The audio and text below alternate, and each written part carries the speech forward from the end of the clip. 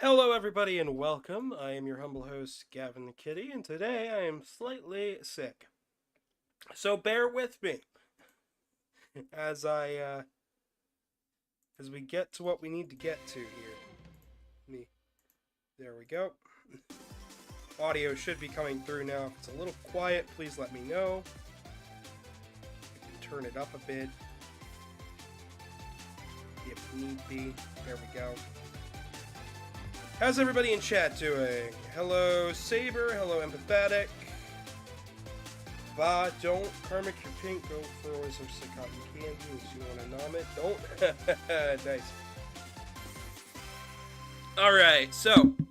Last we left off, we beat Sonic's story, and it ended with us beating Eggman and making a new friend.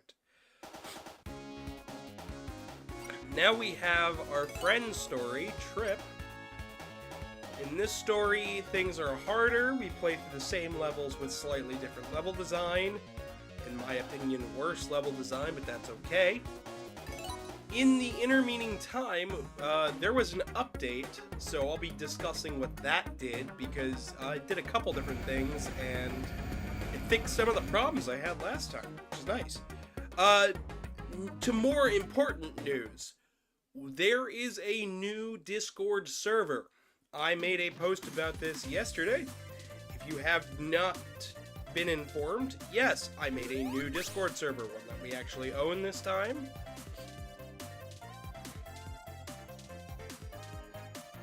It's got most of the same things as last time, and we are always open to suggestions.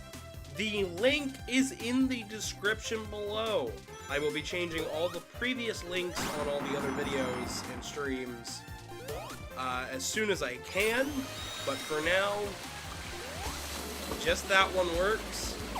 All the major links will go out into the old Discord server and whatnot, starting Friday. So, if you guys get a link from me, and you're like, hey, I don't know if this is you, don't worry, it is in fact from me, so long as the profile picture for the server has my face on it. So, how's everybody in chat doing today? Now that I got all the business and stuff out of the way. By the way, don't worry, I took medicine, I've got tea, I sound a lot better than yesterday, and I even have a lot more energy than yesterday, so we should be good to finish this game today. And then after that, we're going to be doing lots and lots of insanity, I'm sure. How is audio, by the way? I need to know these certain things. We're going to be using all the emerald powers. So, starting off, I should probably explain Trip's story.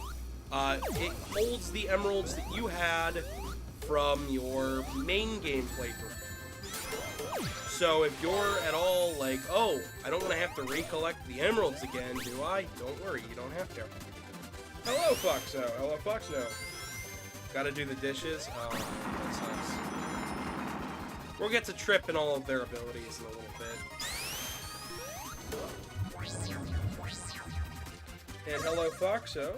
Would stick around, but in EP. Okay, well, I'm glad you were able to pop in. Feel free to drop a like if you could.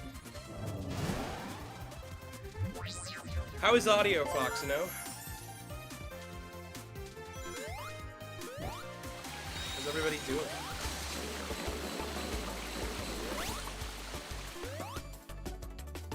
You gotta make sure everybody's doing okay.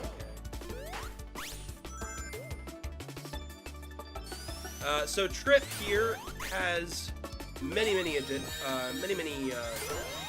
things. So I mentioned before in last part that Trip is a stargazing lizard, which is a species of lizard that was often mistaken for dragons due to its burning touch, if I remember correctly. They are generally pretty little. Trip can climb on walls using her spines. She's got a light double jump. It's not quite as powerful as some of the other double jumps we've seen in the franchise, but hey, each their own. I'm going to try not to do too many of these special stages, although they did move around some of the special stage rings, so it is harder to get them. So if you didn't get the emeralds in the main story, I recommend going and doing them there, because the rings are easier to find. Of course, all the special stages are the same, and it still randomly chooses for this, so...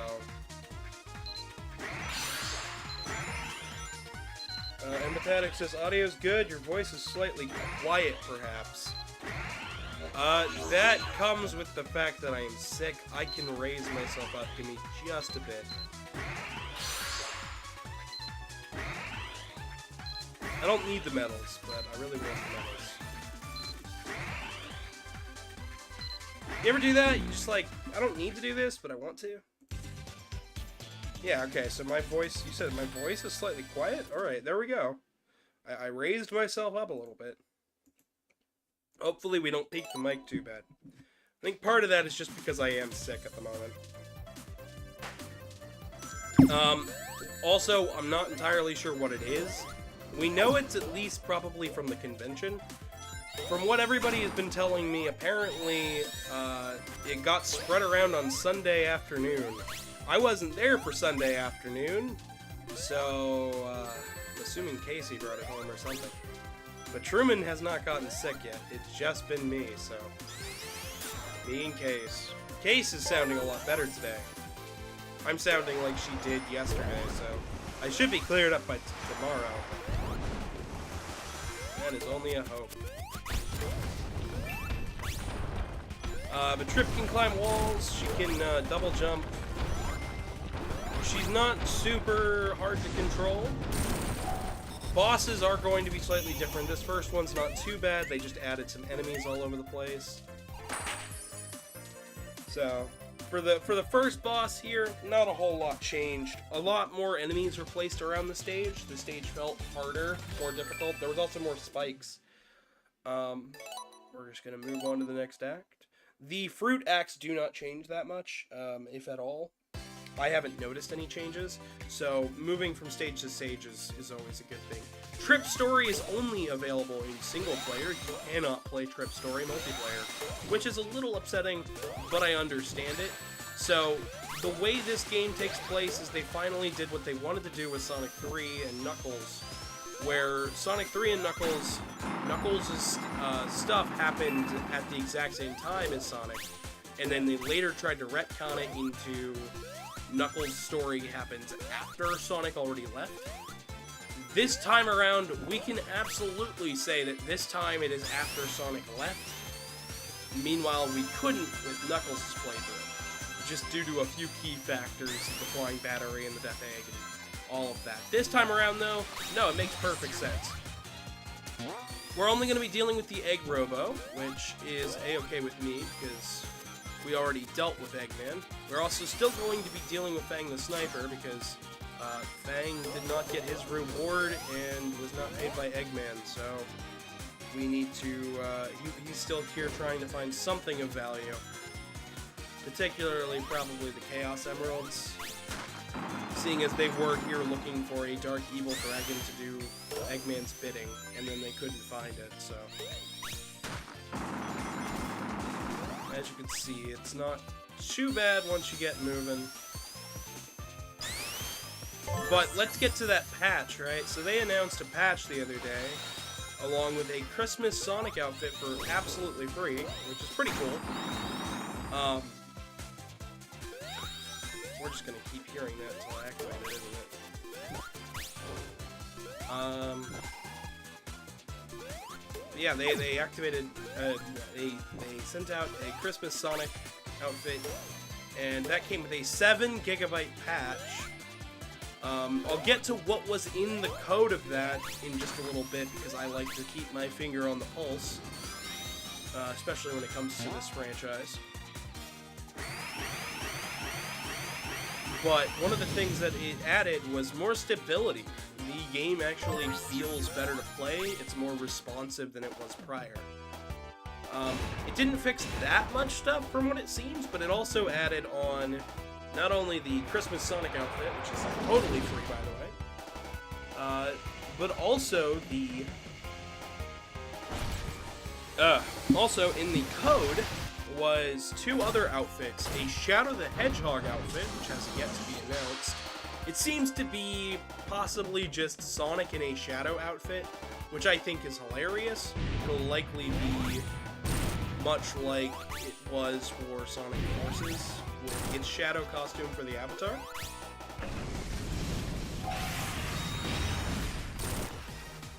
We'll get to this super form in just a bit.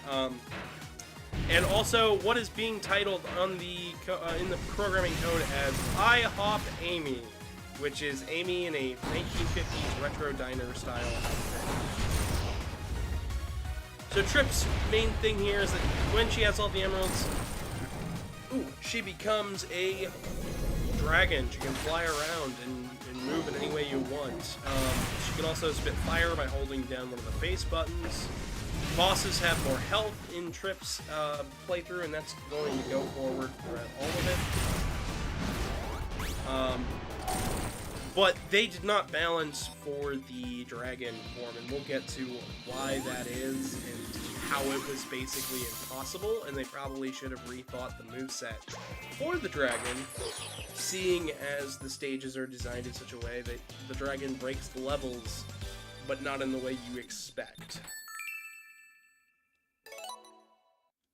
So this game doesn't feel like it needs a plus update thanks to Trip's playthrough. However, it will probably still end up getting a plus update, and here's hoping it doesn't, because I think you can just update this base and it's okay. There's a lot of content here. What needs work is like the multiplayer. Alright. So, since you start out with the dragon, you might find that this playthrough can be a little bit easier. Not that it is, just that it can be. And that's something that's going to follow this playthrough, is that it's like, this should be easy, and then it's not.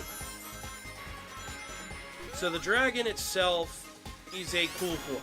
You are completely invincible, you can spit fire, which, by the way, your extra attack here also lets you spit fire. And they are like Mario fireballs. The animation here is terrible for Trip. The thing is that it's supposed to be coming out of its mouth, but it's not really inspiring much hope.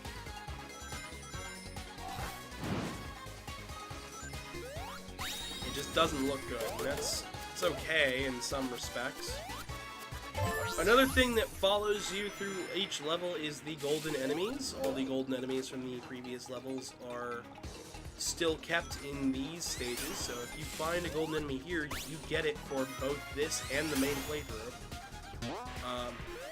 So, I still don't really know what the gold enemies do. I haven't really looked into it too much. Another thing that's very important about Trip's story, though, is just the fact that you won't be disappointed if you thought the main game was easy.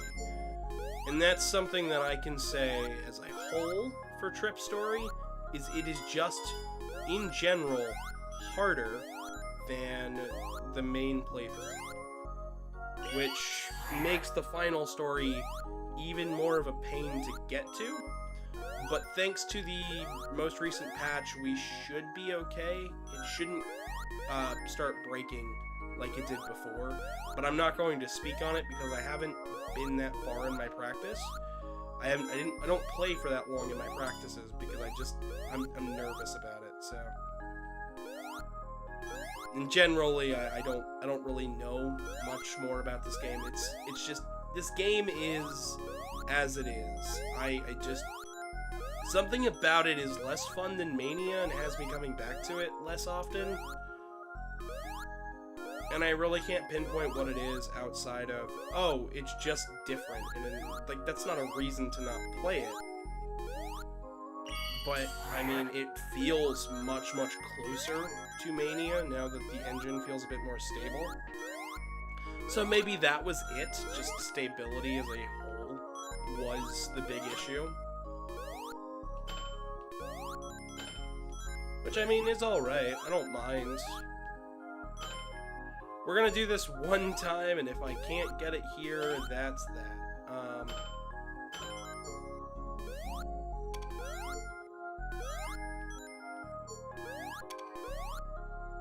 I think that was all the rings. I hope that was all the rings. Trip got medals. And we got a perfect. Yes, okay. Good, good. I am not reading very well, but you know what? Hey, we did it. How's chat holding up? I want to know how you guys are doing, because a lot of news came out recently. We had the Game Awards. I know a lot of people are upset at the Game Awards. Me included. I already kind of knew they were a little bit scummy. And then... only to then find out, that, hey, it wasn't just that the Game Awards is scummy. Some people already looked into this. Apparently, your vote only counts for 10%. So the gamers' vote for the Game Awards,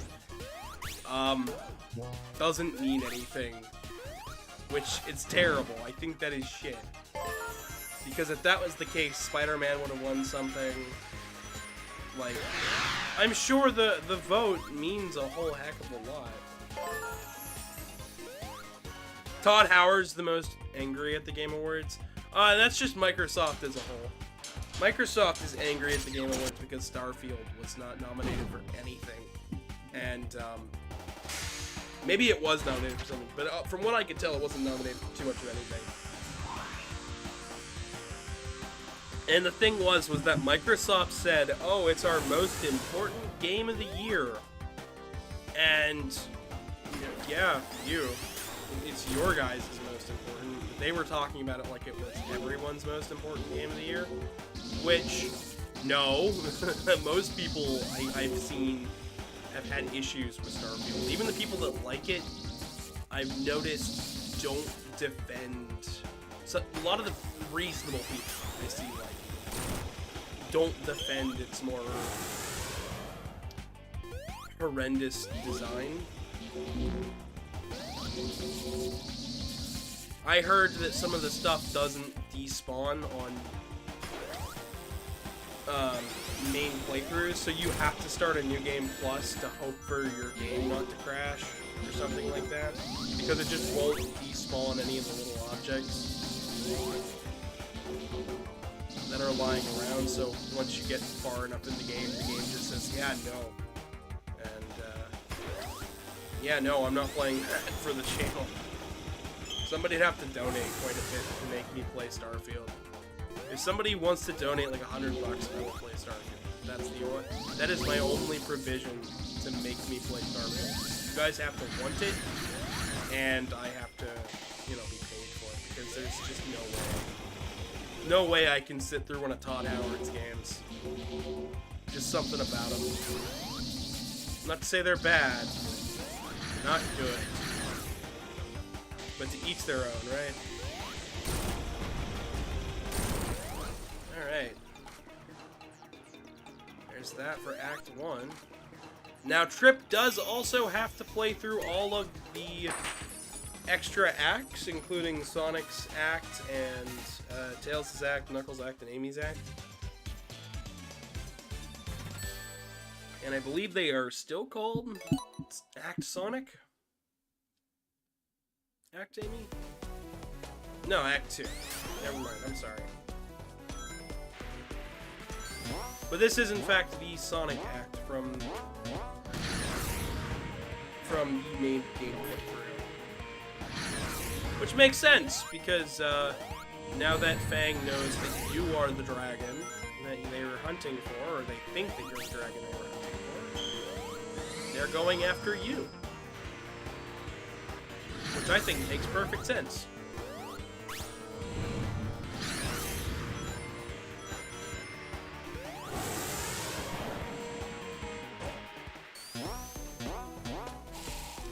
The final boss is also very, very different, so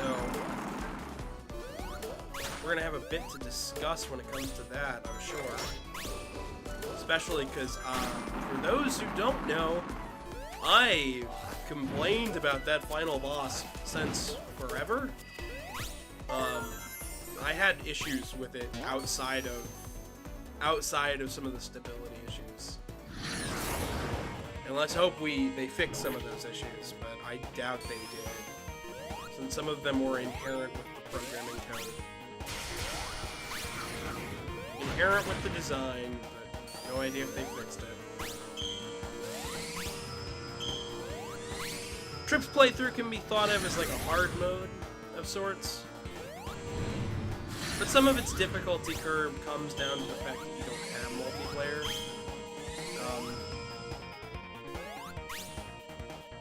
But yeah, since we can kind of climb walls like Knuckles, we have double jump, which lets us get up really, really high like Amy. And with that double jump, we also have extra height, and with the climbing walls, we got extra heights. Plus the Emerald ability, which allows us to fly like Tails. It's clear that Trip is meant to kind of be the jack of all trades.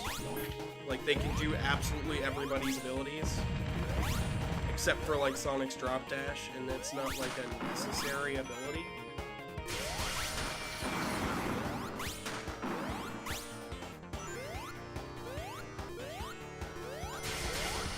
And it makes me wonder if...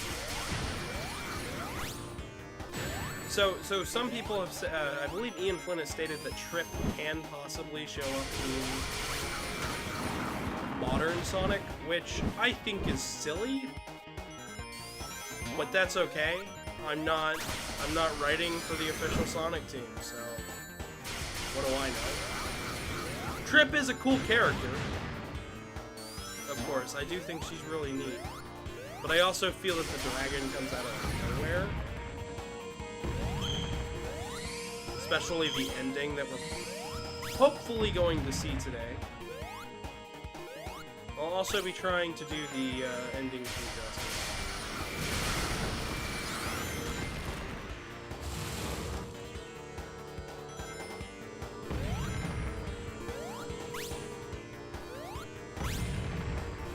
I think after the next act, we're going after the Lagoon City act, I'm gonna try to get more links out, just so we can see about getting more people in the chat. I don't know, do people just not realize I'm live or what? Thoughts.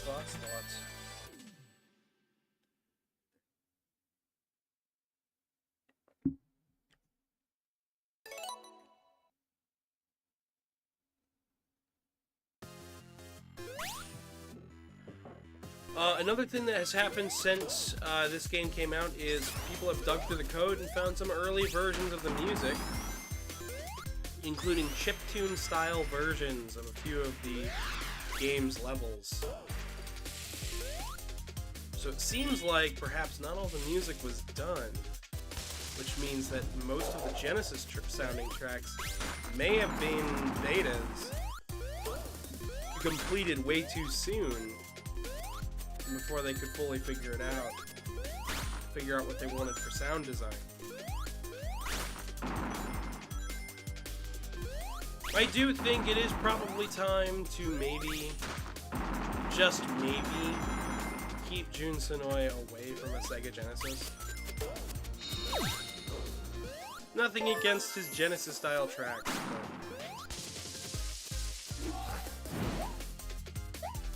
but some of his tracks, as I've learned, aren't my favorites in the game.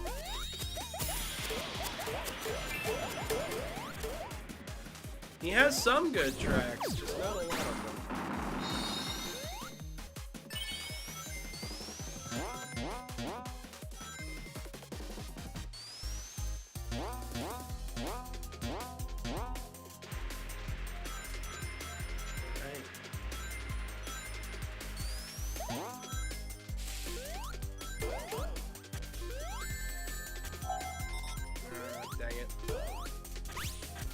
Hit me just before I could use it.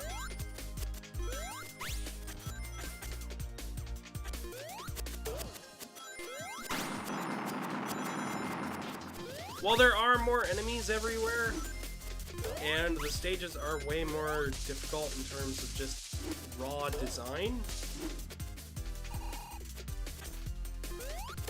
I don't think these stages are that much worse in Trip's mode.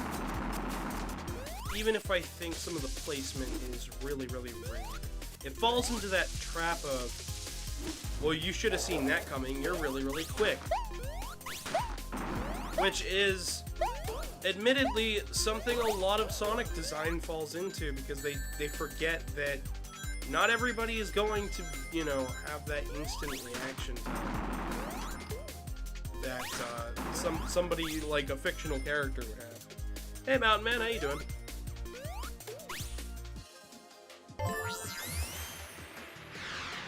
How you doing? How you holding up?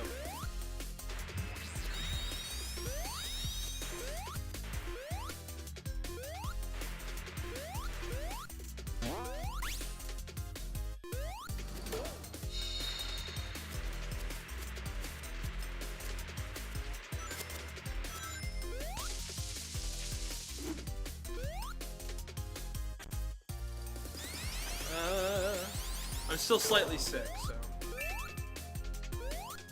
bear with my voice. How is the audio, by the way? I've asked before, kind of got a concise answer, but I didn't hear if I fixed any of the problems, so... we just let Evil Villain win just this once? Nope. Nope. Can't do it. Welcome to the stream. Good to have you.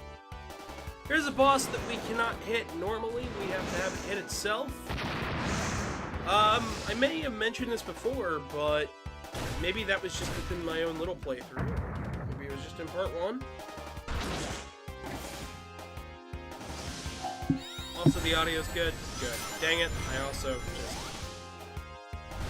too busy reading chat to do what I need to do. Hopefully he's not too hard to hit.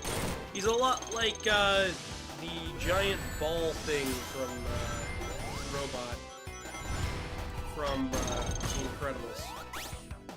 That is something that has been pointed out to me multiple times. This is one of the earliest bosses that were shown off in the game.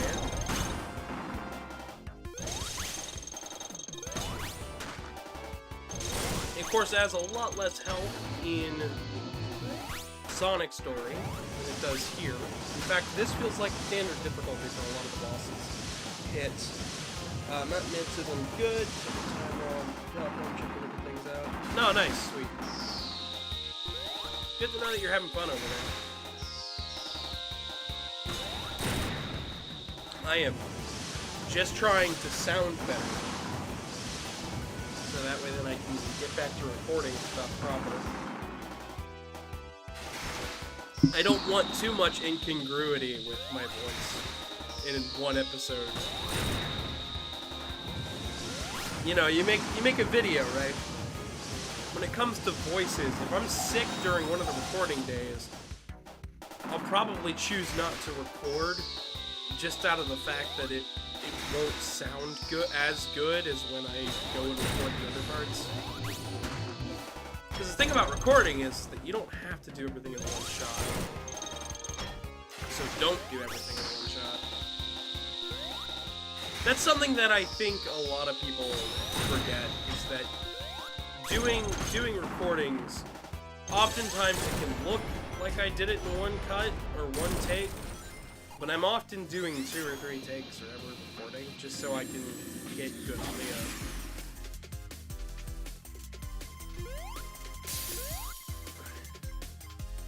Give me vibes from the robot in The Incredibles, says Mountain Man. Yep.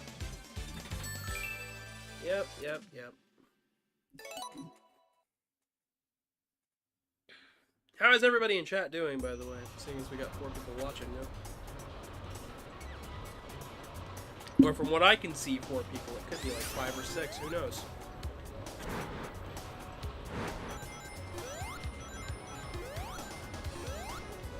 I have mentioned before, but this is the first stream with the new link in while I'm going, so a new Discord server is up and open and live.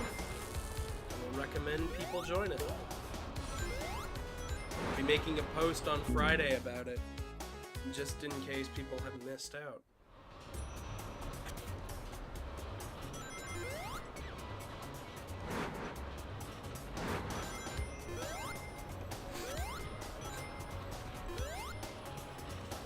Intasma, hello, welcome. How are you doing?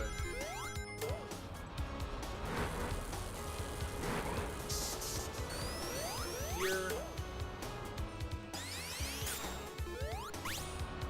If this was a Genesis game, I could just slip up through it. I'm sure of it, because usually those are programmed in such a way.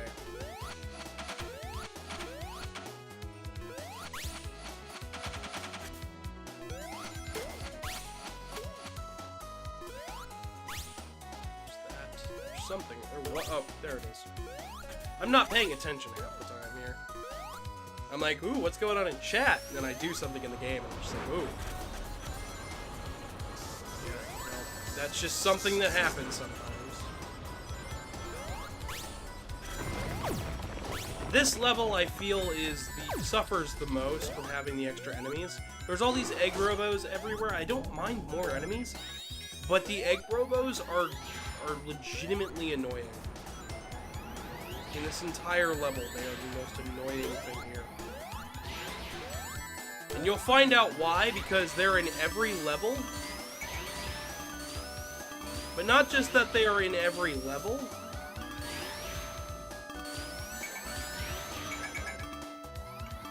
But that they are also going to be in the background, and you can't do anything while they are in the background. Like, you can't attack them at all.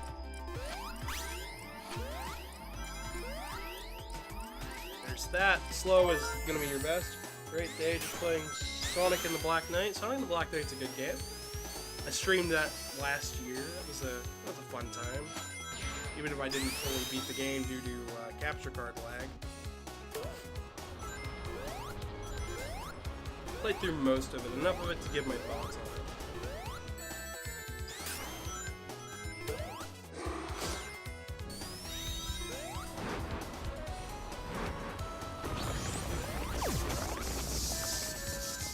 And there's what I meant by he is in the background doing his thing. All around, I think the egg robo here in the background is very, very obnoxious.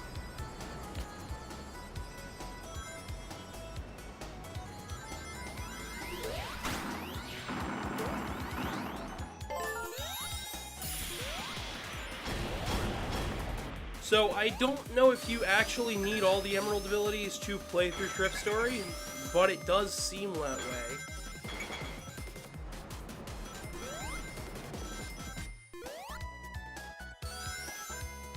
With the way some of these sections are designed.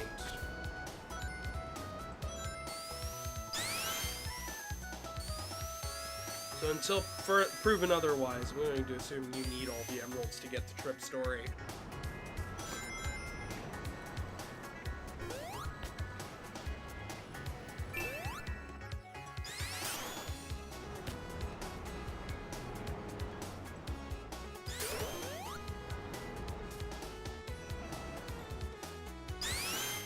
I'm going to be trying to get 50 rings before the boss, just so I can make it easier on myself. A reminder, this boss does give me issues. It gave me issues even in practice and outside of practice in last week's stream, so...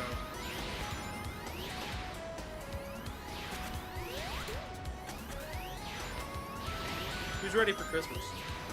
That's a talking point.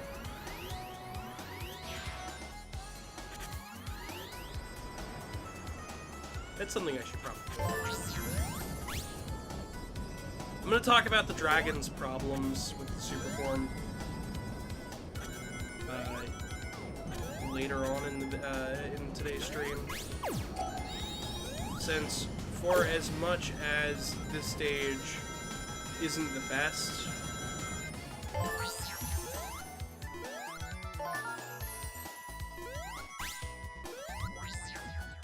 is always good. So for this first part of the phase, I cannot use any super moves. I can't use any of the emerald abilities.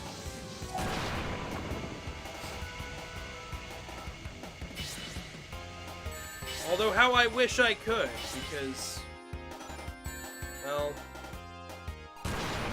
immediately he spreads out like that, and it's virtually impossible to avoid.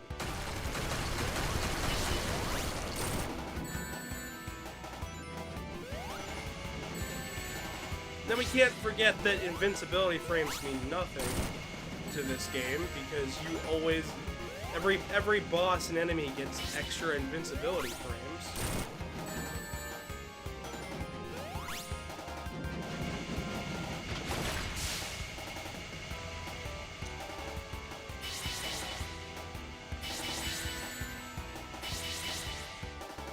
And rings can go off screen. Oh, joy. Dang it. There we go.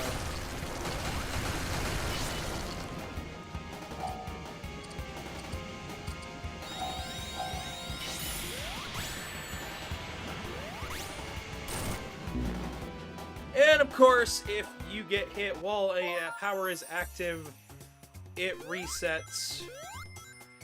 So you cannot use the power again immediately afterwards. I just wanted to see if I could maybe get some extra rings. Not gonna be likely, I'm sure.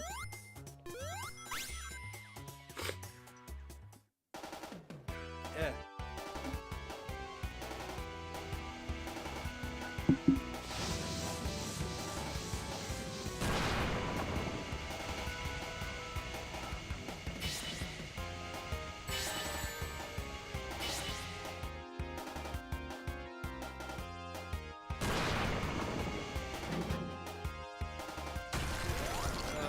Yeah, no, today's stream might go on just a little bit longer, just due to the difficulty.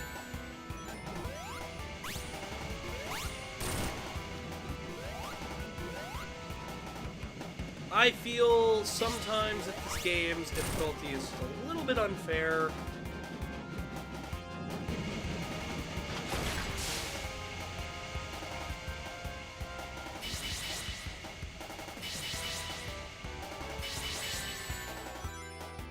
Close.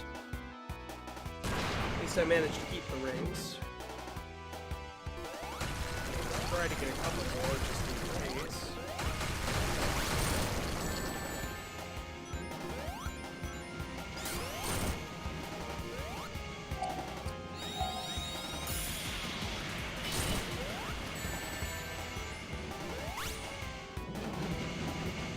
I'm not trying to score an extra hit on this cutscene here, but okay. We're on the phase where he shoots randomly. Try to keep your ring when you can, if you can. As always, going to be the tricky bit is keeping the rings when you're this far into the boss fight.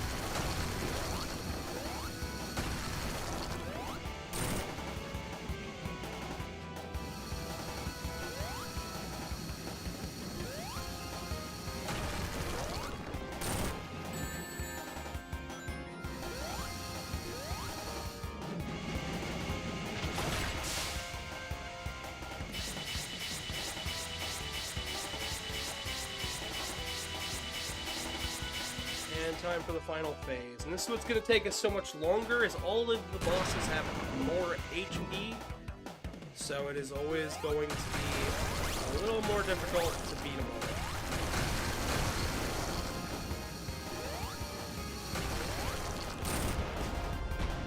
Not much. Kind of why I wanted the extra hit, because then it would have ended on that last phase. That's alright.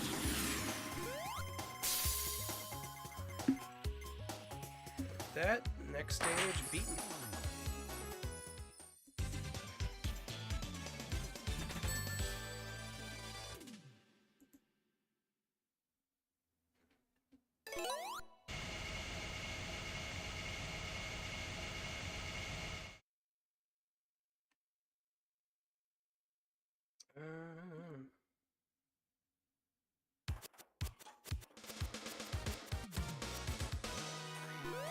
Alrighty, so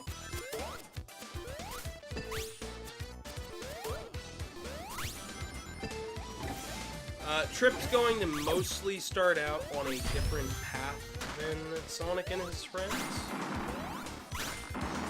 It'll meet up fairly quickly, but that's what's gonna make these stages so much different, is starting out on like a lower or higher path compared to the first time you played the stage. Do I think it's a good idea? Yes, in theory. Do I think it's done well? I'm not sure. I'm not sure how to feel about it, because sometimes it's like, oh, that's different, and then I instantly meet up with the new path, and I'm like, oh, here, I mean, I instantly switch, but it would have taken a little longer. Welcome, Xavier. Yeah, I am quite sick at the moment, but Xavier, we got a new Discord, link in the description down below. We did some mix-ups and whatnot. We had to switch Discords due to a few different reasons. They'll be stated Friday, but for now, new Discord in the description below. The old one's gonna stay up, but mostly as a historical piece. Something to look back on. So let's get to what makes the dragon not so super for a super form. So, for one, we move off the ground, right? Once we have moved off the ground, the game considers us in a jump mode.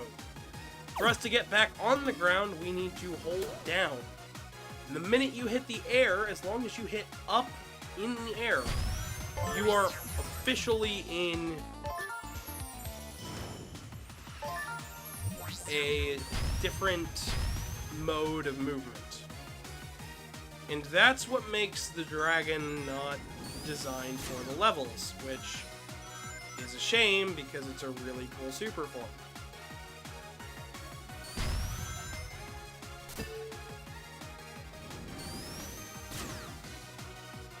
Alright, so I have to go up here.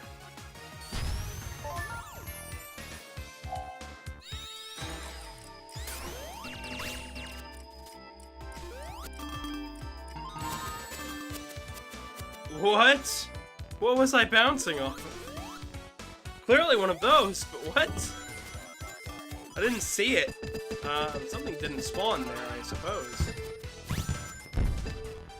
The hitbox was there at least, but...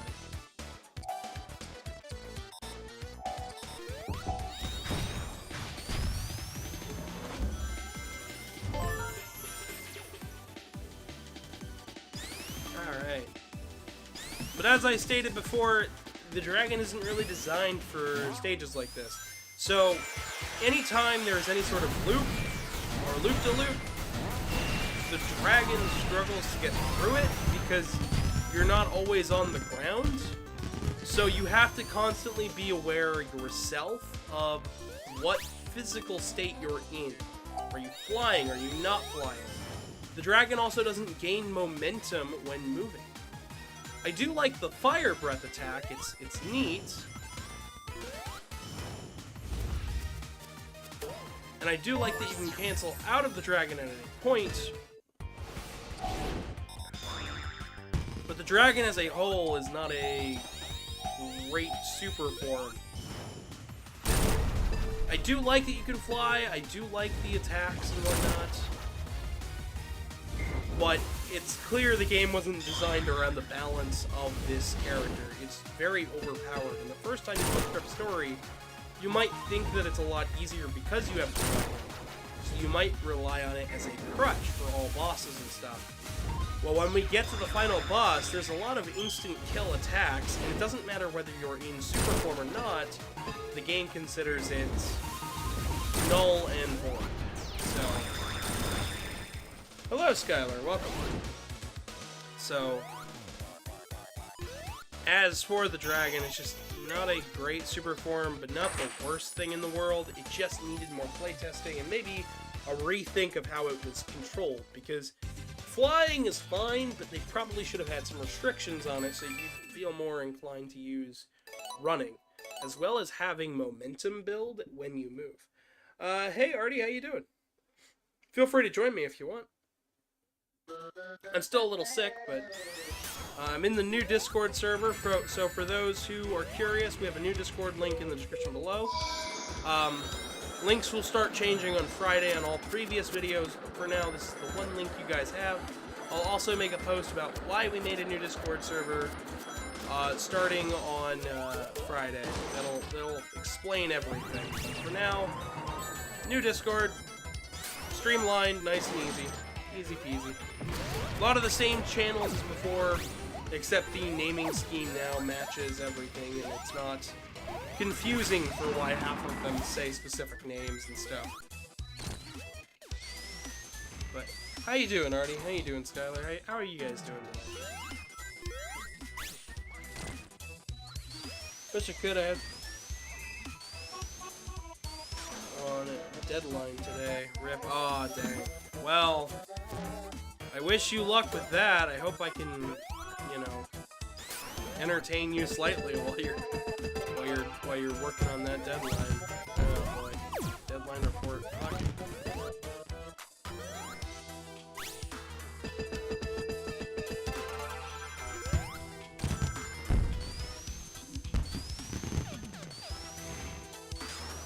I'm gonna have to get myself a ginger ale later today because my throat is still doing its thing. I'm much better off than I was yesterday even. But my throat is just not giving up. While I was trying to sleep last night, I just couldn't sleep. I kept getting, my throat kept getting irritated. Not fun.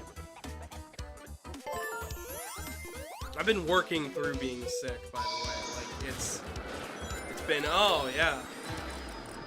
This and that.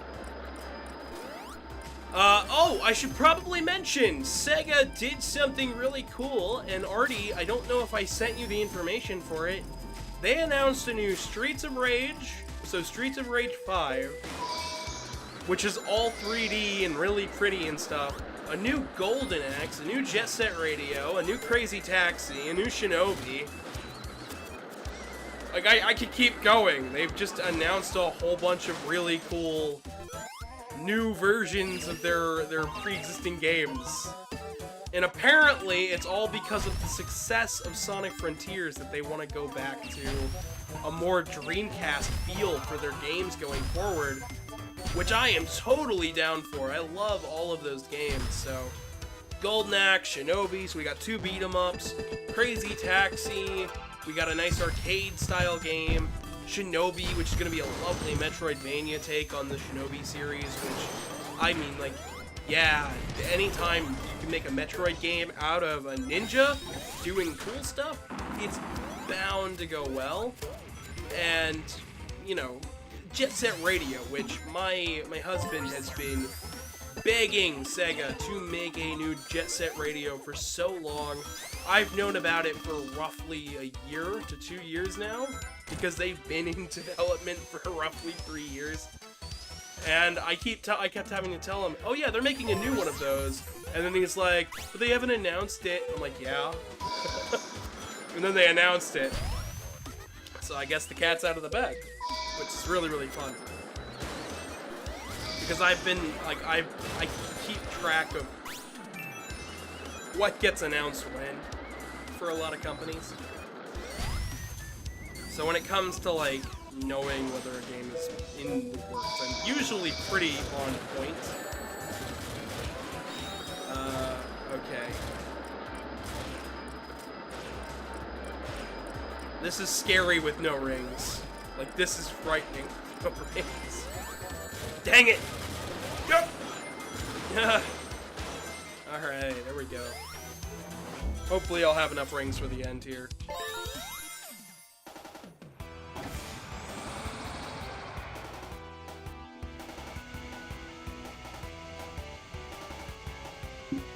Speaking of cool Sonic stuff, who is excited for Sonic 3 and the Knuckles series? Oh, I just realized why they made a Knuckles series.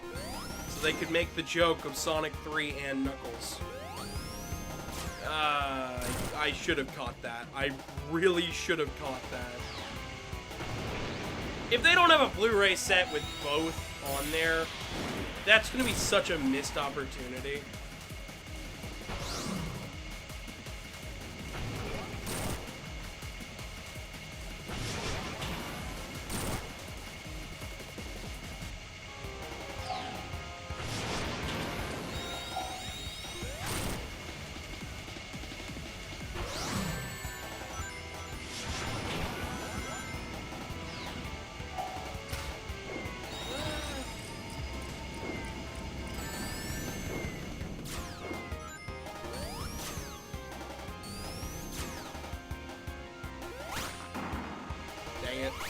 can't latch onto that wall there. They thought about everything for this boss. So Trip does not cheese this one as much as I wish. Although, it doesn't mean that I can't.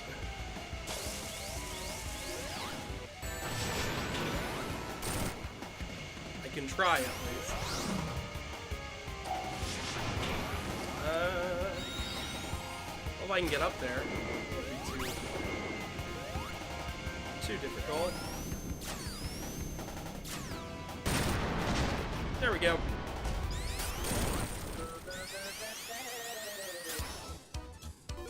Alright. On to the next level. We're making pretty good pace, I think, so far. The game feels way more stable. The game also looks a little better. I don't know whether the stability is helping with that, but...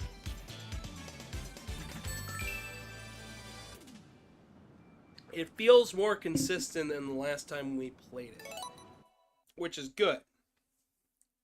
But Artie, did I mention that they? I know I mentioned this earlier, but I don't know if you were here for it. They're adding content to this game. They're adding a Shadow the Hedgehog Sonic skin, and it's gonna be like apparently it's something like Sonic in a Shadow skin. Like it's like literally Sonic in a Shadow Halloween costume. According to some people who've seen it. And we also have IHOP Amy, which I think is just funny. It's like Amy in a 50s diner-style outfit. Which, somebody pointed out, Casey pointed out to me that it was very, very likely that people are going to get upset over it and call it sexist. And my only thought is, it's a 1950s-style diner and it's Amy Rose. What is there to be upset about? Because, I mean, everybody likes to dress up for, like, springtime and stuff. Because it's likely that that's, like, a springtime holiday, start of the New Year pancake sort of deal. Ah, man, I didn't get to talk about this stage too much during our initial playthrough, but I think this stage actually benefits from the egg pawns being here. Just because now there's a lot more urgency to every movement you make.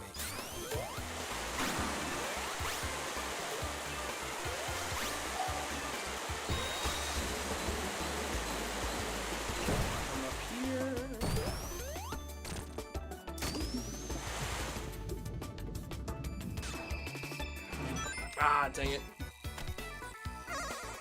I don't need the special ring, but there's where one is. Might as well try our best.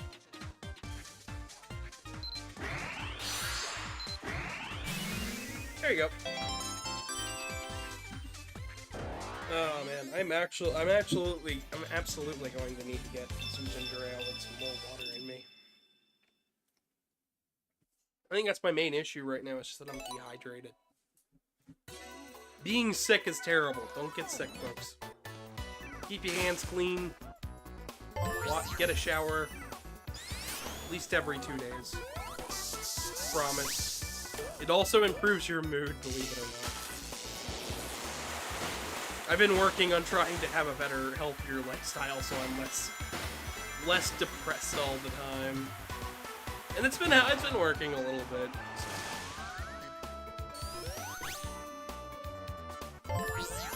I have a video planned for why not. I also came up with a couple of different good video ideas last night.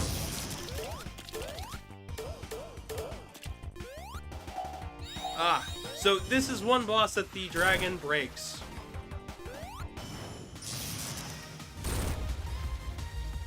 Also, I love that the mouth is just because I don't like the design, like the way the gameplay is designed with the thing. Doesn't mean I don't like the design of it.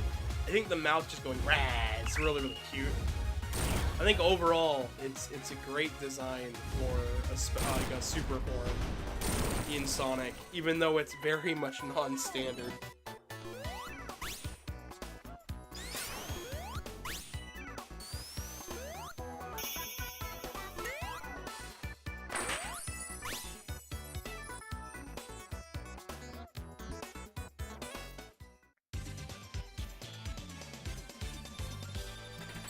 I do wish we could use the metal armor she had made, I think that's a cute armor to use, and it would have been adorable to actually, you know, use it in-game. But I also understand why it's not.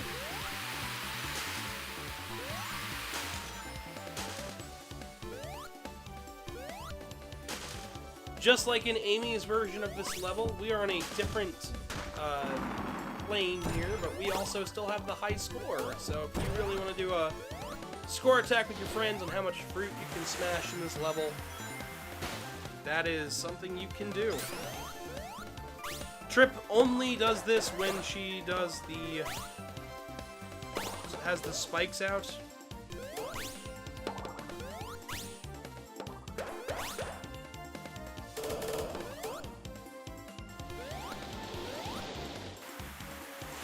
So it does become a hassle to hit. Unlike Amy, where she basically had every move at her disposal to hit it. So it is more difficult. I will give them that.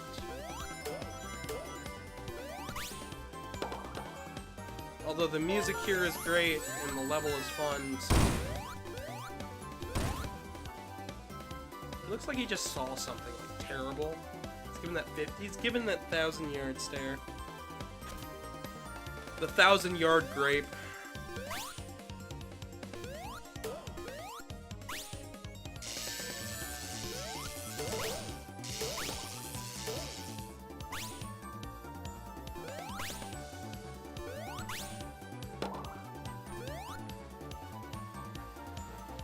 Nice thing about Trip is that they don't need to push any of the carts around, since you can climb up walls. Essentially, everything is a suggestion to Trip. So to keep the pace of the video up, I'm going to try to push as few of the parts around as possible.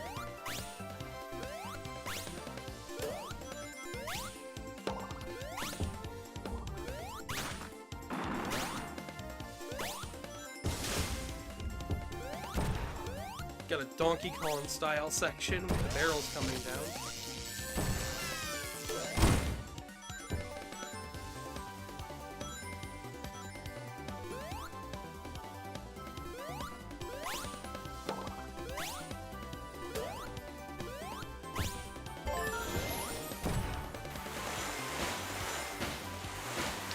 Sans Gaming, long time no see.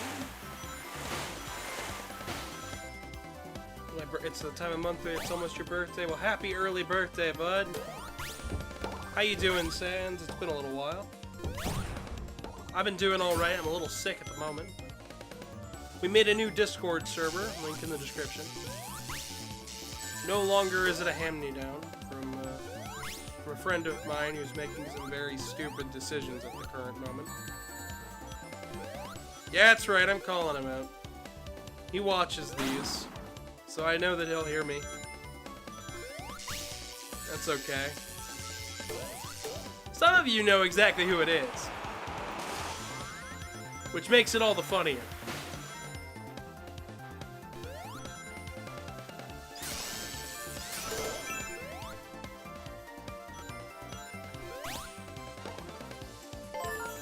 Thanks, man, you're good? Well, that's good. It's good that you're good, because I'm alright myself. We are just trying to exist. Getting geared up for Christmas.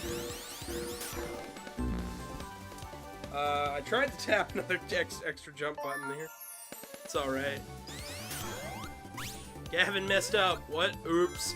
Yep, that sounds about right. Par for the course. What happened on stream? Oh, well, you know, Gavin messed up. Yeah, that happens. That is the whole joke of the show.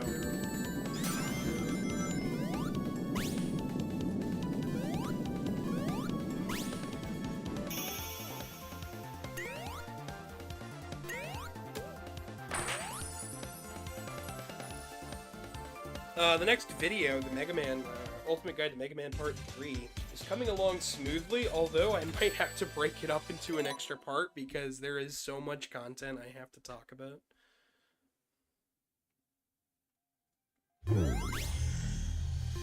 If I can get my throat to clear up later today, I'm going to be trying to do some more recording with it. Alright. The underwater section here with Trip is fairly easy peasy because you've all the emerald abilities.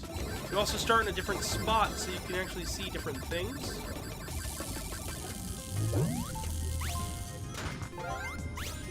I do like the music here though. It's got this nice jazzy, funky sort of feel. It reminds me of Sonic CD in a way.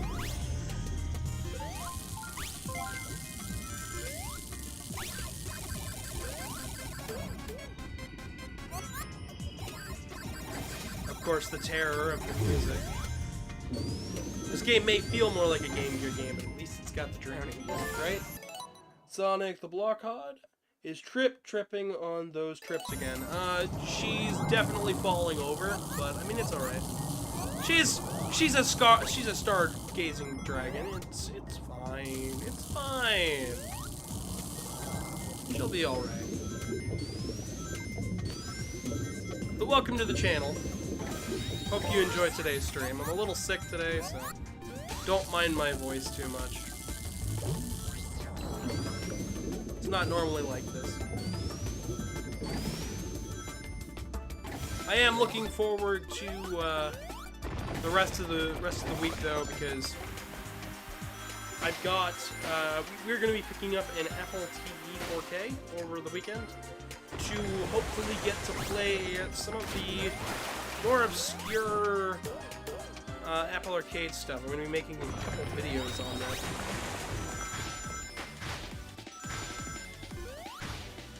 Including Sonic Dream Team, which I know a lot of people have been saying is very, very good. And I've also heard some people say some mixed stuff about it, so I can't wait to form my own opinion. Honestly.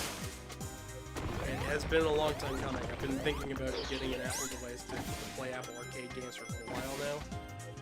Especially since, you know, usually I don't use Apple stuff. Just because it's expensive. And like that's the cheapest way that I found I could do is like $100. And I'm like, well the games run okay on it, so like yeah, that's fine, I can report on it. Trip needs her own spin-off, to be honest. I'm inclined to agree with you, because okay, her super form is cool, but it doesn't fit the level design very well. And I think that's something most Sonic fans can agree with me on, is that a lot of her design doesn't mesh with the like gaining momentum physics of Sonic.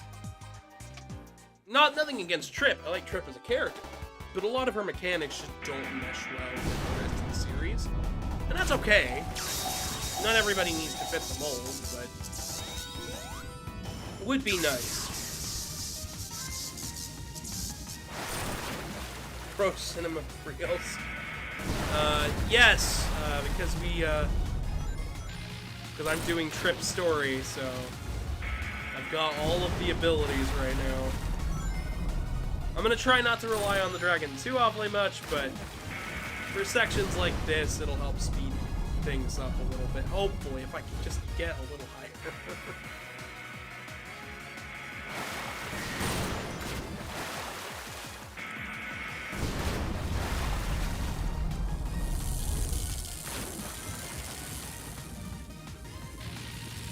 Like that's gonna stop me.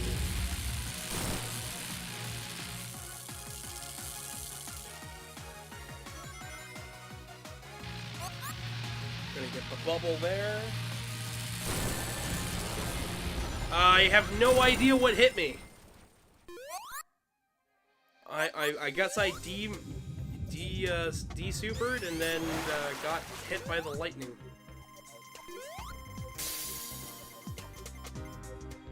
Rawr. Smiley face with a beat. Oh man. It's always lovely having new people in the chat. Like I said, I'm getting over a cold, so don't mind any coughs or anything. My voice is not normally this nasally, it's just we got a lot going on. Now on to one of my favorite zones, just thanks to the music and everything else. Ah, dang it. Ah, no. This is a stage that does not benefit from the egg pawns being there, and it's not just because I'm playing poorly. That is going to happen all over this level, where egg pawns are going to come into the background. I can't do anything about it. And, then they're going to attack me.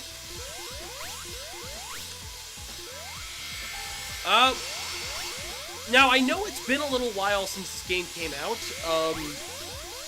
but I gotta ask, what is general consensus on Superstars? Because I'm sure we've had enough time by now for the Sonic fanbase to kind of come to a consensus. Is the game good? Is the game bad? I have my own opinion, but I don't think that's a majority. It's like, it's good, but it's more of a Game Gear Sonic game than it is a Genesis Sonic game, and it certainly isn't the sequel to Mania everybody was hoping. But that was my opinion. Like, it's good, but not great.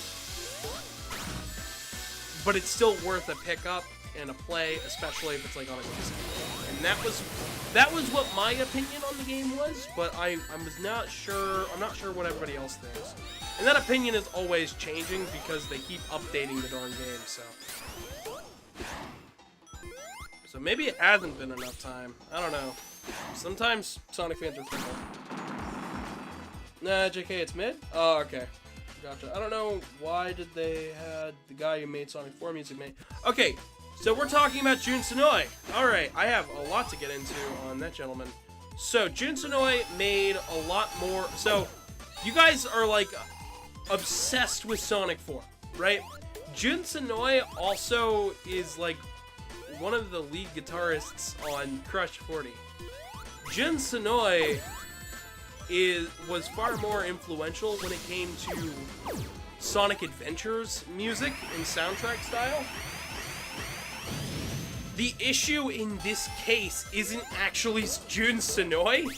There were 5 or 6 composers on Sonic Superstars. Jun Senoue's tracks and T-Lope's tracks match the vibe. I believe this track is one of T-Lope's. One of the previous tracks, I believe it was the casino level, was one of Jun Senoue's tracks. They sound rather on point together. The problem is the other 2 composers went for a more Genesis sound, leading to a lot of the music in the game feeling incongruent with itself and essentially not feeling like they fit the same style of game. It's okay to not fit the same style of stage, fitting a different game is always, you know, tricky. But Jun Senoue is not the problem here, I can guarantee you that. And it sure as heck isn't T-Lope's. Speaking from experience working in the games industry, when your sound team is consistent of 4 or 5 composers, and none of them really want to inhibit any restrictions on creativity and freedom, you get problems like the music not sounding, you know, like it all came from the same game. And that's just something you're going to see when it comes to music if you make music the same way that the team here made. He doesn't know how to make Genesis music, though. Exactly. He's doing his best on it. But he doesn't make Genesis-sounding music for this game. He made normal-sounding music. Jun Senoue did a lot of the tracks in Team Sonic Racing. So, don't freak out. It's just, you know, just the way it is. Saber asks, how was your day? My days are going alright. How's your day going? Kinda agree. Oh, come on. I need that token. I guess I need to swing harder than ever. Oh, man. No, when it comes to the tokens, I think they're very pointless in this game. I don't play the multiplayer, so... I was debating doing some multiplayer for today. If we have enough people by the end and I'm still feeling up to it, we will touch multiplayer. I'll give it a go. But I highly doubt we might run out of time. Either way, though, I mean, the game's okay. This game is just very much a Game Gear style Sonic game, and that's okay. They wear their inspirations on their sleeves. I hope Arzest gets another chance to make a Sonic game, just to see if they learned from this game. Gonna head out, have a nice day. Sorry I didn't stay long. Usually busy. Oh, you're all good, Saber. I'm just glad you stopped in. Nickelodeon All-Star Brawl 2. I didn't like All-Star Brawl 1. So I'm not playing All-Star Brawl 2. I'm gonna be honest. When it comes to Smash clones, I tend not to play them. My husband plays them, however, and he didn't like All-Star Brawl 1. So we're kind of steering clear of All-Star Brawl 2. It's an improvement, yes, but how much of an improvement can they really make when they're going on that game build style design? Not to bash the game, I'm sure it's fine for what it is, but I'm also not the prime demographic. I'm 23, I haven't watched Nickelodeon in forever, outside of like SpongeBob and Turtles, so I don't know, just not really for me, and that's okay.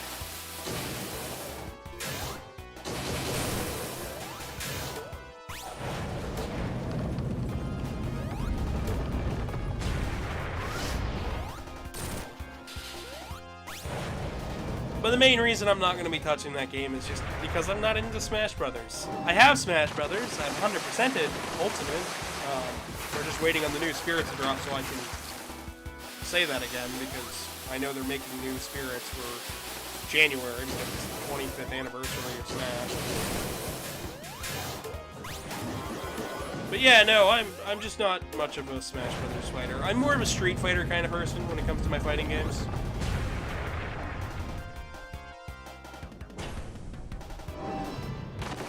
I'll play anything, I just have my preferences. People gotta remember, I worked in the games industry. I kinda sorta know my way around things, so when I think something is not really done the best, I kinda have to like back it up with credibility. So oftentimes I'll critique design in games. People will be like, why are you doing that? I'm like, well, because I used to have to critique my own design when it came to like pitching games at Namco and stuff when I was working there.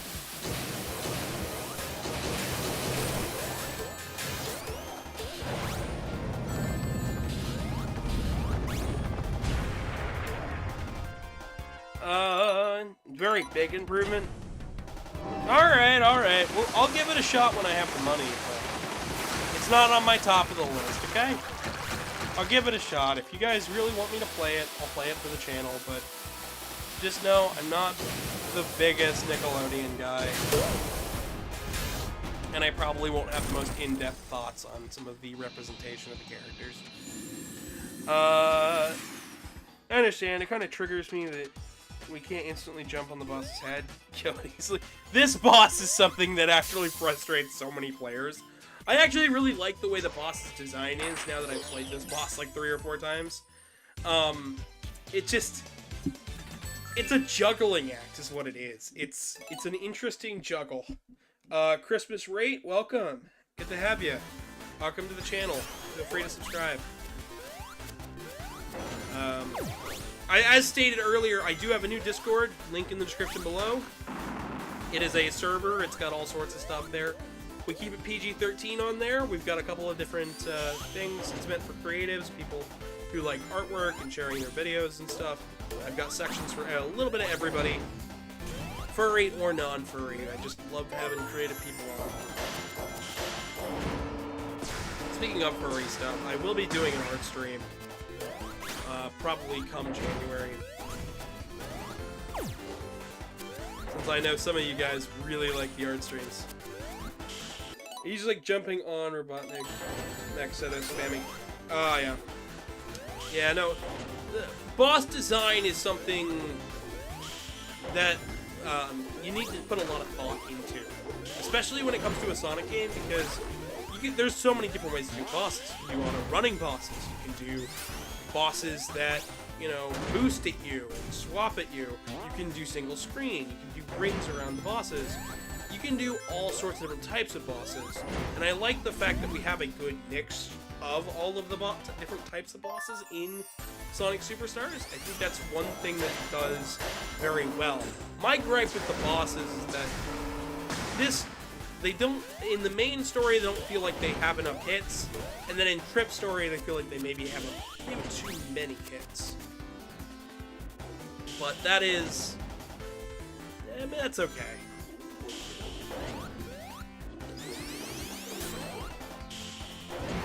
That's just something that comes with the territory, right? I'll also be playing Mario Wonder come after this game. We're not going to jump straight into Dream Team because people want. I know people want to see me play Wonder. I want to play Wonder. Wonder's fun. I'm not a strict Sega boy. I play everything. So when it comes to like Mario and stuff, I gotta play it. I got both this at launch. I pre-ordered it and pre-ordered the deluxe version here on PS5. Just so I could get you guys the best footage. And then I pre-ordered Mario Wonder when it came out, because I was like, you know, I kind of sort of have to play it for the channel. Like, it's gonna come with the territory. Because here on the channel, I like to play games in a series all the way to completion. So if there is a series out there you guys like, it's long running, it's maybe a little retro, I like playing those style of games and then giving my best opinions, thoughts, and rundown of the story, lore, and development. That's why the Mega Man videos have been so ongoing. Because there's just a lot to talk about there. Just like how there's a lot to talk about with Sonic. With Ian Flynn at the helm of writing every game and going forward, it's a little tricky to say what can happen next. Luckily, I'm very used to Ian Flynn's writing.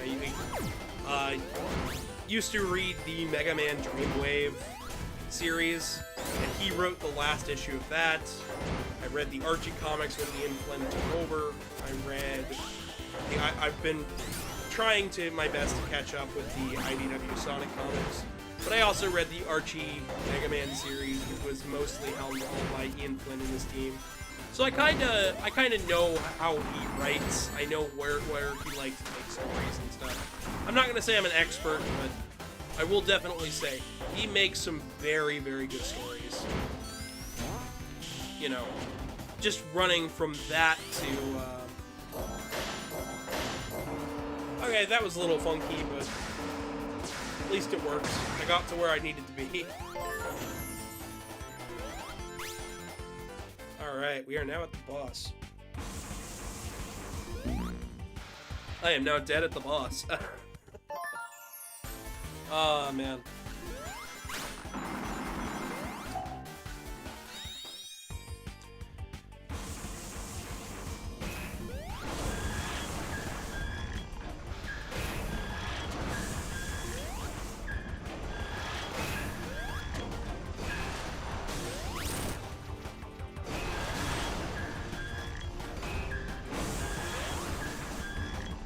This boss gets a little tricky, especially here in Trip's story, because the boss likes to speed up after a given moment. Tanking damage is always a good strategy, especially if you have some rings. I do like that it doesn't do what some of the Dimps games did, where the rings scatter further the more hits you take. I did like that as a design, but I don't think it really works for a classic Sonic. More of a modern thing. I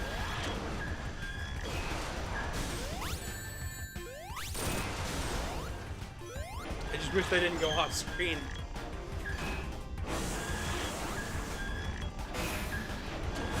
Okay, there's that. By the way, I'm still not sure entirely what is hitting me.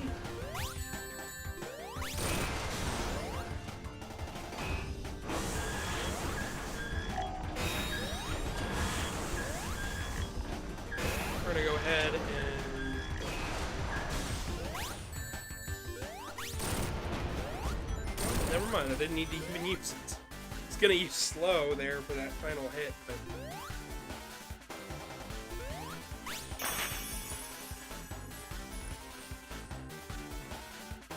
It's actually, I believe, faster to take it slow and not make the sign jump at all. So actually jumping above the signpost might be the fastest because it instantly starts the countdown. Press Factory Zone 2, this is one of the harder levels of this game. Just like in our first playthrough, this part of the game is where things start to step up substantially from the rest of the game. So, if you've never seen this part of the game, get ready, because this is it. This is where the difficulty starts to peak. It's not going to peak here, but it starts to. It's going to plateau for about a stage, and then it's going to increase again, and then it's going to plateau for another stage, and then increase again.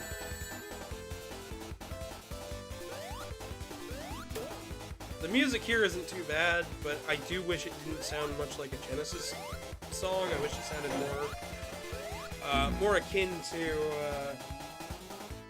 the rest of the game's vibes.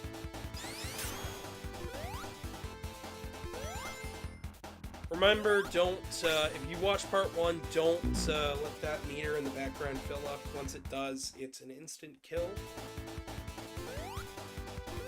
There are no lives in Sonic Superstars, so you don't have to worry about game overing, but it is still a little annoying to have to reboot parts of the stage.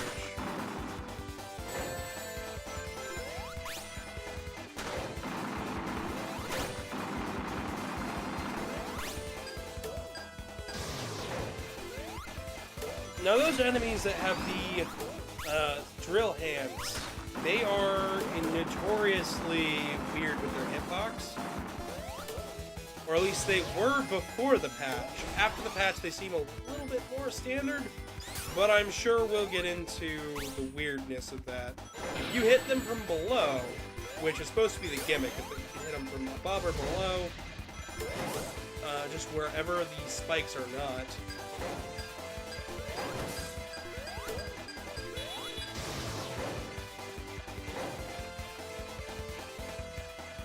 hold down on the button.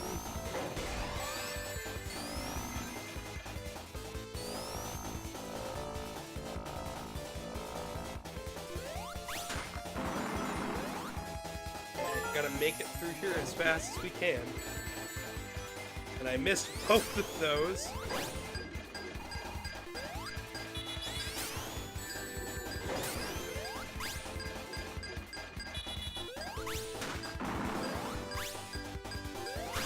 Oh, come on now. I can hit the button. Dang it. And that's what happens when you let the meter fill up. You don't get to a button in time. Spin dashes aren't always the easiest thing in the world to get triggered, but it's alright.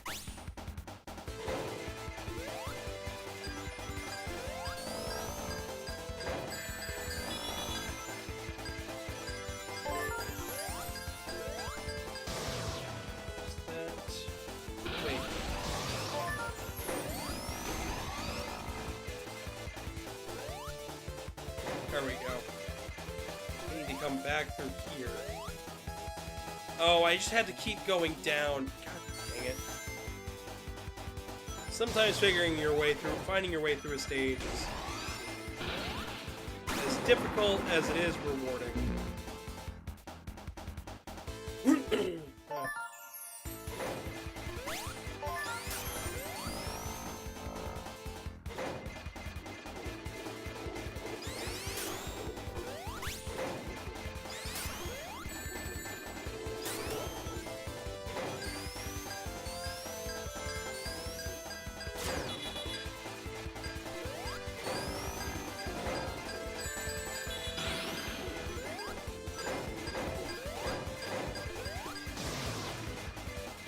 Man, that was close.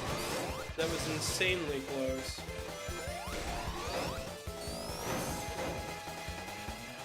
long as the button comes up, you can hit it to refresh the timer. I recommend it because it is insanely annoying when you don't. Especially if it's your first time through the stage. This is where I got stuck for a little bit of time, so.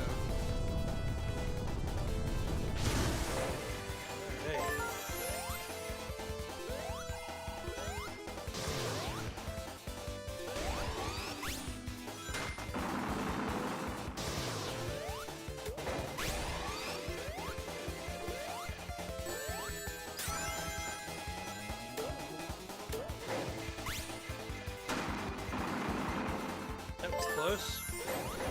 That was also what hit me. Alright, no idea what hit me, but because it wasn't the crusher.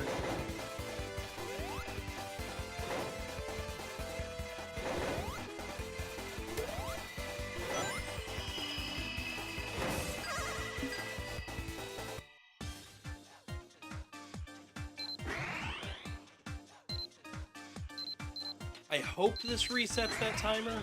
I don't know if it will. But there's a ring if you missed that first one on level 1 of Quest Factory.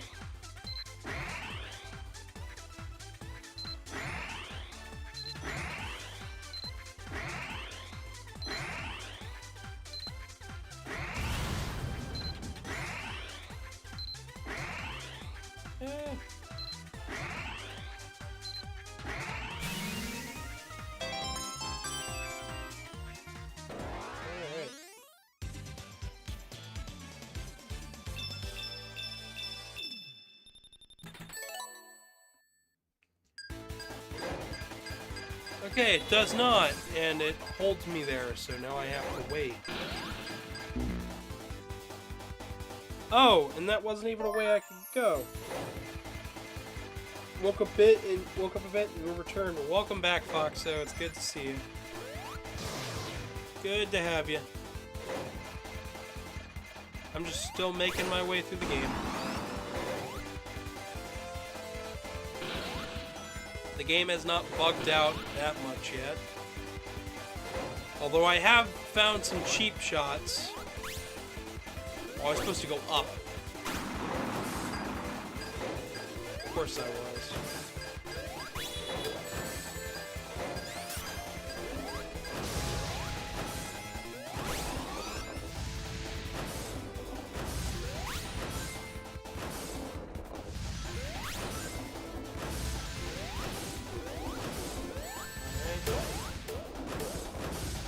I mean, it got me with that. It was a little cheap, but I mean, they got me with it. Having fun? I'm having alright. I'm having an alright time. Been trying to find stuff to talk about with the game, since I covered most of it in part 1, and we haven't had quite as much chatting in chat as I did in part 1.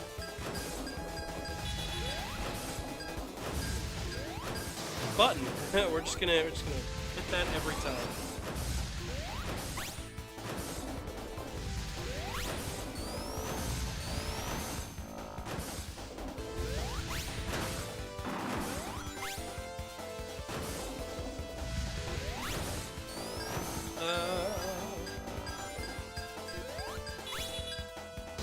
Yeah, that did not count as a button press there.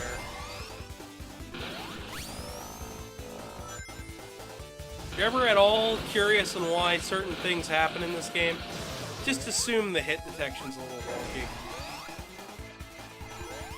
Just assume that everything needs a second. Invincibility frames. Oh yeah, it needs a second.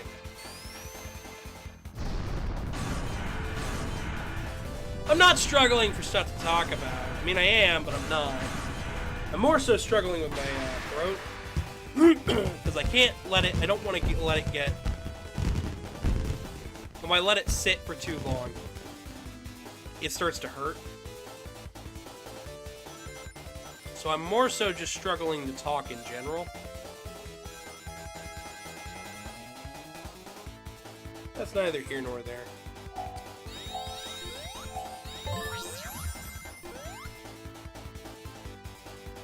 So boss fights always have a cutscene, so it's gonna be a little tricky.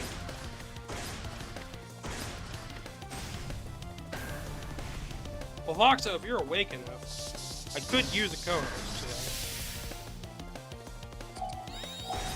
even if you're just a temporary one. Alright, I'm just gonna use this and beat the Robo-Walker. Egg Walker? Hammer Stepper. I don't know what this thing is called. I have absolutely no idea what this thing is called.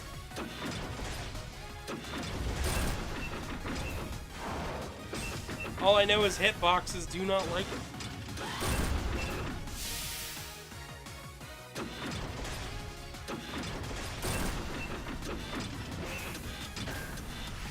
You're not in the headspace for it at the moment. That's fair.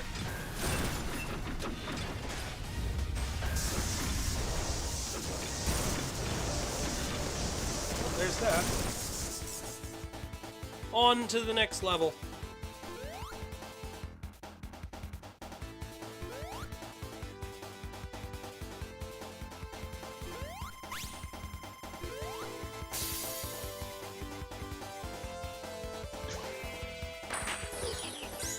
You're in some sort of headspace today, Foxo. That's what you are.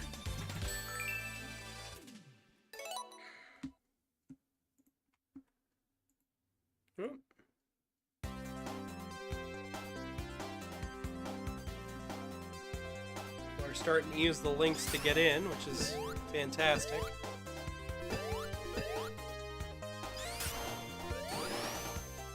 Starting to get notifications like, oh yeah, people are using it.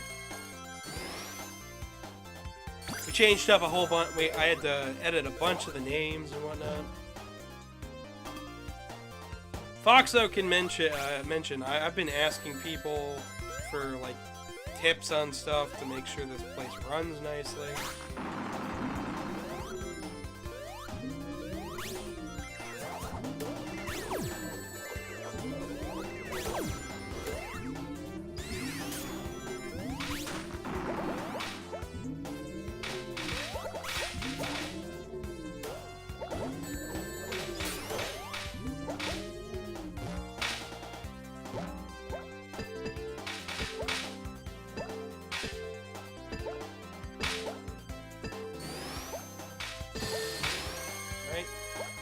Here in the Golden Corral zone, no, I don't know what. I don't care that it's Golden Coliseum or whatever. It's Golden Corral for me. That's right. We have IHOP Amy. I don't care. We have Buffet Zone. If you've never been to a Golden Corral, good. You don't need to. It's Southern Buffet. A Southern food style buffet. It can be good, but a lot of it is just breakfast.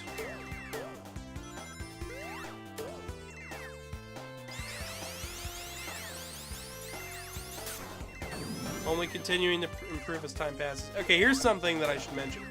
This is the first stage where I started to notice that the dragon is not designed for it. So you need to walk on the ground to get the stage to move where you need to move next. The screen won't scroll if you just fly to where you need to be. So you have to be on the ground, which means you have to be running. Well, the dragon doesn't always stay on the ground, and it's very easy for it to go up into the air. Which is helpful, but yeah. Hello, Summer.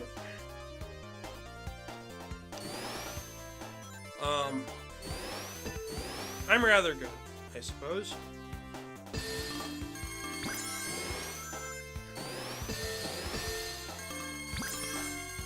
Yeah, no, this is the one stage where the problems of the way the dragon is designed comes into play. On foot, normally, though, the stage is A-okay. It's perfectly fine. I just needed one more ring, really.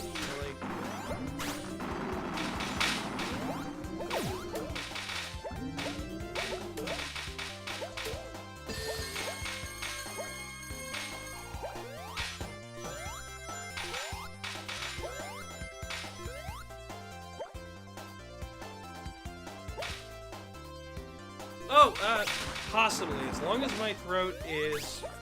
I'm gonna have to take a moment and order myself some ginger ale. And also see what minor amount of work I need to do on a video, on that video today.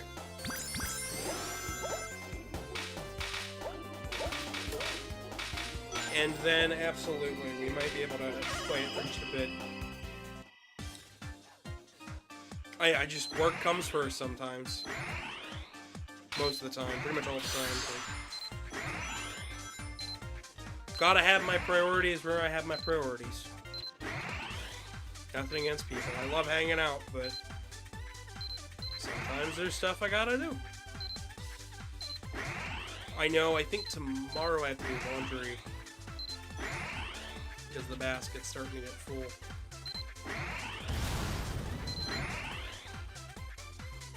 I should be sounding more normal tomorrow, which was what I expected.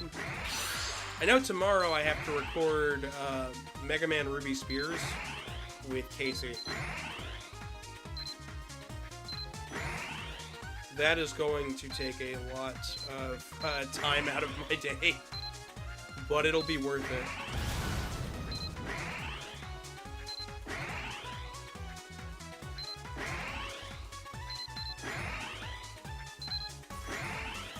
And I believe Sunday or Saturday afternoon I have to record the Day of Sigma with Truman.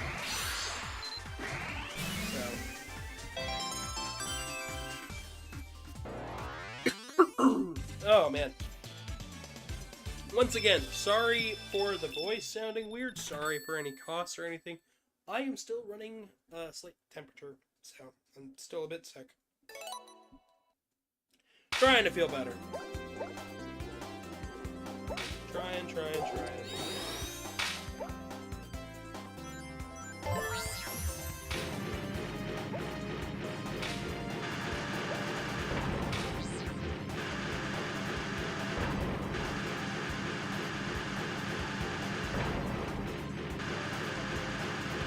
I can't control it, but I still feel the need because I really tried to not get sick. I mentioned earlier on in the stream, it probably came from the convention on Sunday afternoon, because apparently it was going around Sunday afternoon. So here's what I mean when I say you can't activate it. You have to go all the way around, which means you gotta land to activate it. Nope, it doesn't work the other way. So you gotta just... You gotta come on the ground, make sure you're on the ground, and then you can't hit jump after that. Since the dragon doesn't really gain momentum in the air,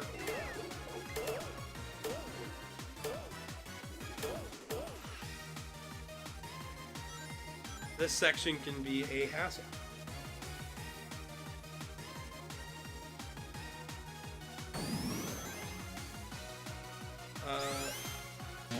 Made things a little unconventional. I mean, not so much unconventional, but it certainly makes recording and working a lot harder.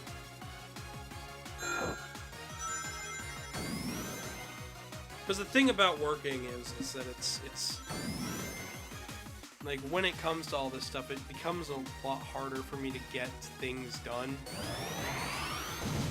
when I'm just constantly, you know, not feeling good. I didn't even stick around that long Sunday, and we managed to get sick. This boss still takes your rings, so you gotta get him back. One hit, you're dead for a bit. Oh, I get it. Unconventional. It's a convention. Oh, we got sick. Yep. I was on Nishio's stream. I tuned into it the other day. And she was sick too. So everybody's just getting sick.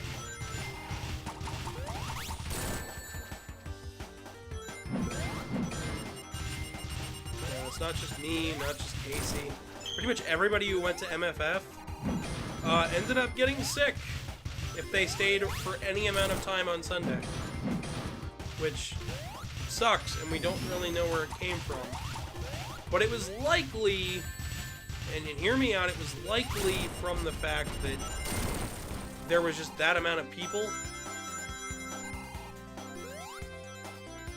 And the weird smell that was going around the convention. Which, some people have pointed out that it wasn't just me that smelled it, it was everybody.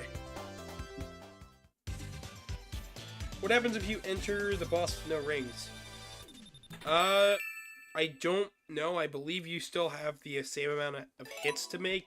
It just doesn't drop any rings. But I don't know. I've never come to this boss with no rings. We're on Act 2.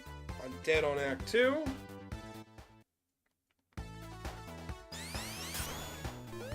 We haven't been back to the hub world yet. The thing about Trip is that she does not have any skins. There's absolutely zero costumes for Trip, which I think is a missed opportunity.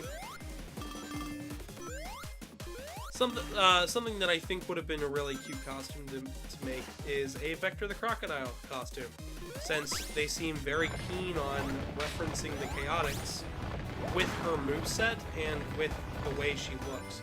So, if you've ever played Knuckles Chaotix, you might know that Vector the Crocodile has the exact same sort of ring look when he does his jumping attack. He's even got the spikes on his spine also have the same exact look and everything.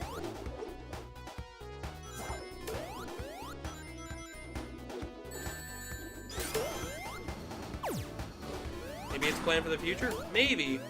For now, though, it looks like there's only 2 more costumes left for the game, but I'm sure they'll update it.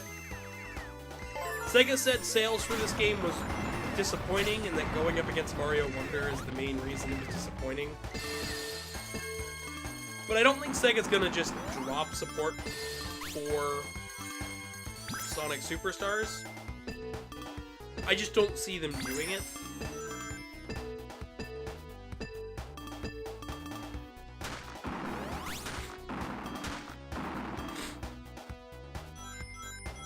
Since this was touted as the next big classic Sonic game. Bear with me for just a moment, folks.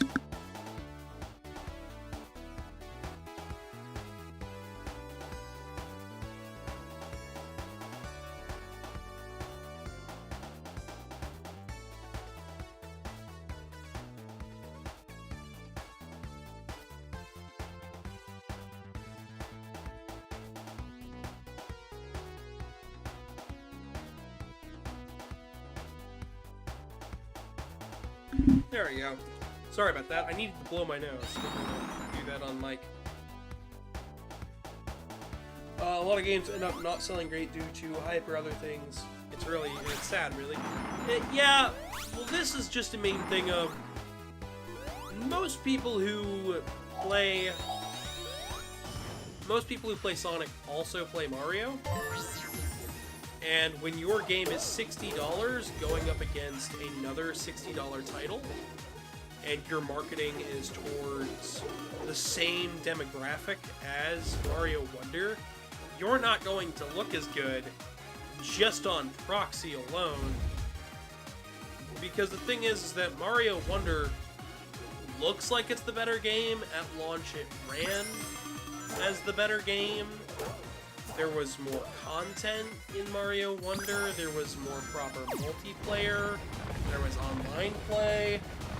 All of these factors, yeah, Sonic Superstars has some of it, but not enough of that quality that a Nintendo game would have. And since Sonic gets most of its sales from Nintendo platforms, it's just very clear that perhaps Sonic Superstars didn't have a chance. So I think what they're going to try to do is continue to update the game until people get hyped for it. And if that doesn't happen, they'll probably just shift over any content over to the next game. I'm sure they'll do something with Sonic Superstars, but I don't know. Seeing as a lot of the marketing for this game went down the drain when they realized they were going up against Mario Wonder and couldn't change that, I think it just makes a lot more sense that they'll support it for a little bit of time, but not nearly to the degree that we probably would have seen if the sales were stronger. I think Sonic Superstars and Mario Wonder both have a place. They're both good games. But I can't say that one isn't clearly better. Like, Mario Wonder is just the better game.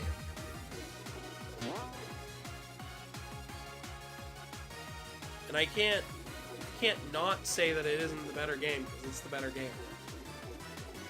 I had more fun with it at launch. It didn't need an extra patch.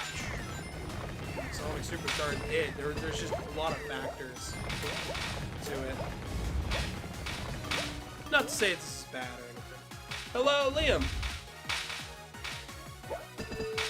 You think Chris Pratt will voice Sonic? What do you mean Chris Pratt will voice Sonic? We have Roger Craig Smith and what's-his-face from Hollywood. We already have a Sonic voice actor. They already have the Shadow voice actor picked, too. Ah, dang it. Hello, Bella Perez. Welcome. If you had to predict the next Sonic game, what would it look like? Same question for Mario. I can't predict, because I don't know. The thing is that with Sonic, they try to do new stuff all the time. It'll likely be something Sonic Adventure related running on the Frontiers engine. That's my prediction. Chris Pratt from Hollywood. Yeah, we already have Ben Schwartz voicing Sonic for Hollywood, so I think we're good. Liam, though, welcome. If you said you wanted to join the Discord server, links are in the description below, bud. I know that you mentioned that back for the post yesterday. Link is in the description below. I'll also be putting one out Friday, but this is the first stream with the new Discord, so I'm trying to get as many people informed that, hey, the link down there has changed. The rest of the links will change on Friday, but for now, this is the one shot to get in the new Discord server before it goes all over the place.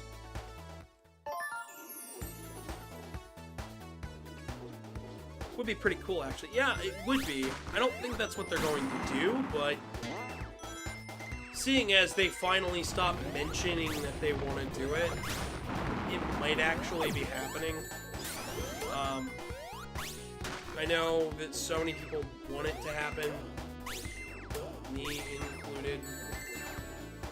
I'm not exactly going to be shy about it. I liked Adventure 1 a lot. I had fun with Adventure 2, even if I preferred Adventure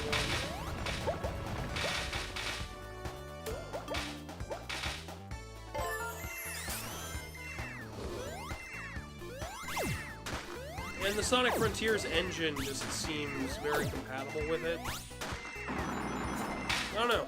You can just do a lot with that engine.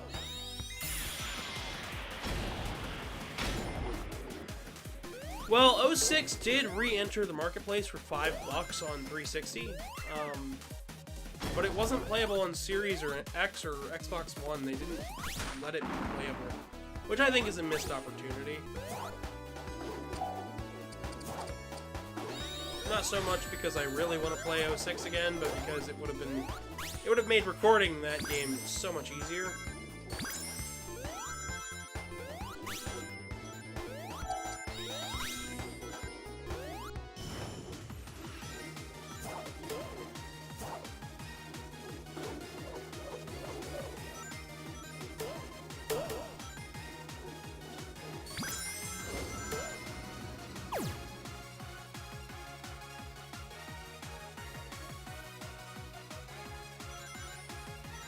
Alright.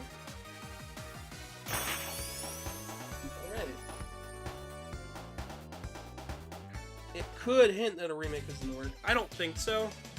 They put it back up for sale, but it was also only playable on 360. It was one of those, hey, it's there if you want it. Sega did that with a bunch of their games too. Anything that was like delisted, they uploaded it one more time, as long as they had the license for it. But I think it was more so to show that they weren't scared of the reputation that 06 left behind, which I think is very, very telling for the future of the franchise, because they did it right before Frontiers came out, which I think is very telling, because because before they delisted any Sonic game that didn't get above a certain score on Metacritic and IGN, because they thought that was what the right thing to do was. Them putting it back on doesn't feel like... It just feels like they're not scared of the reputation that game left in its wake, which is a good thing. I don't think Sega should be scared of the reputation of its games. Alright, I probably won't be very active tonight, as I got a lab report to do around... Okay, well, that's all good. Not everybody needs to be super active there. I just want people to join it so that way then they get proper notifications for stuff, because my shorts are no longer going to be notified to subscribers. Live streams and videos will, but my shorts, they all go live, and it's more productive for me to not inform my subscribers when they go live, because they'll hop in. It'll show up in your shorts feed regardless when I do that, so... It'll be recommended and viewed more. If you haven't noticed, we've actually gained quite a number of subs in the last little while. Part of that is thanks to the shorts algorithm. And I must say I have fun making shorts. I was not expecting to not notify subscribers, and that being the thing that helps grow the shorts. It's small at first, and then it, like, doubled, and I was like, oh. You can even see it in the shorts views. It's just, the numbers go up, which is nice, but I shouldn't be focused on the numbers. I should be focused on making good content. Sonic 3D All-Stars. I mean, that'd be one way to do it.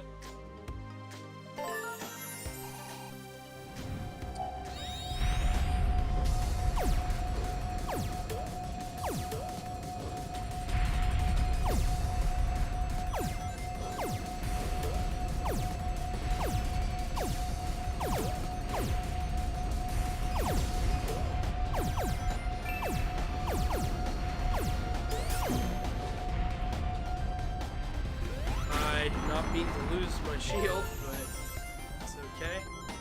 Here's a early loop-de-loop from Sonic 2. I mentioned this last time, but we didn't get a good look at it.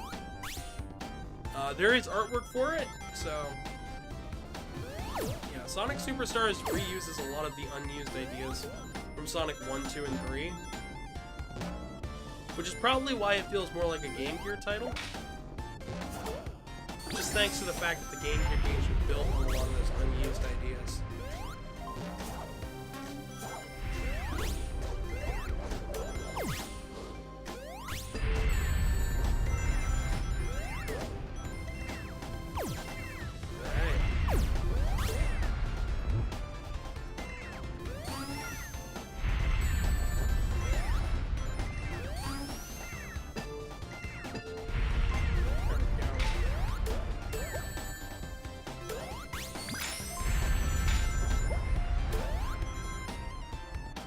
Trying to get enough rings to be super for the boss.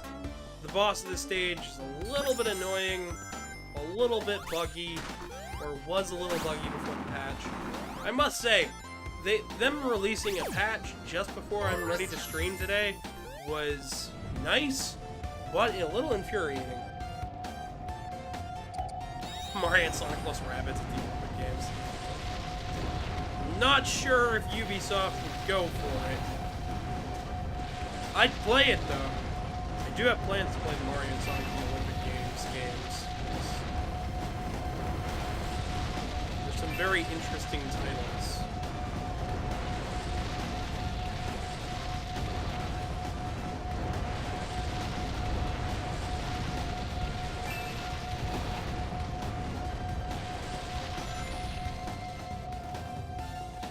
Whew. That was a little stressful. That's alright. Get as many rings as we can. Now we are on the boss fight.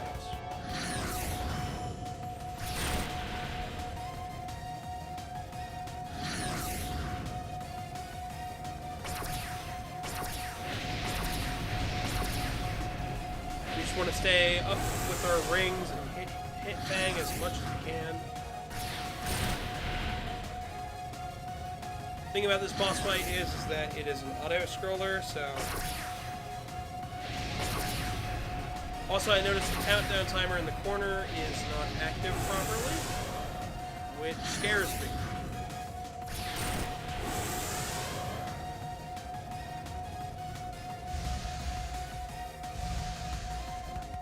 I'm going to unsuper. That way then we can conserve our rings. We probably won't have enough to go super again during this boss fight, but having the rings is more helpful. Especially when the boss fight this boss decides to do some of the dumb things it's going to do later on with the lasers.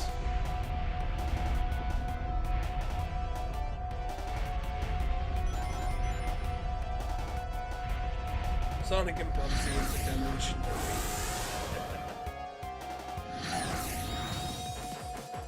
That would be a way to do it. Trip's fireball here is very helpful, although I don't really...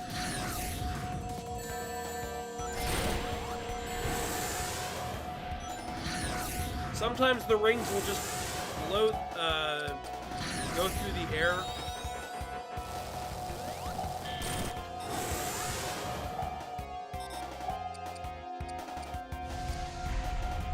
I've also seen people just die randomly in between that transition. Once again, I'm not sure if the patch fixed that or not. The patch was like 7 or 8 gigabytes, so it was rather large for something that was just meant to help with the go along with the update with the free Christmas costume. So I do think they fixed some of the stability. I haven't read the patch notes. Usually for stuff like this, it's harder to get hold of the patch notes just because I'm not mostly PC savvy. I never know where to look.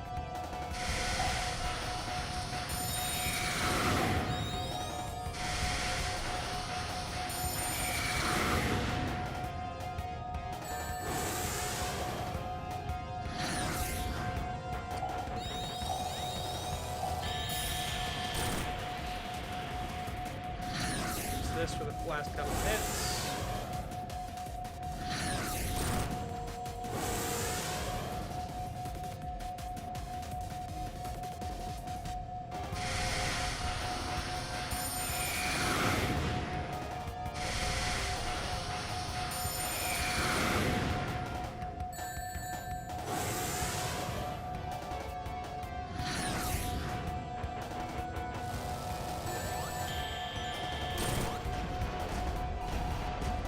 That one. Mixed random IPs till something sticks. Master Chief and Duke Nukem. At the... Let's see. What can they do?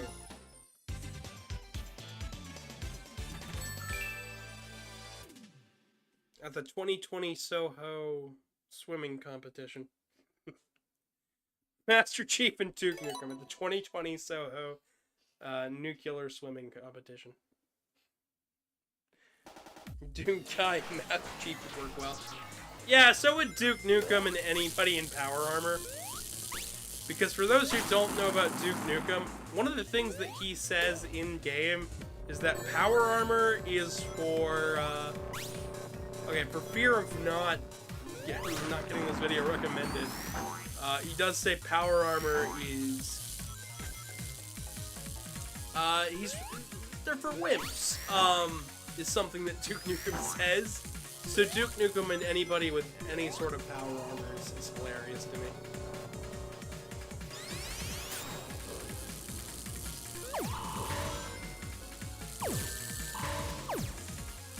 Oh man. The one missed opportunity here, I feel, is the fact that, okay, Trip gets this digitized look, but none of the egg cons do. At least none of them that I've ever seen do. Yep.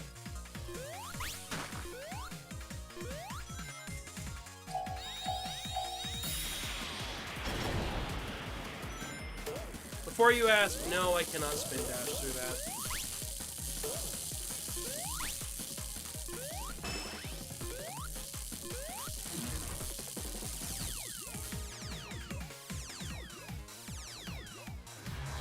Or they're gonna steal the USS Enterprise. That would be a match. I don't know if it would be a match made in heaven, but it would be a match.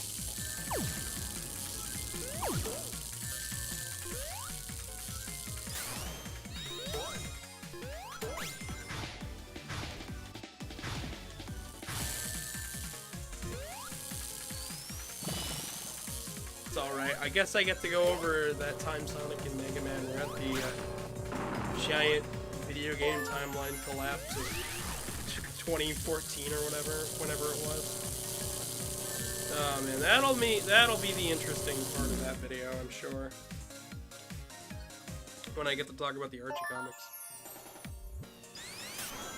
That's when everybody's gonna ask, are you gonna do a video on just the Sonic Archie comics? And the answer is no. Not if I can help it.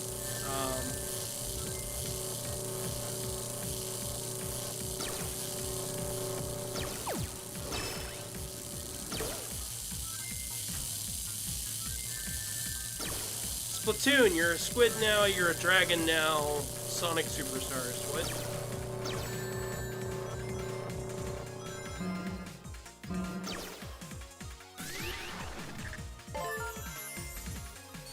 You're a squid, you're a kid, you're a broken. Anyways. You're a squid, you're a kid, you're not on the Wii U, what are you doing? Speaking of the Wii U, I recently got a controller for Switch that, it's meant to hold the Switch in portable mode, but it also works as a wired controller, so I can officially get that Wii U feel when playing Switch games, which is funny because it's also slightly lighter than the Wii U gamepad, which makes me kind of want to put another Switch in the thing, just so I have the full weight. Alright, I mentioned that before that this is part of an older Sega arcade game. I should have also mentioned I am terrible at that arcade game. I did play it within between episodes.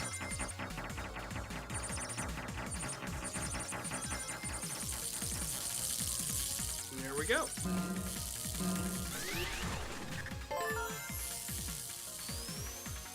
Superform might help us out for the boss fight.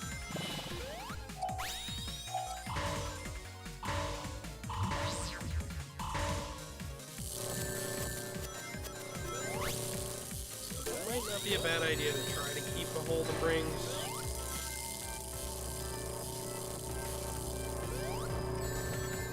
Frank Sinatra. Frank Sinatra, what? In Minecraft? No. Okay, Minecraft, for as much as everyone can enjoy it, is still very much like a game that can be geared towards younger gamers, right? Frank Sinatra as a person, while his music can be enjoyed by anyone, Frank Sinatra himself was very adult-oriented in his private life. Like, that man drank, smoked, partied. Like, he did not settle down, from what I can tell of his life. I don't think he'd be a good fit for Minecraft. A funny fit, sure. A fit, a good fit, probably not. Alright, this is where this stage starts to become very difficult, because one hit, killed. Well, how about we stop with the combinations, shall we, Foxo? I understand you're having fun with it, though. I'm glad you are, but...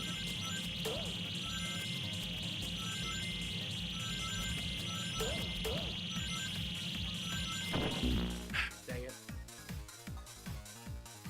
I kind of just saw a wall and just kind of went for it.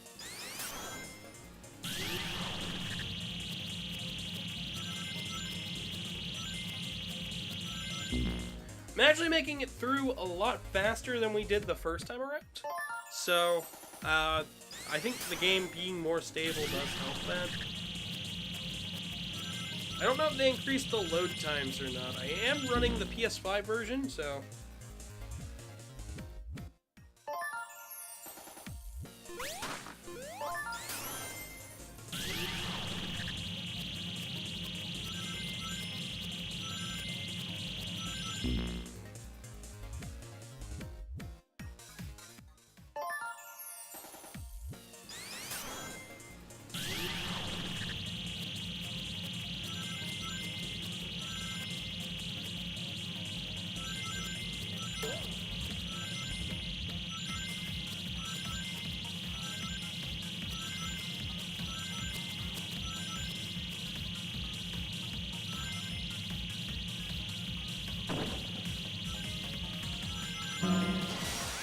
Alright.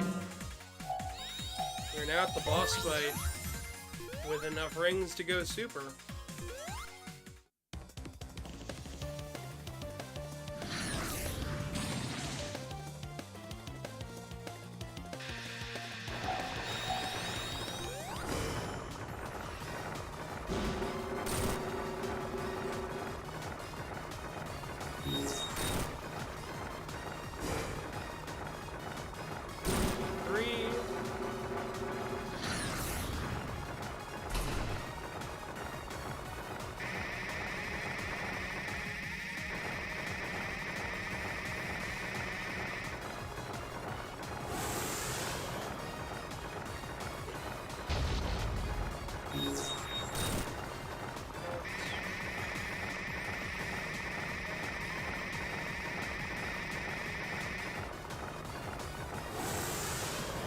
Keep on trying.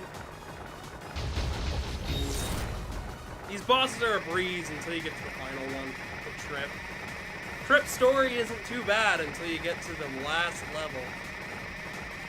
Then the game starts to fall apart.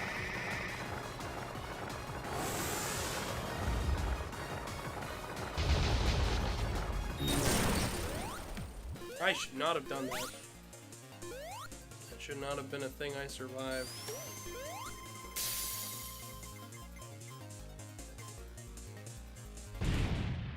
Yeah, the super form is like game-breaking in some senses. Not so much for the final boss, because the game decides it wants to take a left turn for that.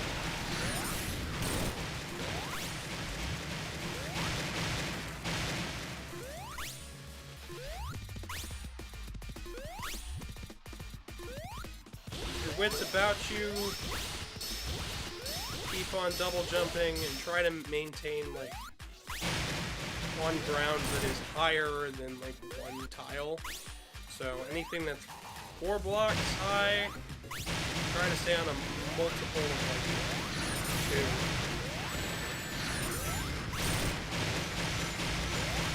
Well, that was convenient. I don't know how that worked. I don't think I'm supposed to be able to hit him like that.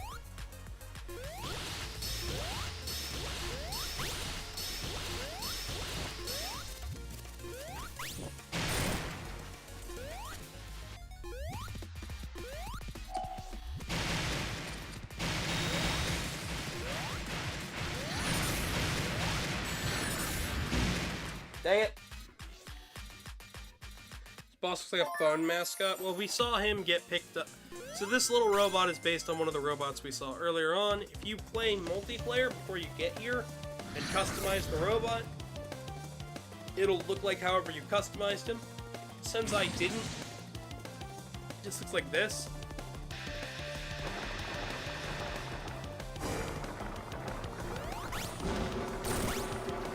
If you lose at any point in the boss, you're back to this. Not a big deal, just a little annoying.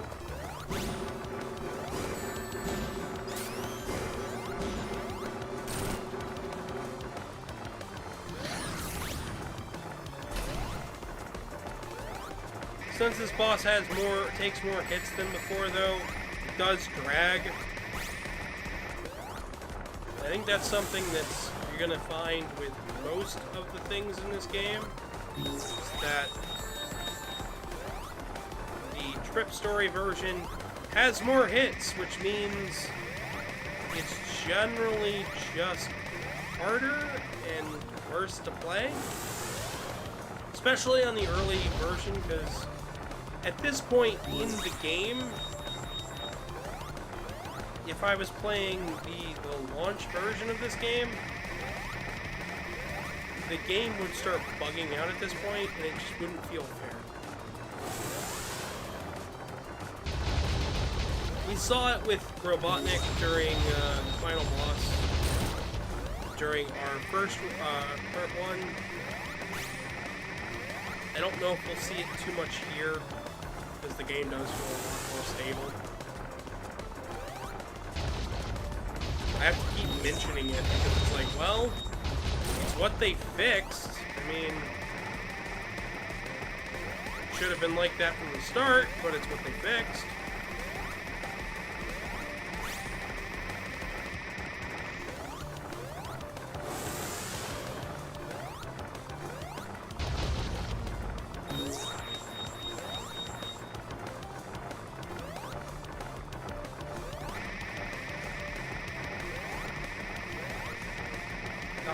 Sort of focus here. No rings makes it kind of tricky.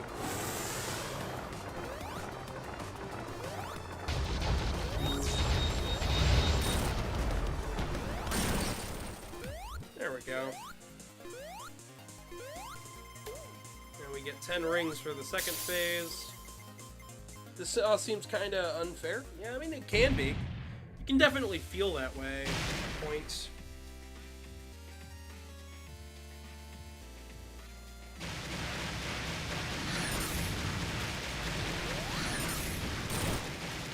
In and of itself, it's not unfair, but like at the face of it, it's not unfair, but then you get to this phase, and then it's clear that somebody didn't think this all the way through. I don't know who.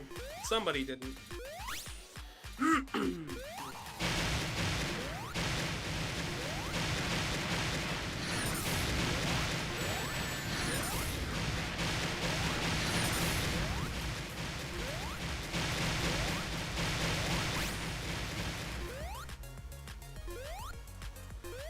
I do like that the music speeds up for this.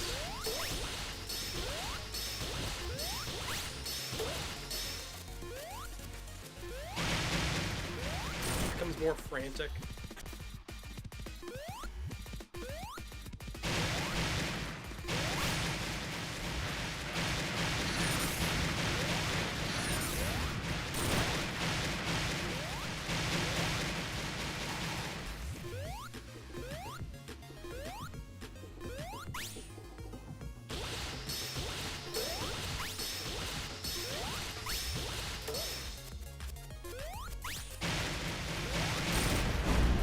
There's that. Nearly 10 minutes for this stage. It's like retro breakcore kind of thing. Yeah. It's kind of something. It's what it is.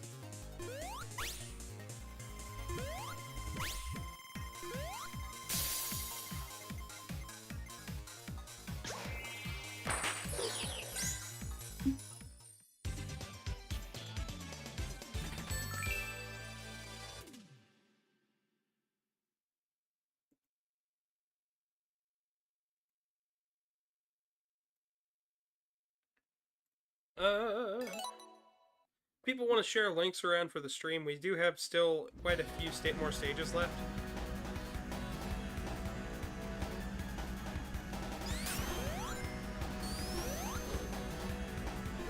At this point in the game, the stages feel a bit... This stage felt very new.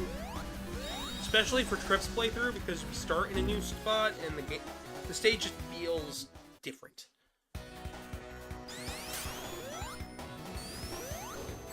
Which was okay. I was hoping for more differences between the two.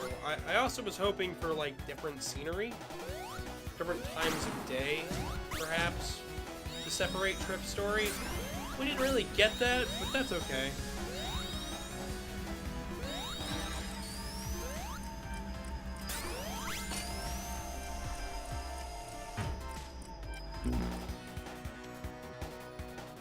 You going until the end? I am going until we beat the final boss. The final boss.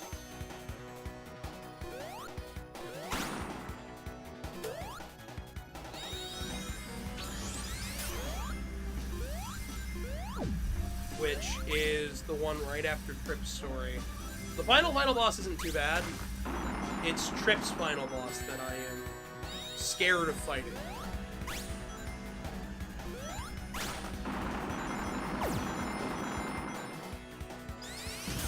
I have zero fears when it comes to the final boss. I practiced it, played it, got good at it, learned how to get rings there. It's just Trip's final boss where I'm like, we might.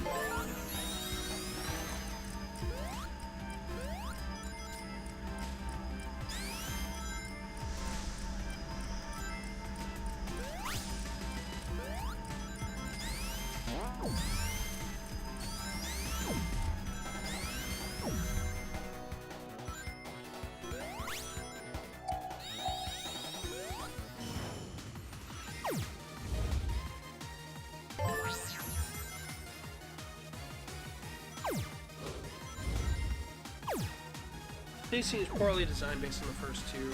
Oh, it's not poorly designed, it's just very, very difficult. There are a few spots here and there I think they should have play-tested a bit more. But I mean, whatever. I don't want to bash the game completely, but I don't want to just forgive every one of its faults. But, like, this late in the game, yeah, you should be pretty good at controlling Trip. But this early on in the stage, probably not the greatest thing to do. There's one of the gold enemies. I think that's the first one we've seen all game, playthrough. So.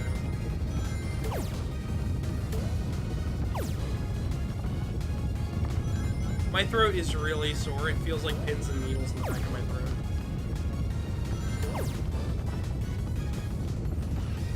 I might have to take a moment, use my Be Right Back screen and like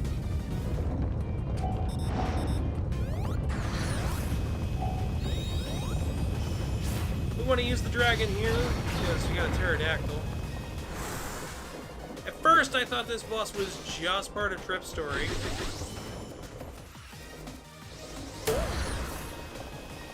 But it's not.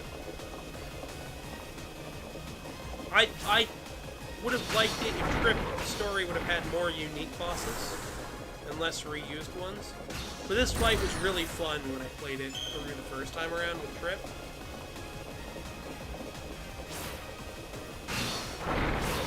Well, Foxo, you're the only one still watching. I don't know if it's because other people think I'm already done for the day or what. But at the current moment, you are the only one watching, bud. That's why I said if you could please spread some links around the stream, that would be nice.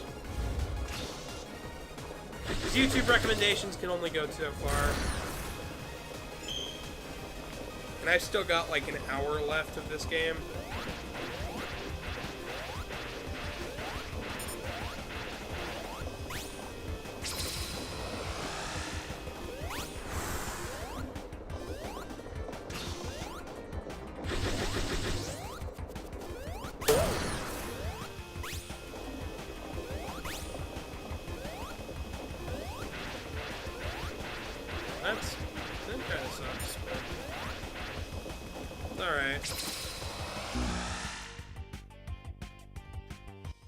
There's no like self-promotion spots in any of the servers you're in. And of course ones that I'm not already in and you can link it. But I know you're in different servers than me.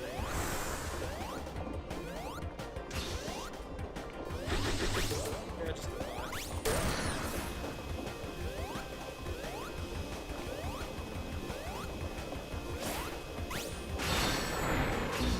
Maybe pester Truman to join for just a moment. He's got a free moment.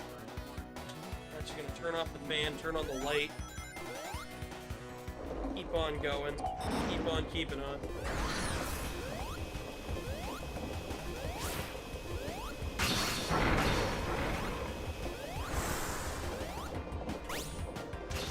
Forced to go in here. Yeah, just send him a message. Be like, hey. Go check out the game, it's not glitching on him.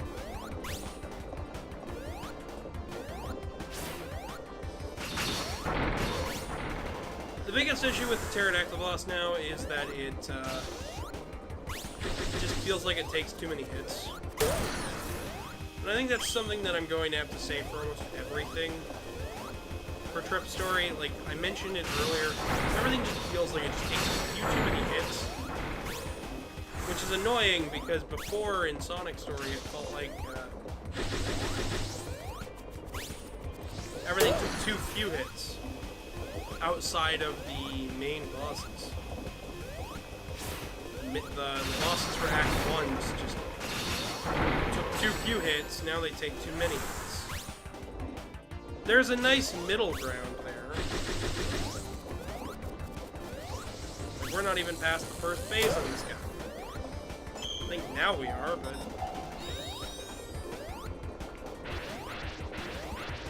Yep, now we are.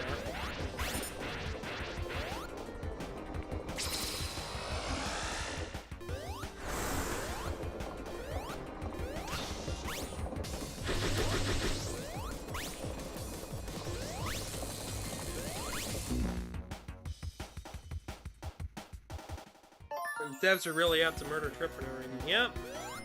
Yep. That's something I can say for this. Oh, I forgot. I have this. That is the tricky bit, is remembering that you have the certain powers to do stuff.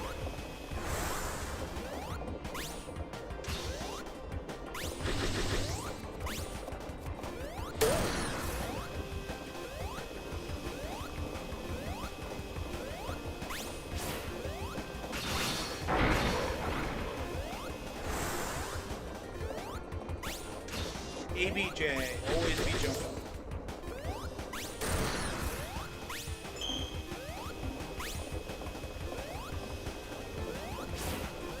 I understand the need to step the difficulty up for a second playthrough. I just don't think that they should have done... I don't think they should have broadened it this far in line with difficulty. I don't know, it just seems like a lot.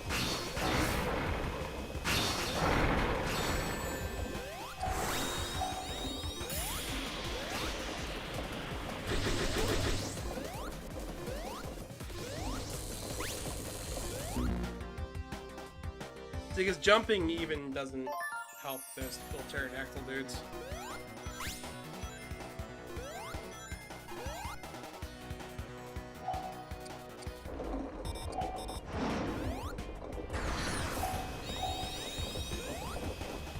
Now coming from the other side would help. And it didn't read the jump button. Joy, oh joy. I swear this boss isn't this difficult.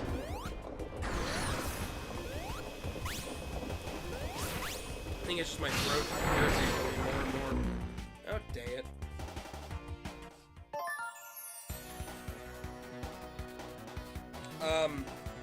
Foxo, I'm not streaming tomorrow, bud. I'm finishing the game today. Viewership isn't low. I've got 3 people watching it, but had 55 viewers just today. Viewership is not low.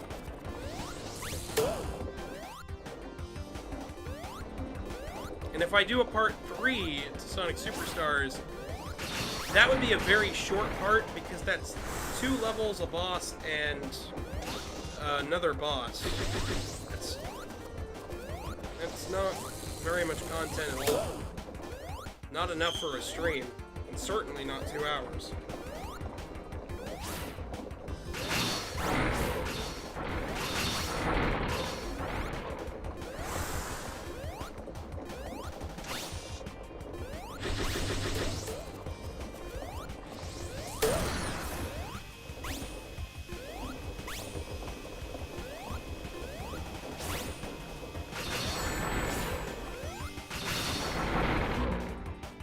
I didn't even have a chance. I know, some of you are like, oh, I should use the powers more. It's like, well, most of them are pointless. Most of them are pointless. Like, you can't use the vine one here, because that requires me to stop, and then it doesn't move very fast.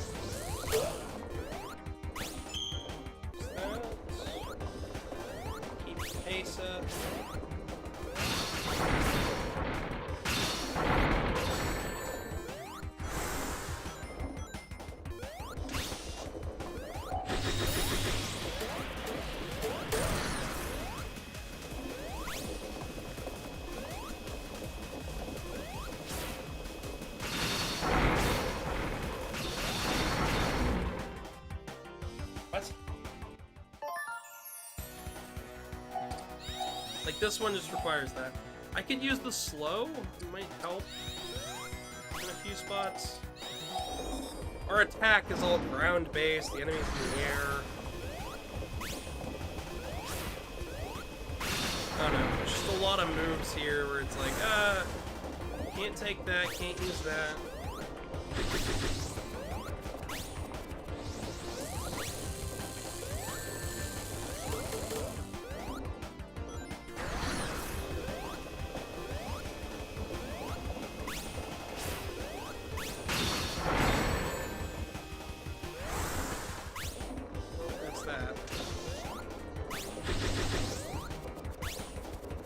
The likelihood that I win now is much, much lower.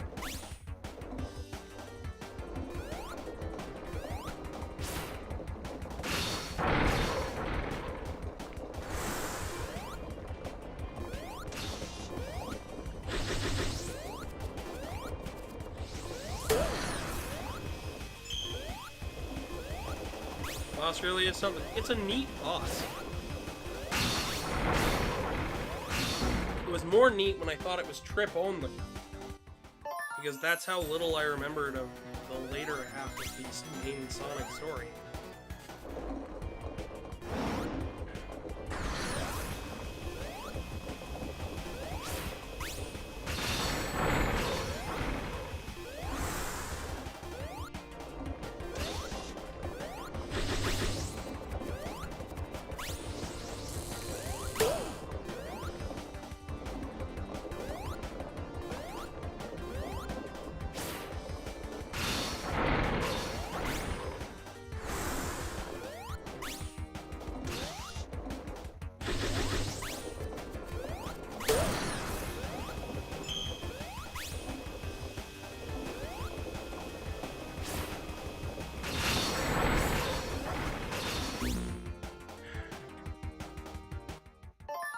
Yeah, no, he throws out way too many bombs in this second phase.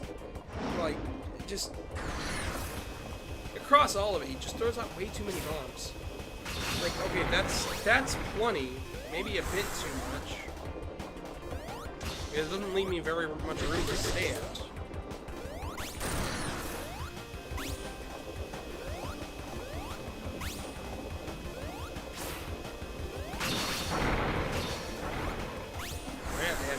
idea how I got rid of some of those. I didn't think I could hit him.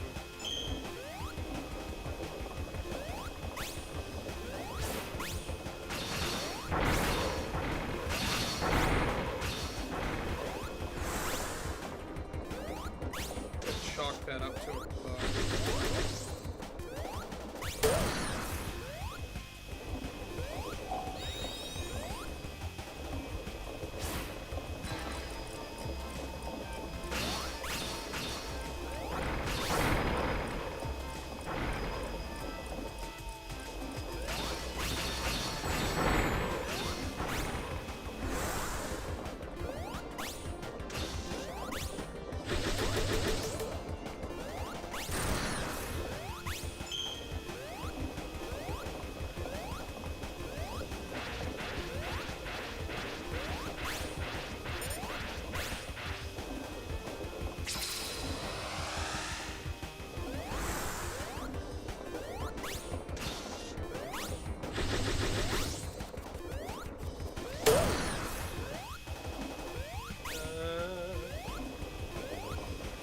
I promise I'll start chatting again in a second. I just need to beat this boss.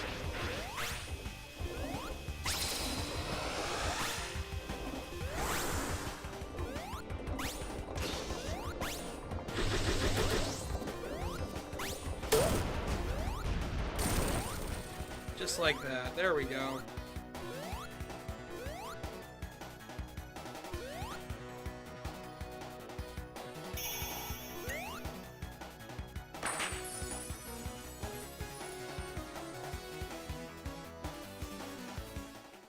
Okay. We're about 2.5 hours in. I should probably start doing my one chill out for the episode. I know I've been mentioning the Discord a lot, but hey, guess what? It's a stream. If you guys are enjoying the stream, please drop a like. It helps us out with the YouTube algorithm. And remember to subscribe, because subscribing is how I'm able to know if you guys actually want to watch my content or not. So please do that. It also helps YouTube recommend the channel a lot more, so I can keep doing this full time.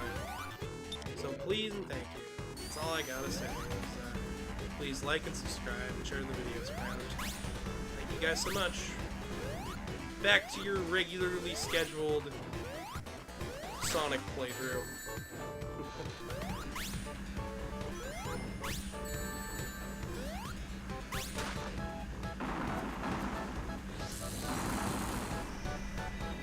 Gosh darn it. I'm like, ooh, a new path. Nope, nothing.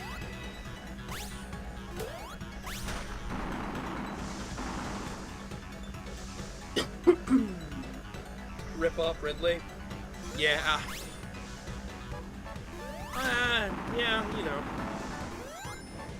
Everybody likes Rip off Ridley.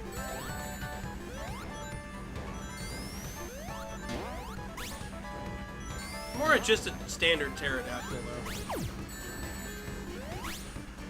Ridley's got, like, sharp teeth and stuff. That guy had missiles. I don't even think Mecha Ridley has missiles. Or maybe he does. I don't know. It's been a little while since I played Metroid. I was kind of hoping they were going to do the rest of the Metroid Prime trilogy on Switch before Prime 4 came out, so then I could play all of the Prime games to everybody in the highest resolution possible without having to, like, emulate it or something. Because for as good as my computer is, I don't know, emulating Wii games is fickle. It's the one thing that my computer struggles with, is mostly Wii emulation. I think it boils down to Dolphin just not liking my dual monitor setup. I much prefer to use real hardware. I have the Metroid Prime trilogy on Wii, and I suppose I could run it through the Wii U, but it just wouldn't look as nice as if it was on Switch. Plus, the Switch would have extra features and stuff that I'd want to show off. Especially if they do what they did with Prime 1, which was absolutely gorgeous, by the way. That's another thing. I need to also pick up Pikmin 1 and 2 on Switch. Pikmin 1 and 2 are actually games I don't own, so... I own 4. I own 3. I just don't own 1 and 2. I also have to get 3 Deluxe as well. That's neither here nor there, and I don't really need it.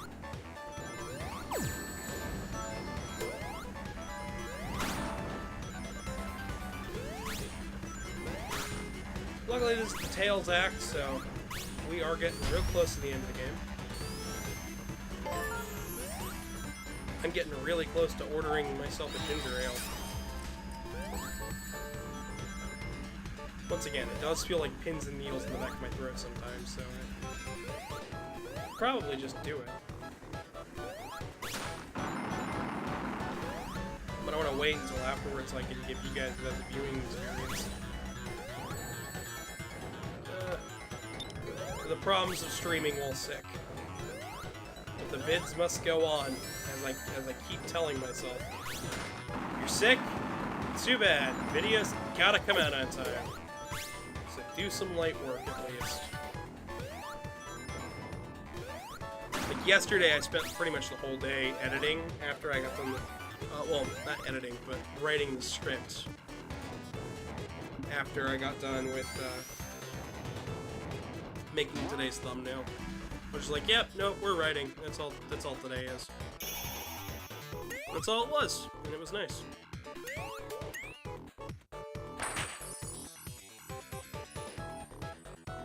Gonna go grab a glass of water? Alright, well, I'll be here when you get back.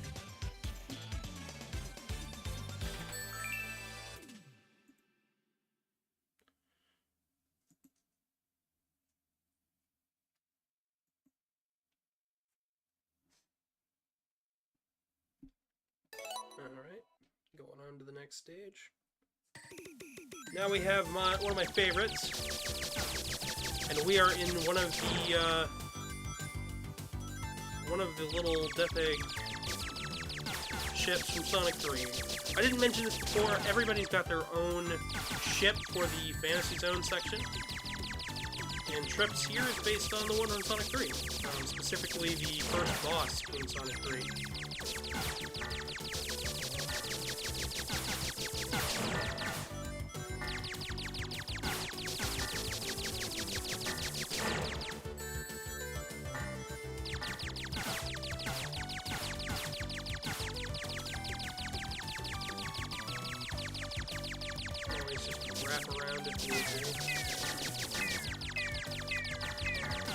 Another thing I have to remind myself of is, oh yeah, we've also got little bombs that can drop.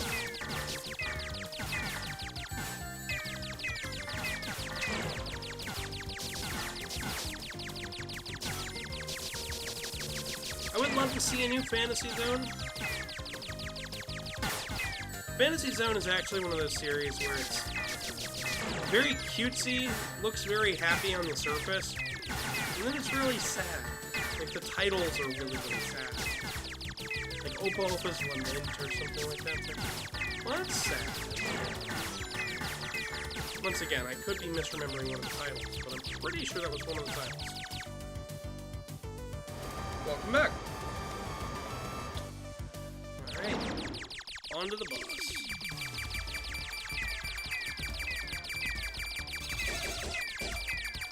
I just love this. I love when Sega references itself. And now knowing that they're referencing it not just to be like, oh yeah, here's a reference, but here's an actual new game, it's pretty sick.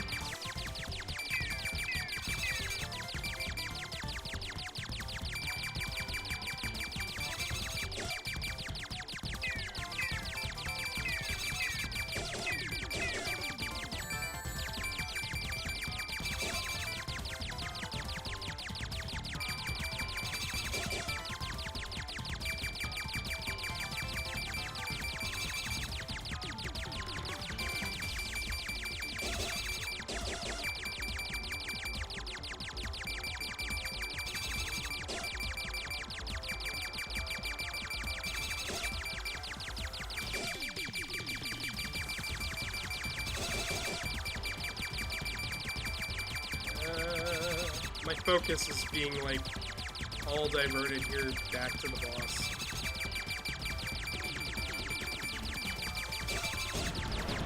There we go. One down.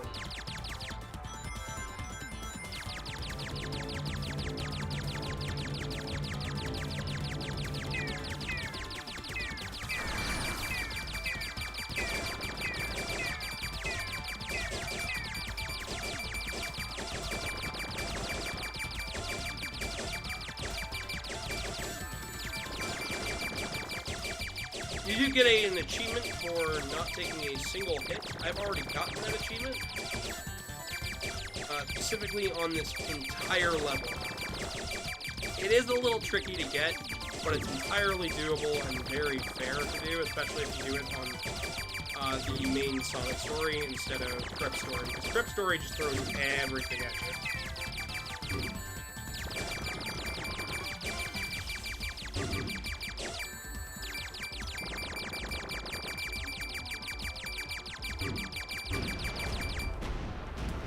There's that.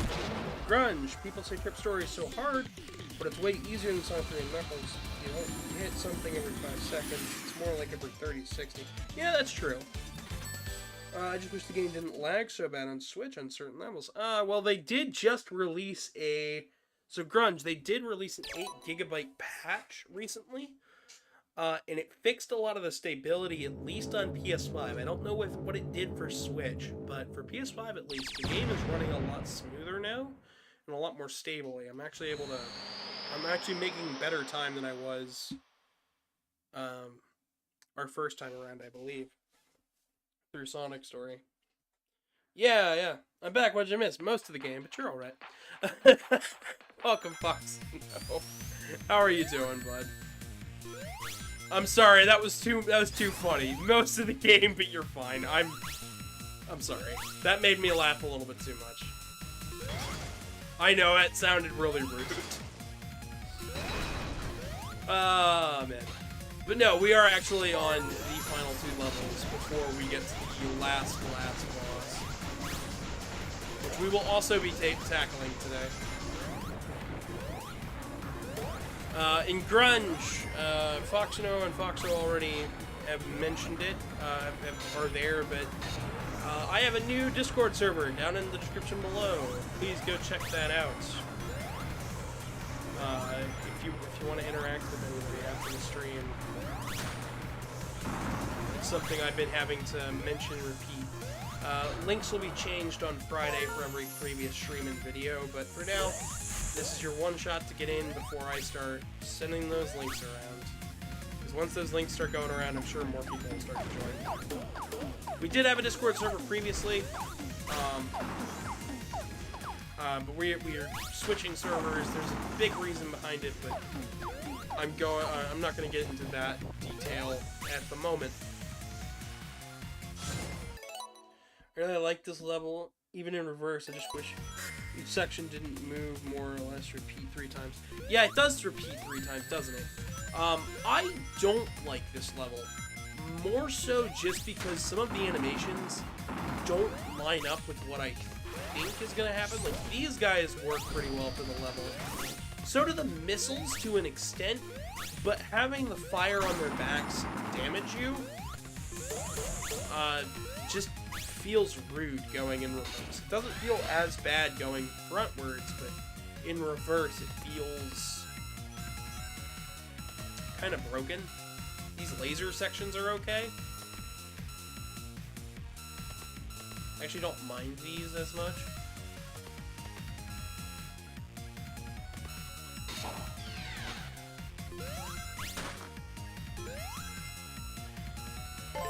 Honestly, though, my biggest gripe is still just the music.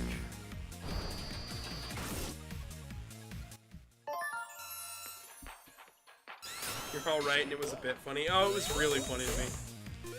I do like that we have that it recommends slow ability for some of this stuff, but I don't know. There's just some parts here where I'm just like,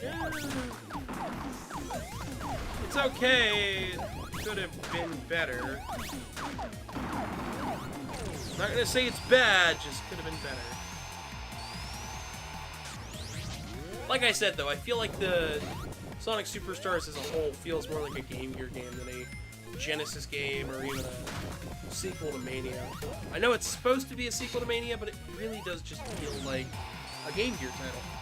It's not bad, just different and a little irritating at points. And that's okay.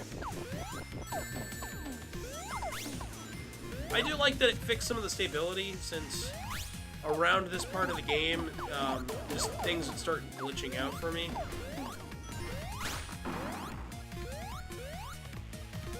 I've never seen that happen before. And if I have, oops. A little funky.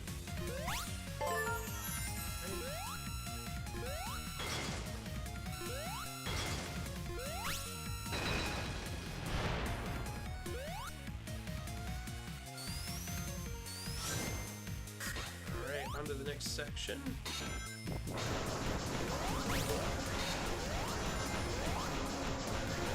I do like that they try to waste as much of your time throughout the level, though. Are the Game Gear games any good? Most of them are.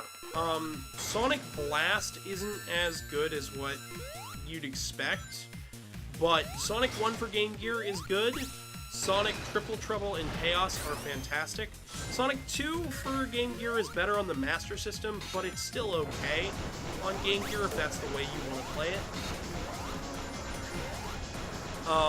Sonic Drift and Drift 2 are okay. For a portable racing title, they're alright.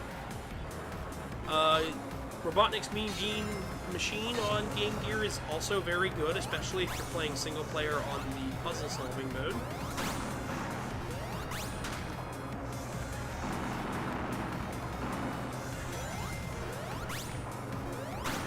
But most of the Game Gear games are actually really good, and the Sonic Origins collection does them justice after the patch, because they fixed the mono sound issue, or it was playing stereo sound at all times, and now you can have that as a toggle, which is nice. But no, the Game Gear games are good. They're not my favorite Sonic titles, but most of them are very, very well done, and it's clear that this game takes a lot of inspirations from those Game Gear titles. With the tubes and the feeling of some of these stages, the look of some of the water level and stuff feels like it came straight out of Chaos. So, but no, the Game Gear games are great for the most part, minus Sonic 2 for Game Gear and Sonic Blast. All the rest of them are fantastic, worth a try, especially like Tails Sky Patrol and stuff. Like the two Tails titles are great. Sky Patrol is good and Adventure is great. So. I have a Sonic Timeline video if you want to know how everything links up together. But, yeah, the Game Gear games are canon. So, and they're not half bad either. Which is always good to see.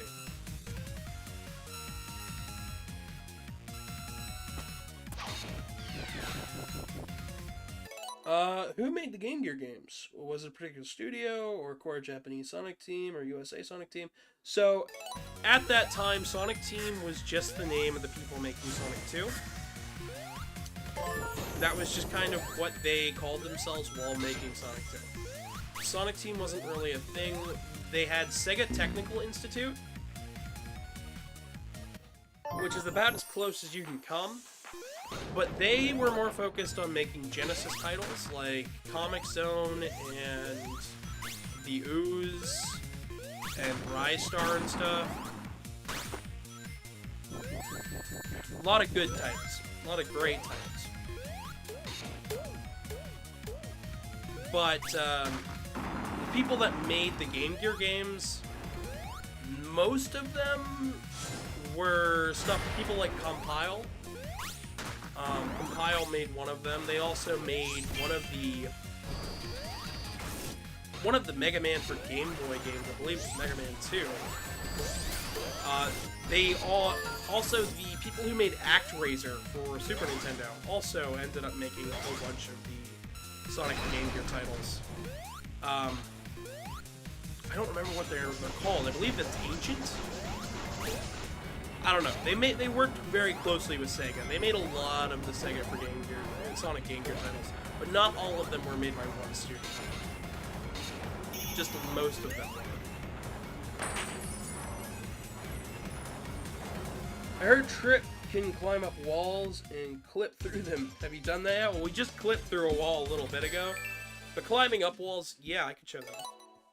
She's got a double jump, she can climb up walls, and her super form lets her do stuff. She's got a double jump. There's a lot of good stuff with her. I'll show it off. Yeah, the Ooze is not a great game. It needs a remake. It's a good idea. It's a terrible premise. But they were responsible for the Ooze, Comic Zone, Crazy Taxi.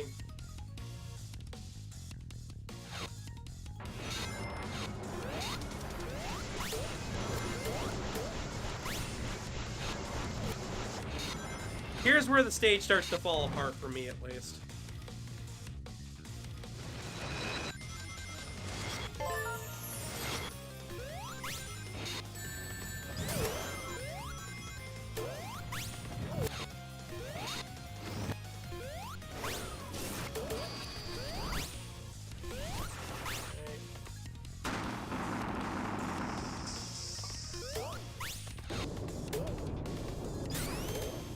They expect you to use your dragon form throughout this part of the stage. Be liberal with it, but be careful. Make sure to get rings. Cancel out of it when you can. Because you want to save as many rings as possible going into the final boss. The final boss here is different from Sonic Story, making it the only boss that is meaningfully different outside of more hits. You can roll on the floor in that pit room. Oh. The final boss is a disaster. Oh, we'll get there. We'll get to Fang's giant robot. Don't worry. I have my problems with that boss. I have more problems than most people with that boss. You don't plan on replaying it on repeat playthroughs. Neither do I, really, but I have to for today's stuff. I do have a save file just in case it does take forever, so I can show off the true final boss and stuff, but I do want to beat it here and today, so I can get on with other games, other stuff, because one of the things that I am doing for this year's Sonic, this next year's Sonic stuff, end of this year, is I'd like to get on to Sonic Dream Team and stuff. I'd like to get on to a lot of the more obscure things.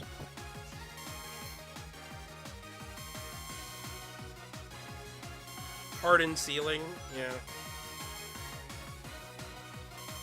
My big issue is mostly with the falling floor rooms.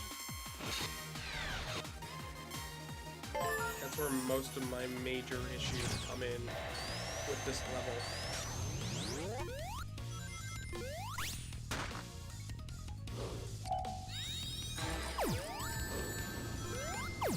Come on.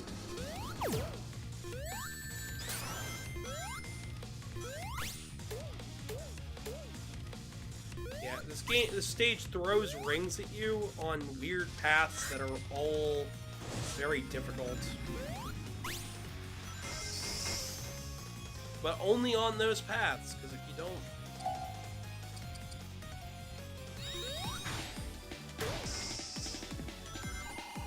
The minute you deviate from those paths...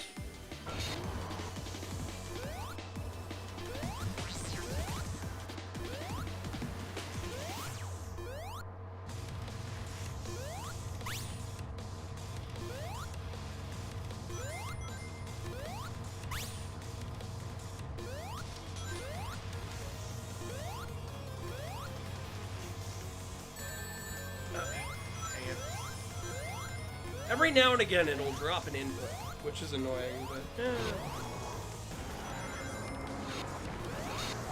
at least it's running like a little better. No!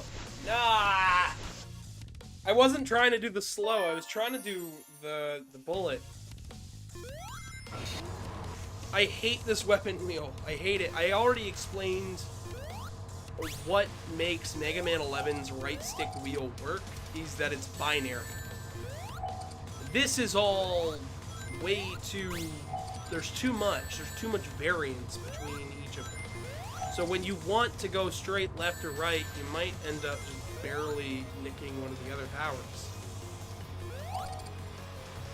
Which is what makes them all really, really annoying to use.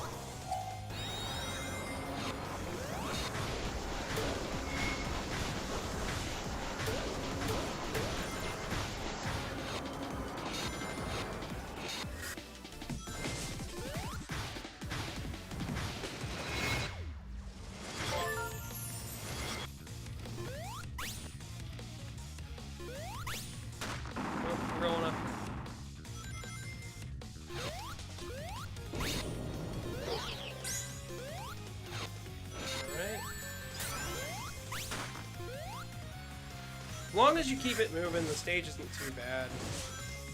I just don't like how much it blindsides the player with stuff.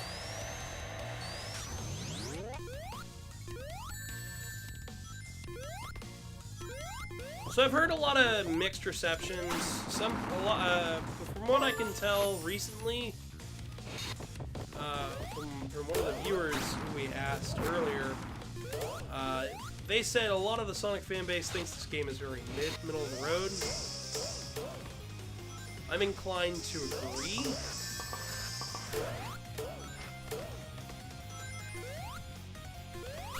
And I think the final bosses are the main ticket why.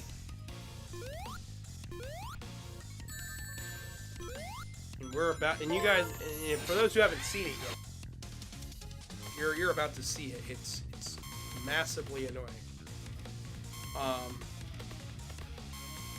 And then of course the major final boss. I also should probably mention that the purple moon in the background of the stage is not the end from Sonic Frontiers. So do not start thinking that that's what links it up every time. No, the only thing that links this to the modern series is the fact that Trip can show up in the modern games.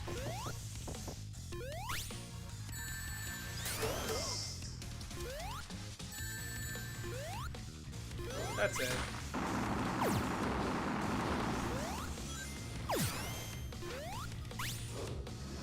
So many people, like, Sega recently was like, oh yeah, we're trying to, like, merge everything into one. So that way then the Sonic stuff's less confusing for people. And then so many fans were just like, ho, and I'm like, I made a video on how I keep trying to direct the Sonic fans to watch and, like, understand, like, this is how they can do it and get away with it. Dang it! See, this is what I mean. You just cannot do this. The random lag, fix the weird calculation rectangle and speed jump 3, make the sky temple boss more fun.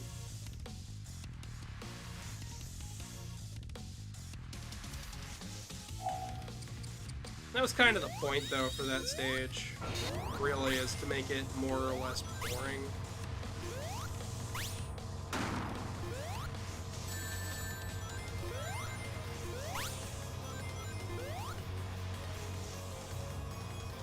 My main issues with this is music inconsistencies with the level of quality. Particularly with the other musicians that aren't Jun Senoue or T-Lopes, because they went with a more Genesis sound for some of their tracks. And neither Jun Senoue or T-Lopes did. So it feels like part of the team was working backwards and part of it was working forwards. Which I don't think was a very good recipe for a nice sound for the game, because it's like half the game stuck in Mania and the other half is, you know, trying to move past Mania. Which I'm all for, going and doing something different than Mania.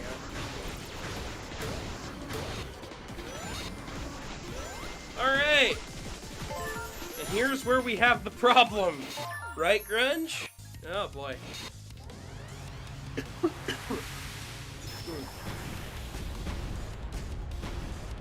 Let's hope that some of the stability of the patch helps this one out.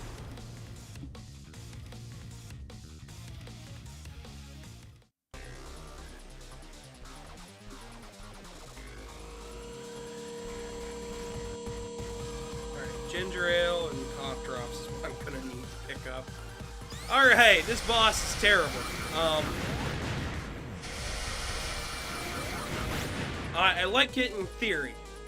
I love the ship. I love that the music uses some Mega Man motifs, specifically ones from Mega Man 4. I like the concept that, hey, Fang is a hunter. And yeah. So I like the concept here. I don't like the way it's executed.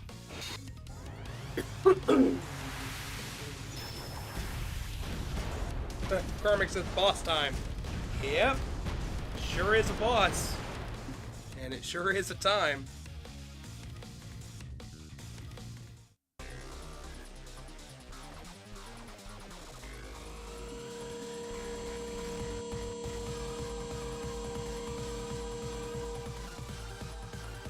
I kind of got to stay focused here. I'd love to have a co-host for this, but it's alright. My main strategy is kind of just stay on the high route. Most of your powers are completely useless during this fight, by the way. The fire on his back can't hurt you, or it couldn't when the game first came out.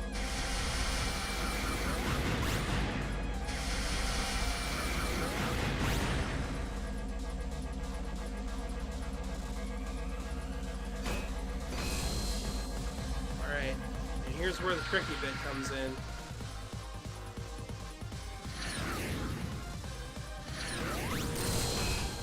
You kind of want to hit him before he lands. If not, that's okay. You're going to have to spend an extra time. GIHF gotta run. Alright, we'll catch you later, Grunge. Good to have you. Thanks for stopping in.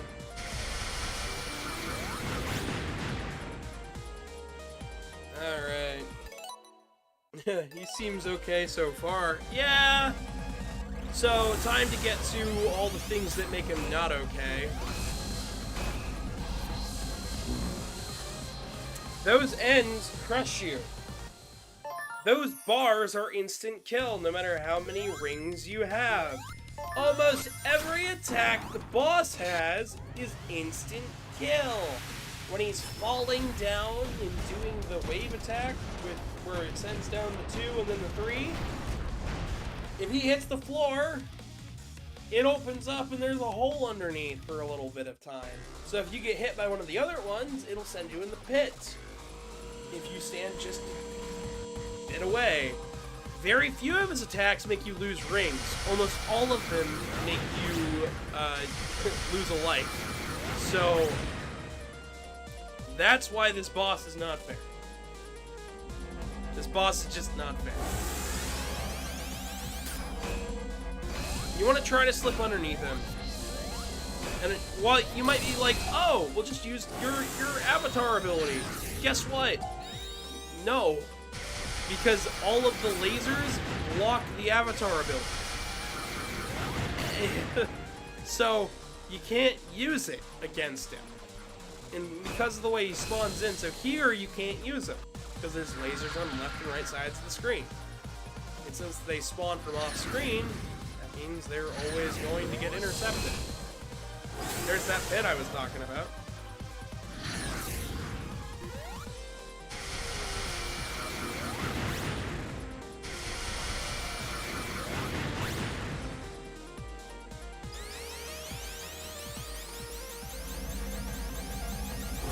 He's gonna get more of these lasers too.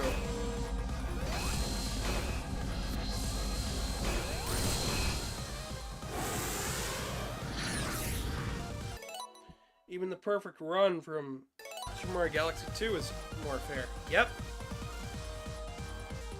So now we're on the phase 2. We landed 3 hits. We got to land 6 hits on this first phase here to move on to the next part of the boss. If you die at any point during any of these parts, by the way, the game does require that you redo parts of it. By the way, since he's moving forward, the laser's moving forward as well, and the lasers he's firing are moving at a different rate. If you press forward a bit too fast, like I did there, he will kill you. There is not much that you can do to get around any of this. The boss fight is just that annoying. Can't the time ability help you? Yes, it can. But you only have one use of it. You gotta remember, each of these abilities only replenish at a checkpoint. All of these, by the way, all of your abilities are negated if you get hit, and all of his attacks damage you. Like, will instant kill you if... And here's the big thing. Here's the big thing. Not here is the big thing. Here's the big thing. They're all instant kill, whether or not you have rings and whether or not you have your ability active. They are instant kill regardless of what ability you have. So if you're super, you're still going to have to avoid them, because if you get hit by them, you're dead. This is what really soured my experience, because up to this point I was having a good time. The thing is with that data leak on the original game, the boss fight would get glitchier and glitchier. I had one boss fight where we underflowed the health, and he just kept staying alive. So, yeah, I don't know if that's still possible, but it used to be, and it was very, very annoying. If you're wondering, well, why don't you just jump over him? You can't. You have to slink underneath him. By the way, that little nick in the front, or 2 little spikes, that is also a hitbox that can hurt you. You'll find out why a little later on.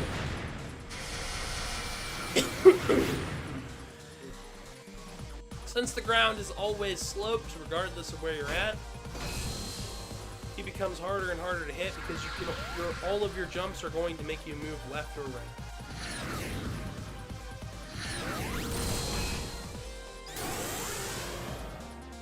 Some of his hitboxes are narrow, so don't worry about getting hit too much.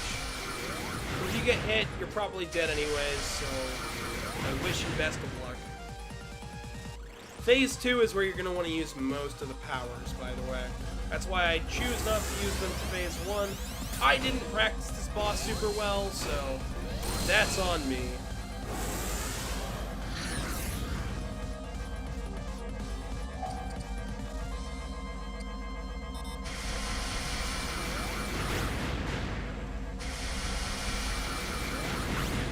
I am going to try something that I've never done before.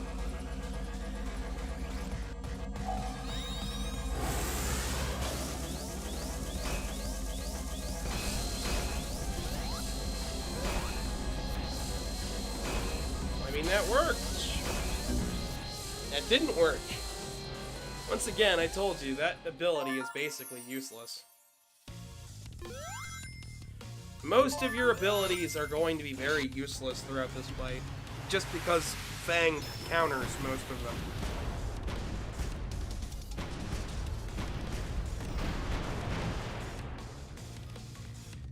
And this is what's going to eat up a majority of our time going forward, I'm sure.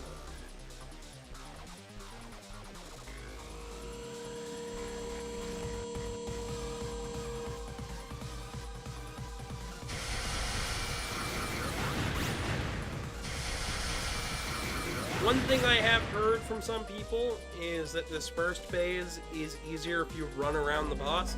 I beg to differ. I think the phase 2 is easier if you run. Phase 1 is easier if you stand still throughout most of it.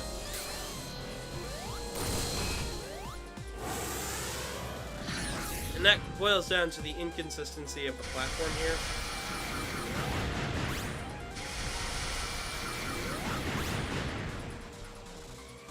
I didn't really hit left or right, and it still shifted me left and right.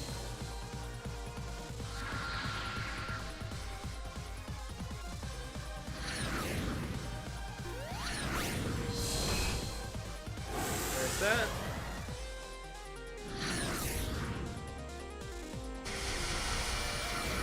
I wish my throat didn't hurt. I really wish I didn't get sick before today.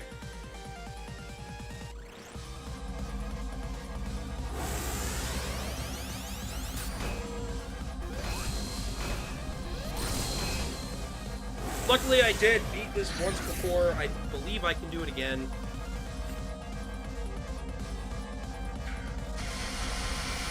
And if not, I still have my final save file, so I can, at the very least, show off the true final boss.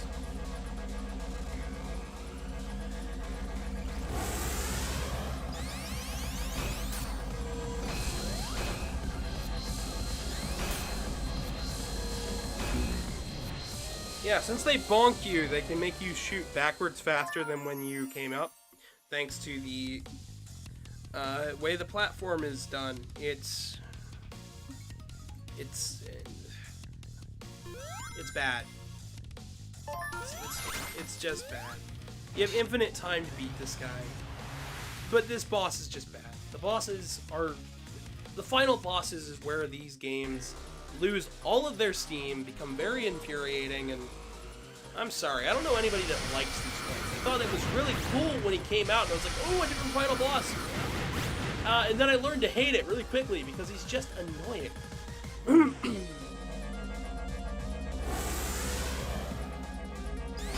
The thing is you can spin dash underneath all of them. It's all a matter of time, which is going to be constantly interrupted because I don't have a co-host, so I gotta read the chat. Just position yourself to avoid them. You're funny. See, positioning yourself to avoid them, great idea, except since they all move at different rates, one position that's safe is not the position that's safe for the next one. So I've got to constantly be moving on this platform and judging where they're at. And if I get too close to him, I get hit. You'd think the double jump would help with this, but it really doesn't.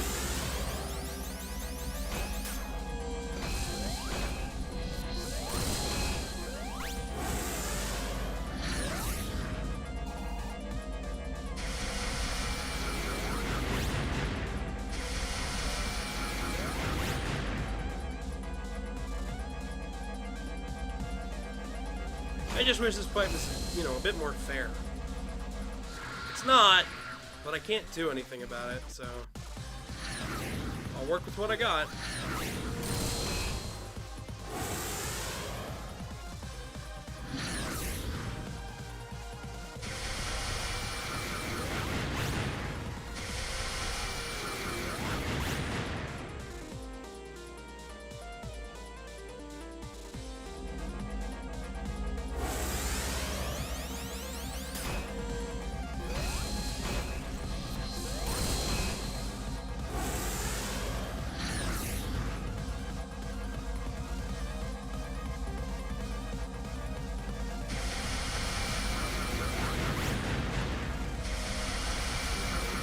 Sorry for going silent, folks, but boss fight's a boss fight.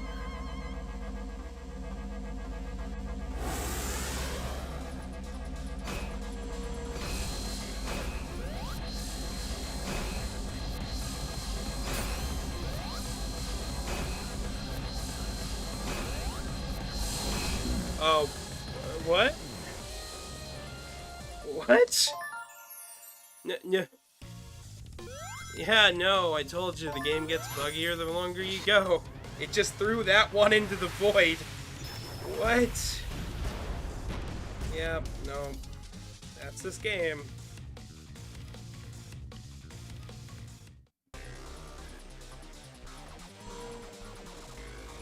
No, no, they don't.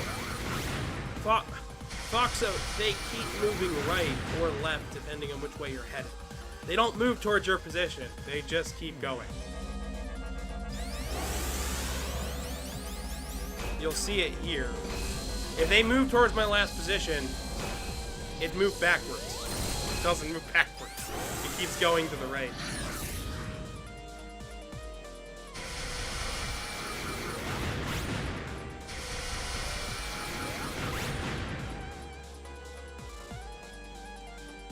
The game's not fair with this. It's doing its thing. I at least want to show off phase 2 though.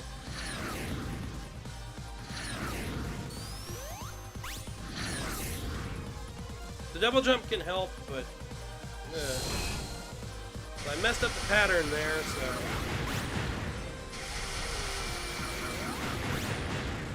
hopefully though it'll be alright.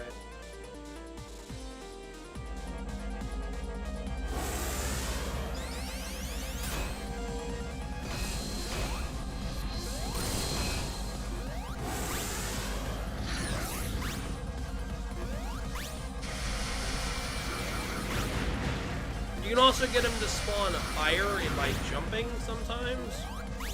Or it used to work. It was a bit of a bug. But I mean, it worked sometimes. You meant more height-wise. No, they constantly expand. They constantly expand. They don't stop.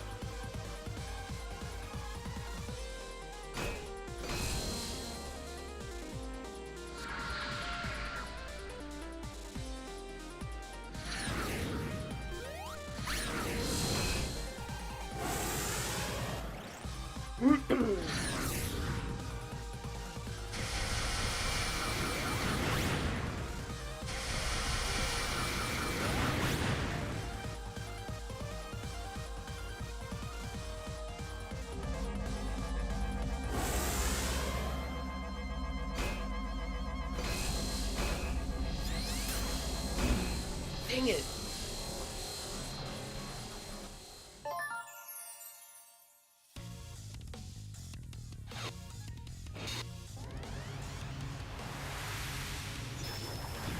And then spin dash under him. That's what I've been trying to do, but he just doesn't.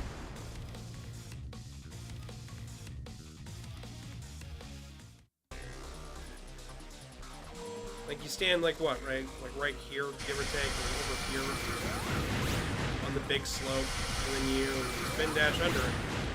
It works for the early stage, and then it doesn't.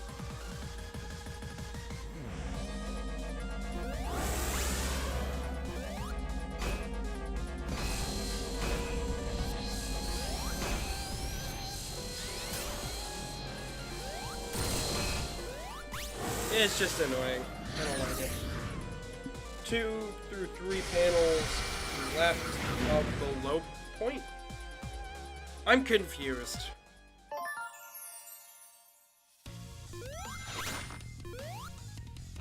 I'm sorry, you're confusing me by saying 2 or 3 panels left of the low point. I don't understand.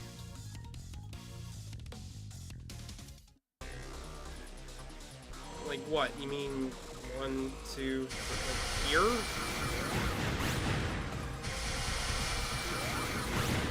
Because that'll make him spawn towards the high point.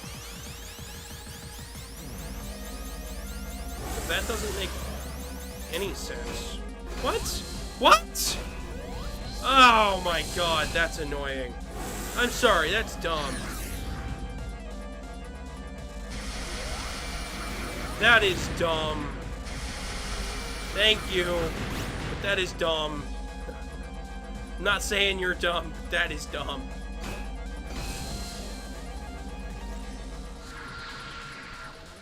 I know. Yeah, I know he stands on what he spawns in on whatever side you're not.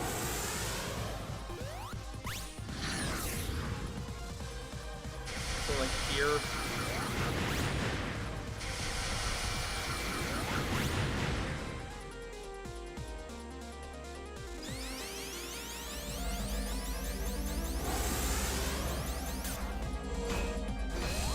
Nope.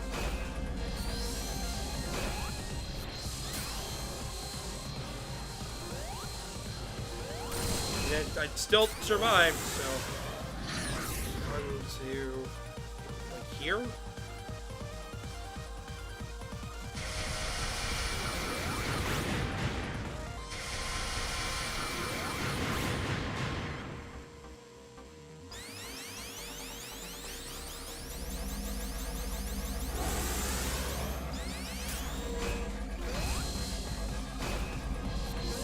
I'm sorry, that's just dumb.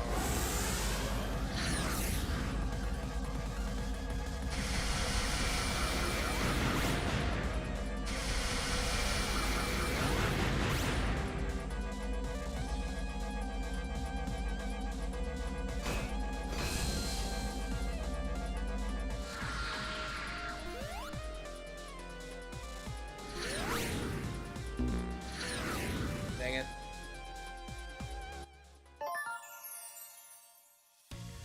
I've beaten this boss before. It took me forever. It took me like 2 or 3 weeks of just non-stop trying.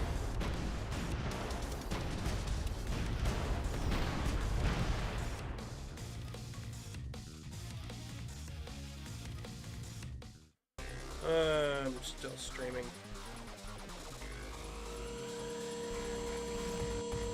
Still going. I'm sorry. I did this. I at least want to show off phase 2, but if we die at phase 2, I don't think I'm redoing it. We're just gonna move on to the final boss because there's no point.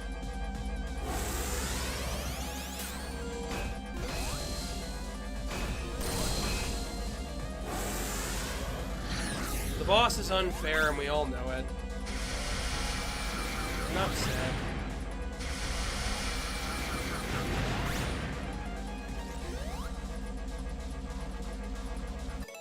Peach Time says, hello there. Welcome. Welcome, welcome. I am just trying to finish Sonic Superstars here. And I'm also trying to get over a slight...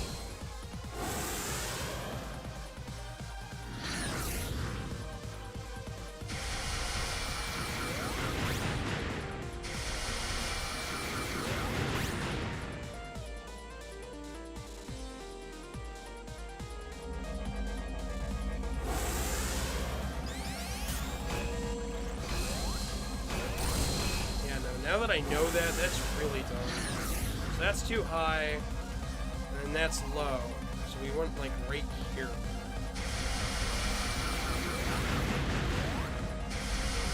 Right here to right here. Weird, and I don't know how to feel about that.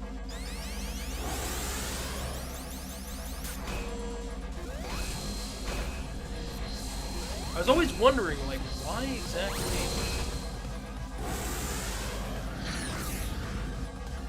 Is it working sometimes and not others? How do I know?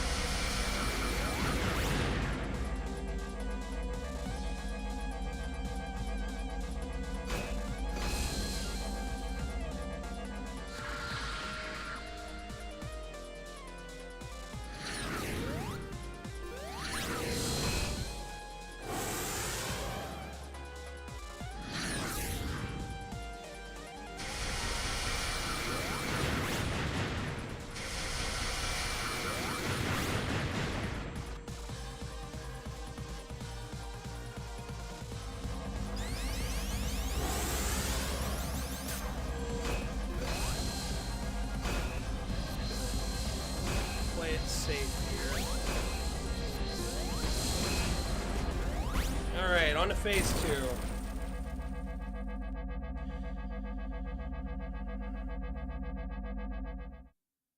So for phase 2, all we want to do is just keep moving.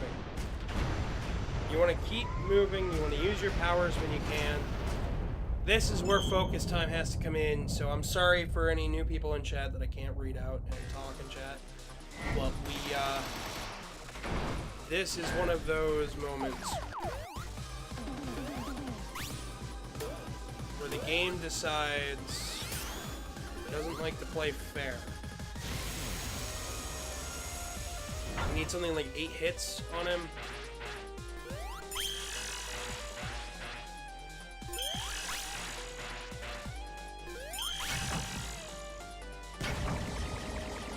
That is an instant kill.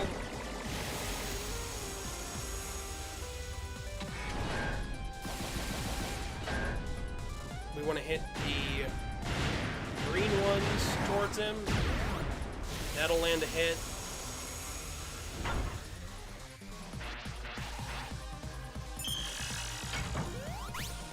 Standing still for that seems to trigger this instantly. All you want to do is keep moving to the right.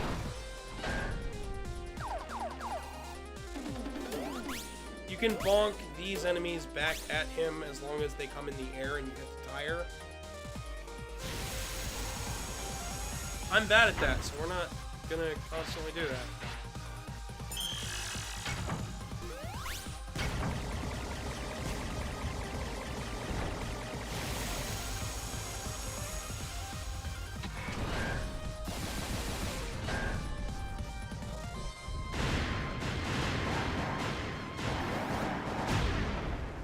Doing my best here today.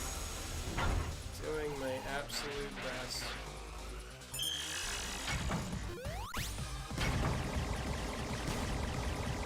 He's begun to start glitching. That's always scary.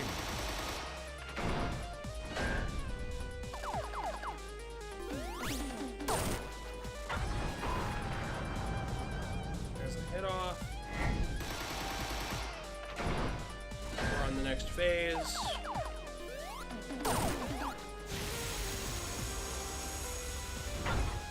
Stand still.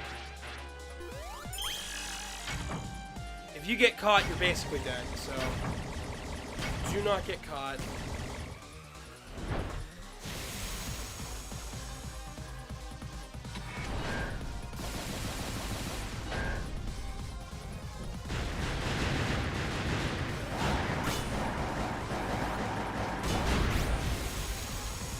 Don't think I landed a hit there.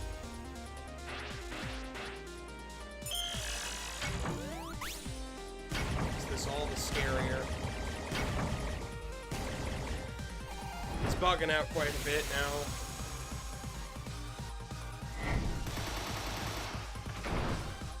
Okay.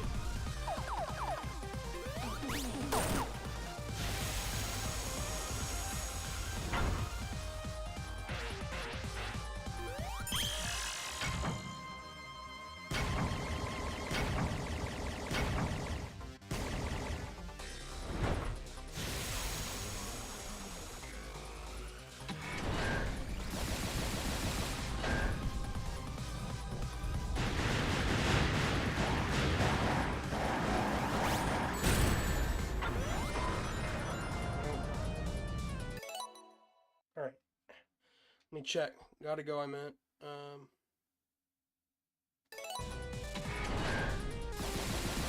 you helped out quite a bit, Grunge. Thank you.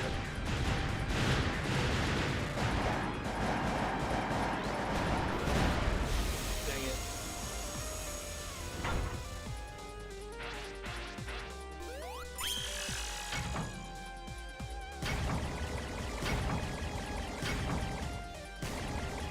He has a chance to do that spiderweb attack as many times as he wants, by the way.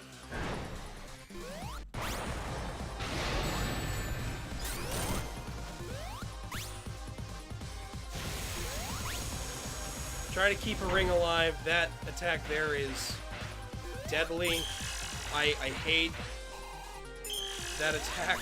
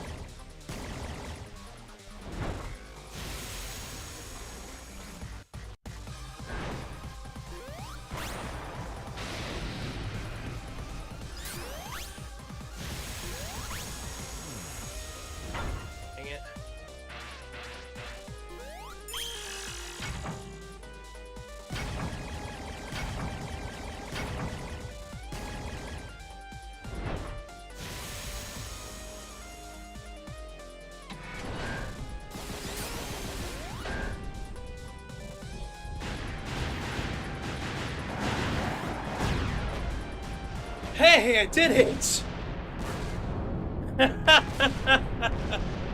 I just made that look really easy. That is annoyingly difficult. Oh, man. Oh, my Christ. Yeah, no! I hate that so much. That was starting to bug out, too. Phase 1 is a lot harder. I'm just glad we're done.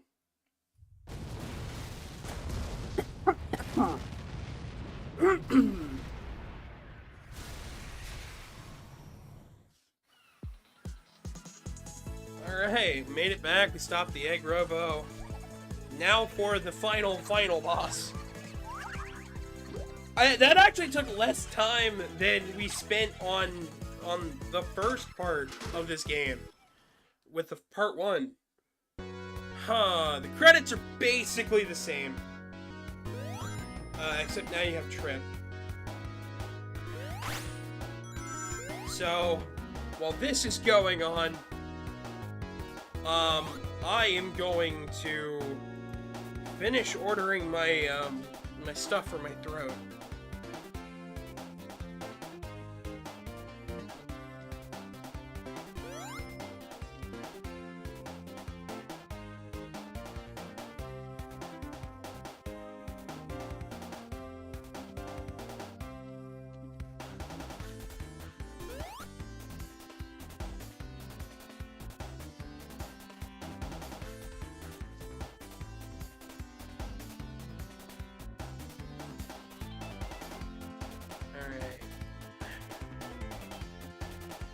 Yeah, no, so Trip Story is also the hardest part of this game. The next boss is annoying, but I'm glad they did it the way they did it. Because it doesn't just throw the player in, it throws the player into a different style of gameplay that they may not be used to yet. But at least you can do it as many times as you want, whenever you want. And you don't have to just, you know, do it right after doing that final boss. You can come back to it whenever you want. Which is nice.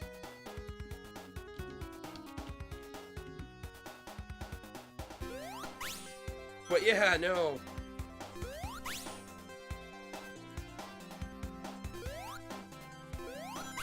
Very much worried that that was what it was gonna be.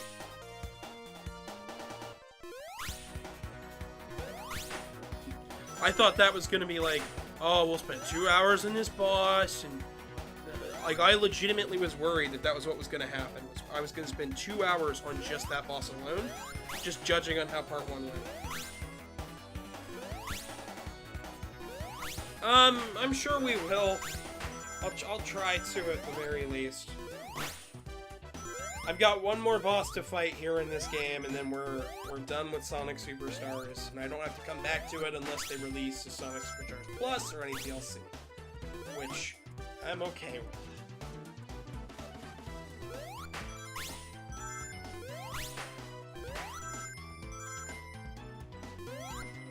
But if you want to blame people for music not sounding right, I know everybody picks on Yuji Naka because of, or no, Jun Senoi, not Yuji Naka. Yeah, we'll make fun of Yuji Naka too. But, Jun Senoi. But if you look at the musicians here in a bit, I believe that's coming up next. Maybe it was already passed. You can like see 6 or 7 names. And if you own the digital deluxe version, you can look at the mini soundtrack. You can hear the difference in quality between the music tracks used.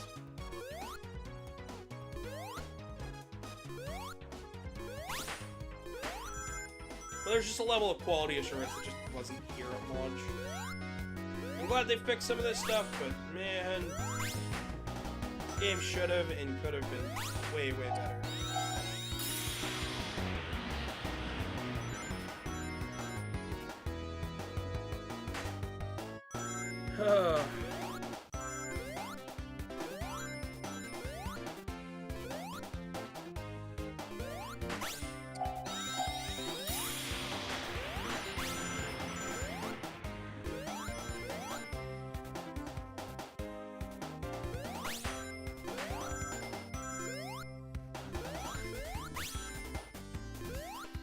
I'd put out a review or something, but every time I put out a review for a Sonic property lately, like, my review is invalid. I put out my Origins video, and then Origins Plus dropped. And then Plus came out, and I had my review for it, and then a week later, they had fixed nearly every problem I had with it. So then I started to script up another review, and then by the time I had that one written, they fixed even more problems, and I was like, okay, the game's just good now, we're done. So now I just don't write Sonic reviews. I just don't. With the way they're going to fix these games after release, I'm just like, yeah, no. Game's fine. They'll fix it. Which is not how I like being, because it should be right the first time. Ha ha ha.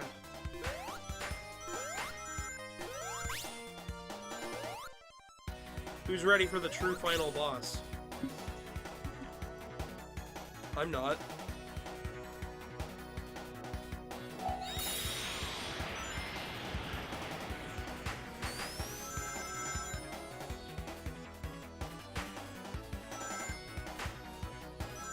Where am I on screen? There I am. I'm like, where am I at? Can't tell myself apart from all the clones. It's like Spider-Man, we got a clone saga.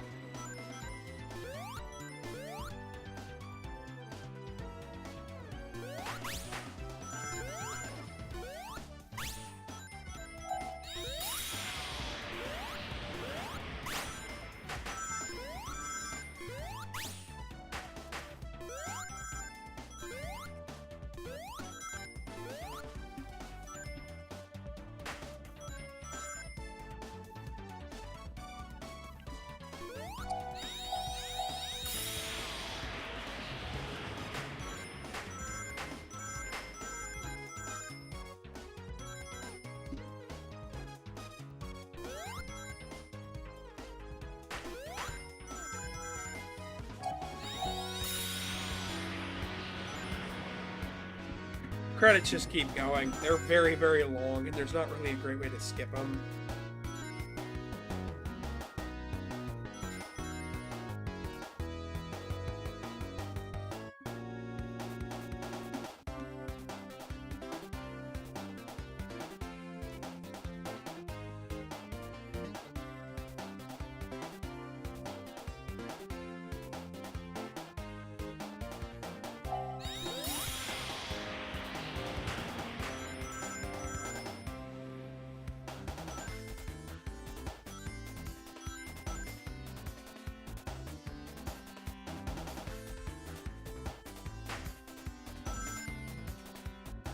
Alright. Luckily the final boss is nice and quick. I hope Karmic doesn't mind that I'm getting some stuff for my throat. I'm getting the cough drops I need, and the ginger ale, and also some pizza for dinner tonight because I haven't been to the grocery store yet. And don't feel like ordering out some frozen pizza. Not that big of a deal.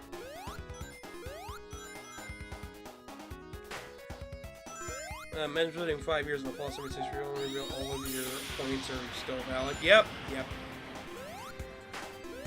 Well, that's the way, like, see, the thing is that game reviews should be written in order to help consumers better purchase a game. So when writing a review, you need to take a look at it from a newcomer's perspective. You need to take a look at it from a perspective of returning fans. You need to take it from a perspective of returning fans, new fans, and even some people who don't like the game as a whole, or the genre as a whole. So when writing a review, you need to come at it like a new thing each time. Which is something that I can't say for many reviewers. Like, One of the things that I've mentioned before on this channel is G4 reviews and IGN. G4 came out all of their reviews like it was a slog and a chore unless it met their criteria for mature enough game. So if it was Nintendo, bad review. If it was a Mega Man game, it was a slog to get through. If it was Sonic, it was glitchy and broken, and that was all it'll ever be. And that was essentially how they handle all the reviews. IGN handles it by, did you pay us for a review? Yes, then here's your score. If no, then we don't review it fairly, or we push it to the bottom of the page. Nowadays, most people don't listen to a lot of the reviews from what I can tell. Except for, like, Metacritic, where they look at the critic and the user score, generally. Which is okay. That's meant to be a compile and a log of everything. But I feel like a lot of reviews nowadays don't actually take into consideration the newcomer standpoint of returning fans, and also whether or not it's a good game on its own, without sequels or series being, you know, involved. Which is where I try to come in with a lot of my viewpoint is that I want to look at this game not just as a series, but as an individual package. And as an individual package, this game's okay, but it's not great.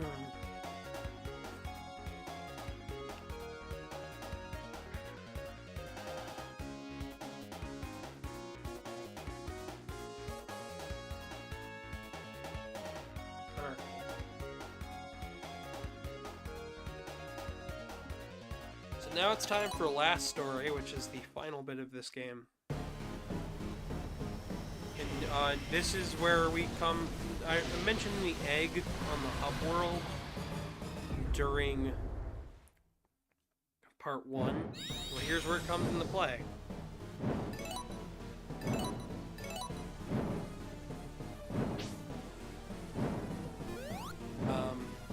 Last story.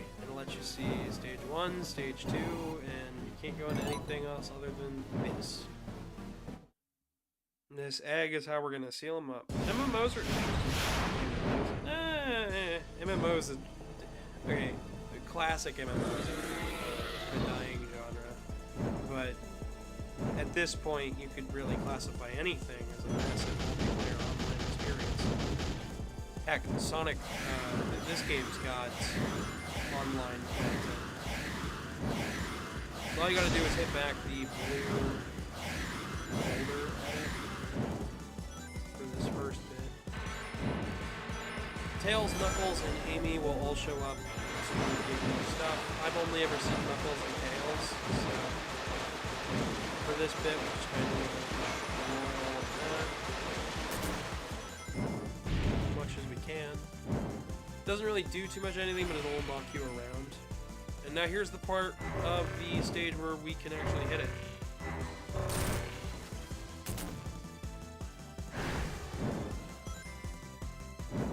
After it's done being hit, make sure to get the rings. We want as many rings as possible. In fact, rings are the most important part of this boss fight. If you are not collecting rings at all times, then you are going to fail the boss. Because there's a lot of moments where it sits still and you're constantly draining. It's very, very important to continually collect them.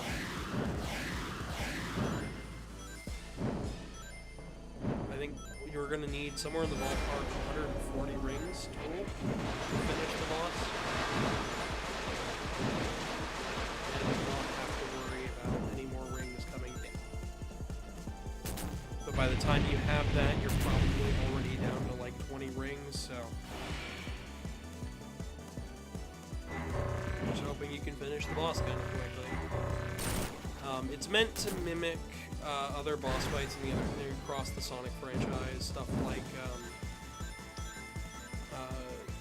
the Sonic Adventure 2 final boss fight, and of course Sonic 3 and Knuckles final boss fight.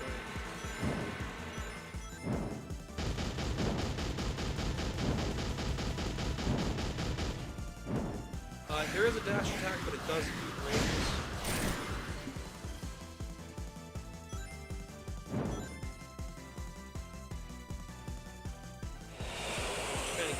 it's about you. Keep moving, keep collecting rings. Mostly just keep collecting rings. Oh, well, there's Knuckles. You touch them, you'll get extra rings.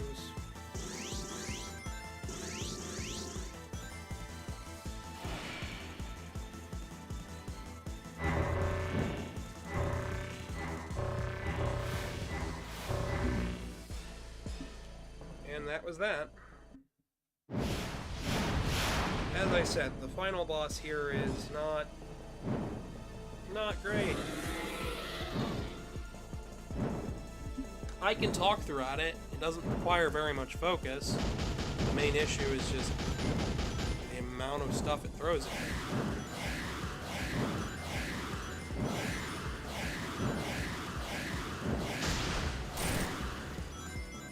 First hit. I believe we need 8 hits total on the boss. I could be mistaken, but...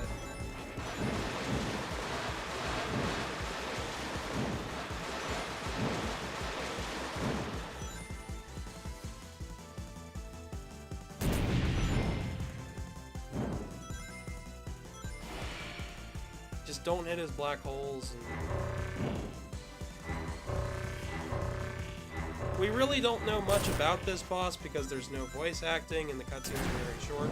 We just know that Eggman was after him and he has something to do with the Chaos Emeralds. And that's it. He's also probably related to Trip in some way, but we don't know that much because the game directors and stuff decided to not let Sonic talk.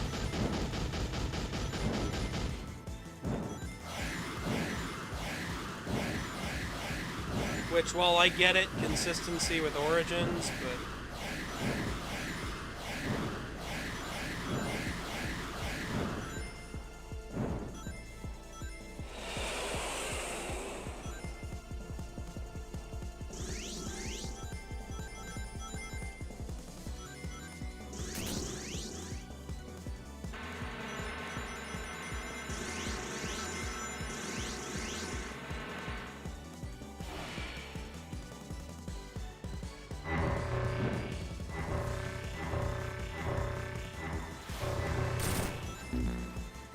dang it. 8 is such an arbitrary number. No, it's not. Because 8 is the general standard amount of hits that you need to kill a Sonic boss.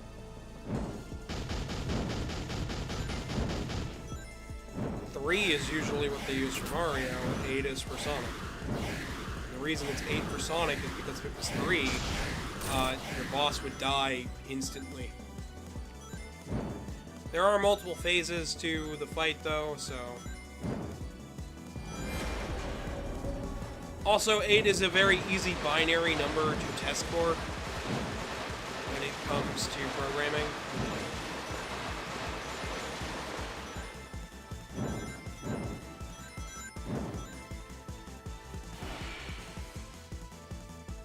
Most numbers are pretty easy to work with, but 8 is a nice solid number.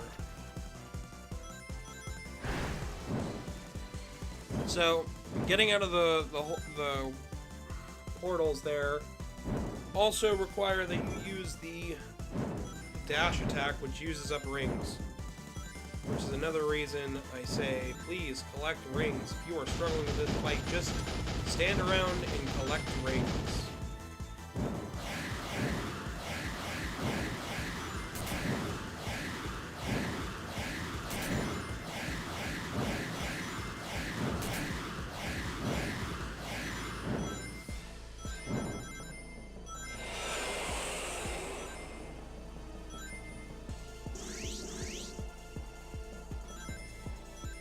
But I can also understand why this fight is considered the way it is amongst the fan base. Like, people really don't care for this final boss.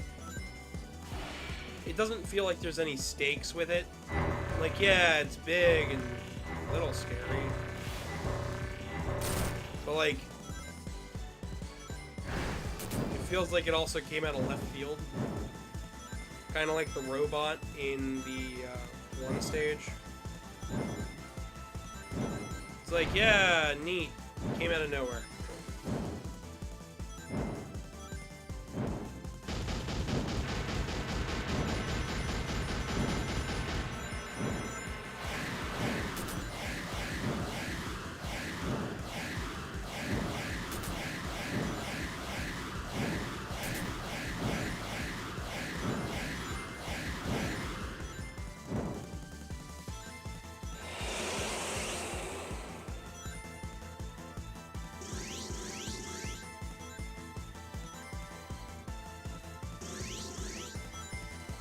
Sonic does have a light ring magnet though, so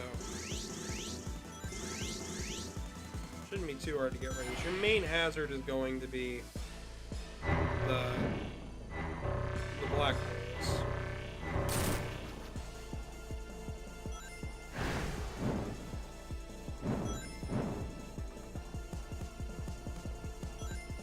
Well, yeah, because 3 hits isn't too bad for designing a boss.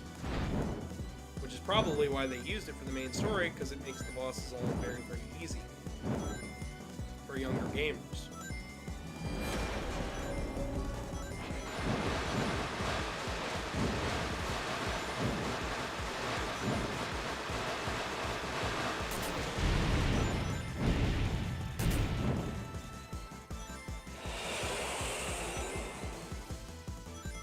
Because regardless of what people have said, Sonic Superstars is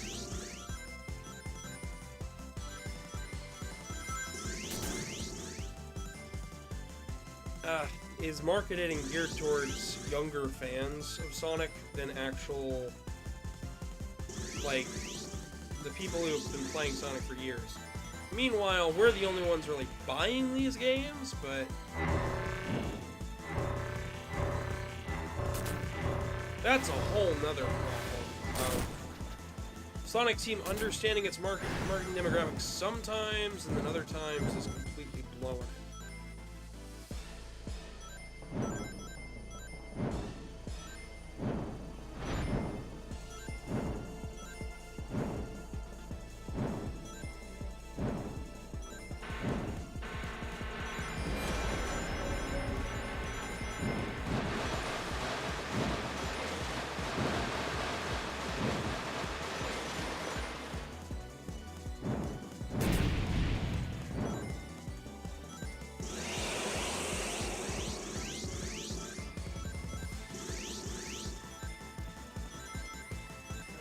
I'm less worried about avoiding the boss and more focused on collecting rings here.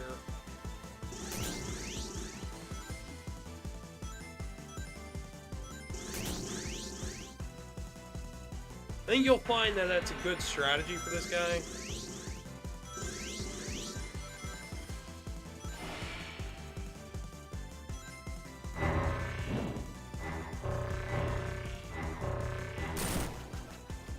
On to phase 2.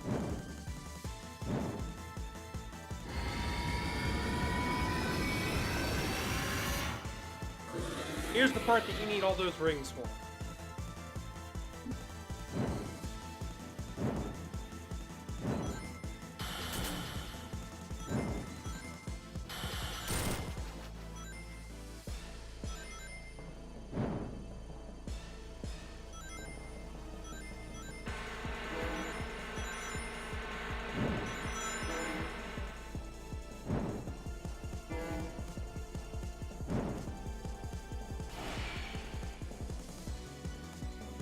It's a lot like the other phase.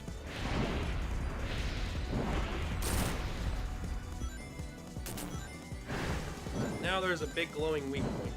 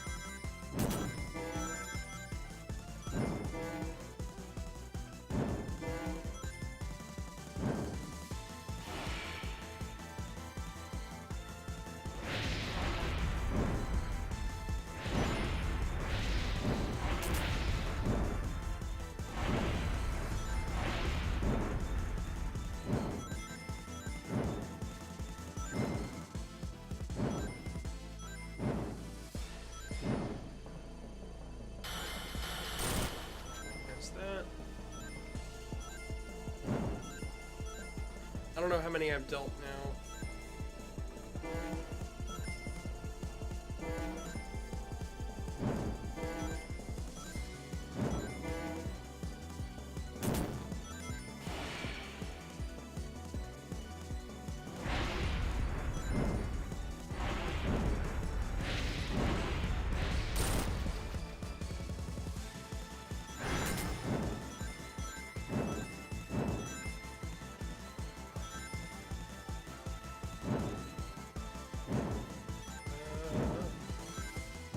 Tails or Knuckles swoop in here soon.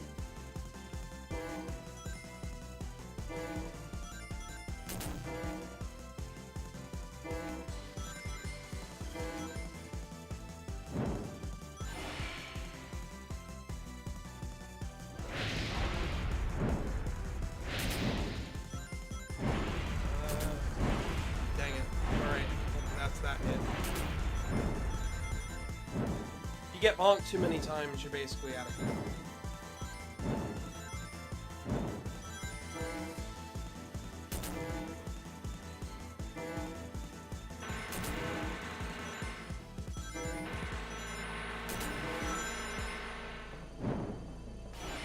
I will take that. Alright.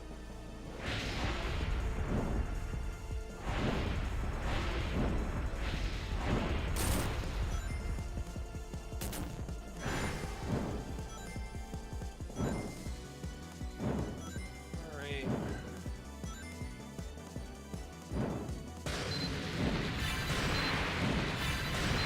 This is the worst part of the fight.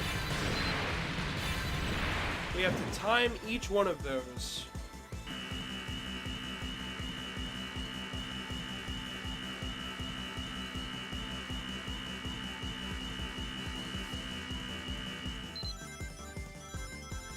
And I mistimed that last one.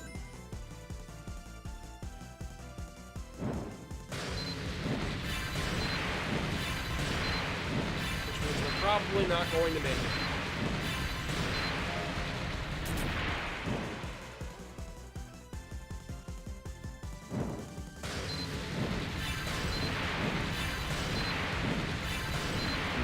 Yep. Which means I gotta start it all from the top.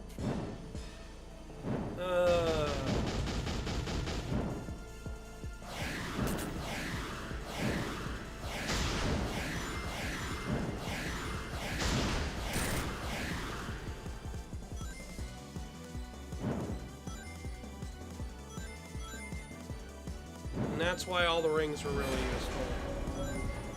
You basically just want to hit him as quickly as you can.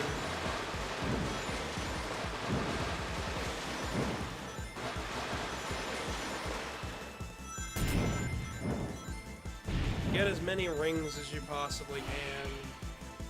Don't let him stay on screen for too long.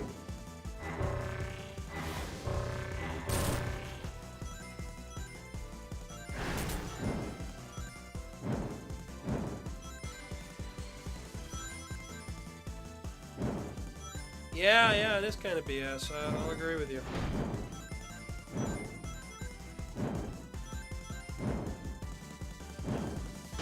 By the way, that was actually the last hit. I would have been done if I would have just not messed up the quick time event.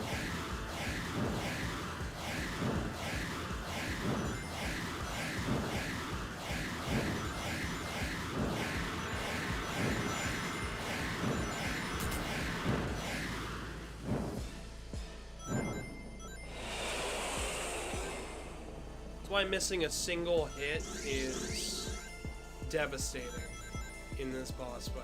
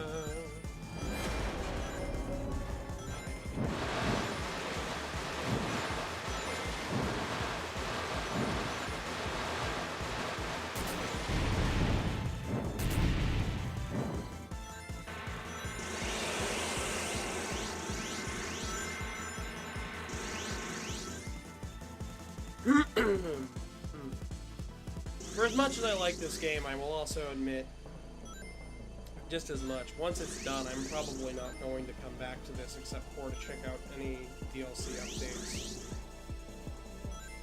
Just so I have an opinion on it for any future videos for people asking.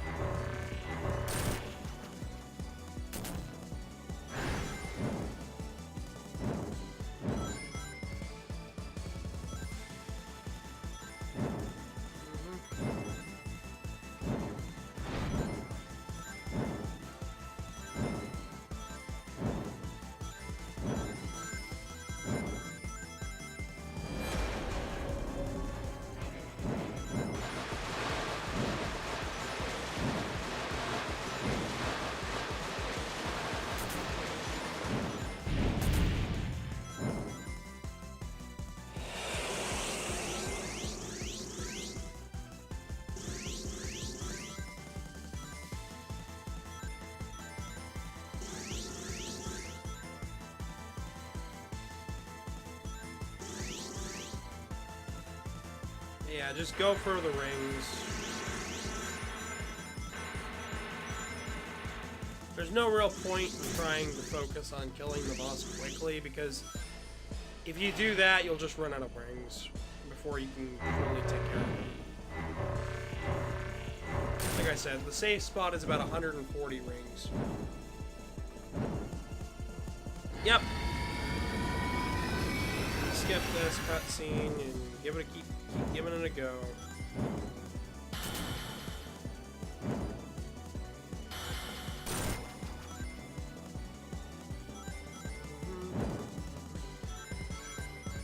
At least the music's alright.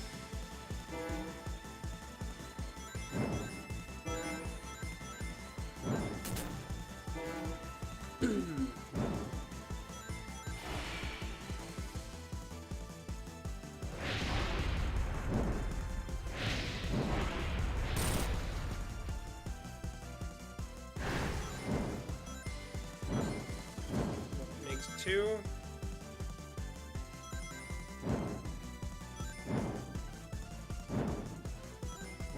Oh man, I'm sorry, this part of the video is gonna be so freaking boring for most people. I just hope it's a good guide for how to beat the bosses.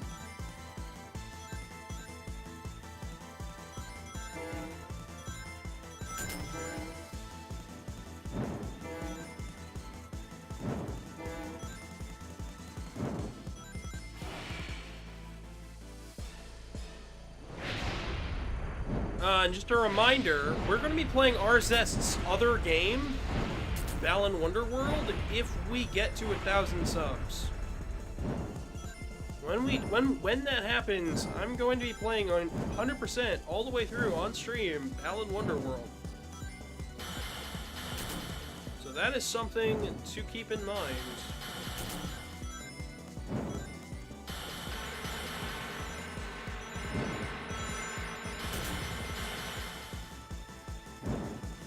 Spill the beans on Arzest as a whole when I do that stream.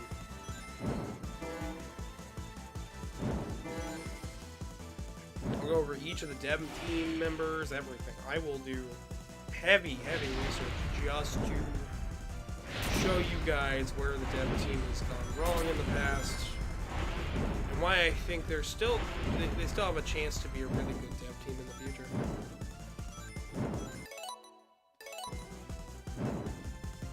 Yeah, the fireball attack is annoying.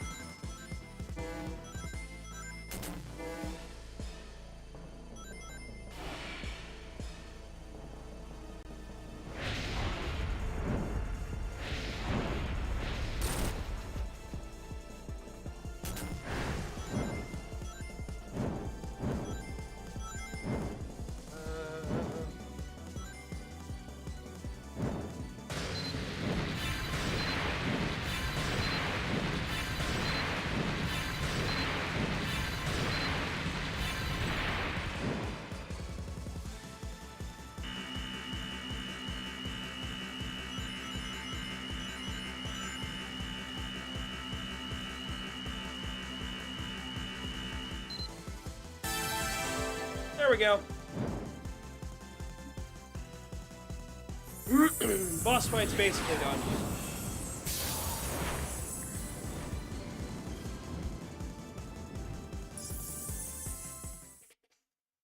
I beat Sonic Superstars on stream 100%. It only took 8 hours. And my drink's almost here too. Ooch. I'll check that one up to a win. My final thoughts on this game will come during the credits. I need a moment to just sit.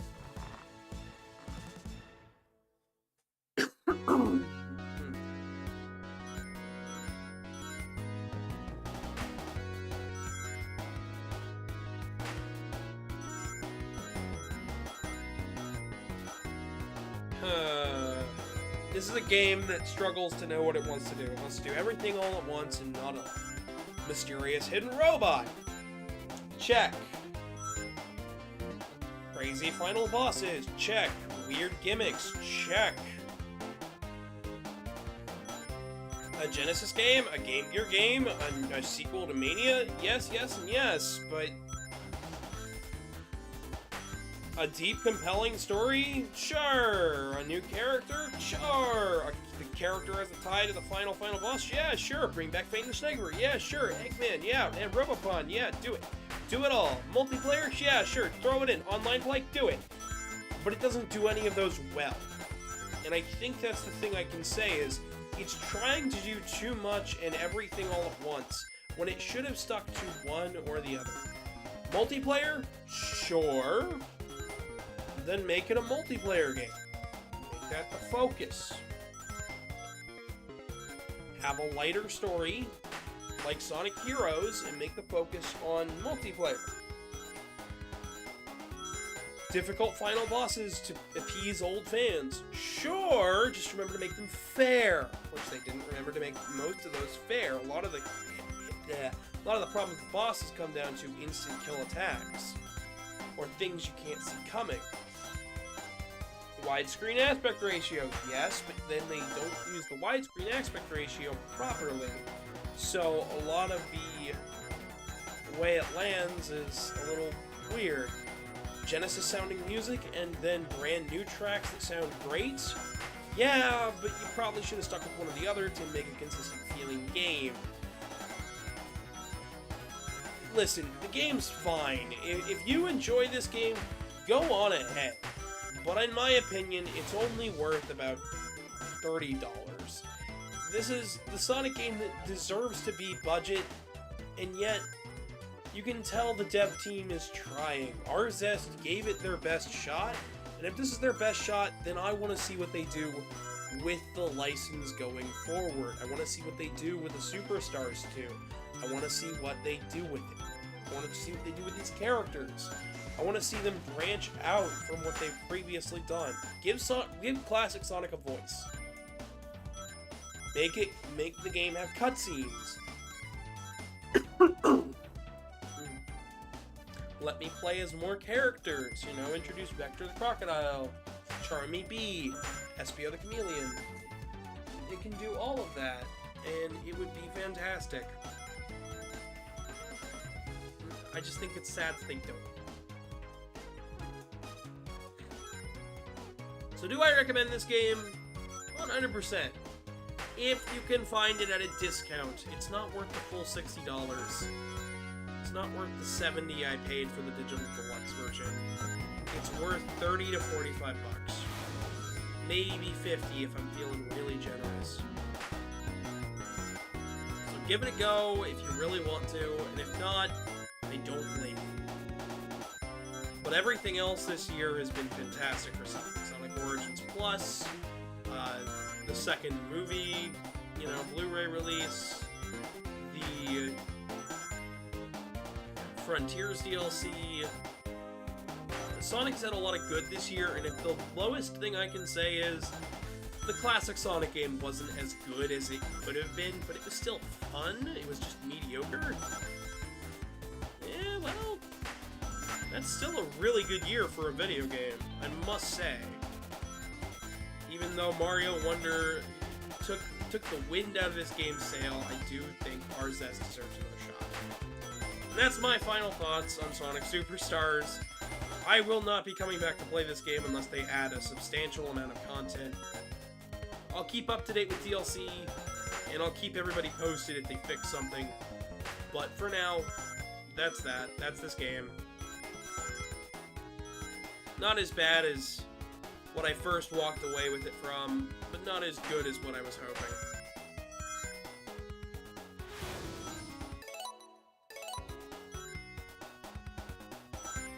Let's read chat.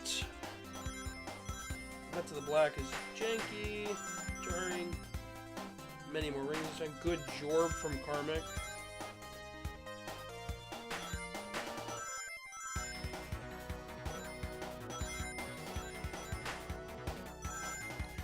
Foxo, no.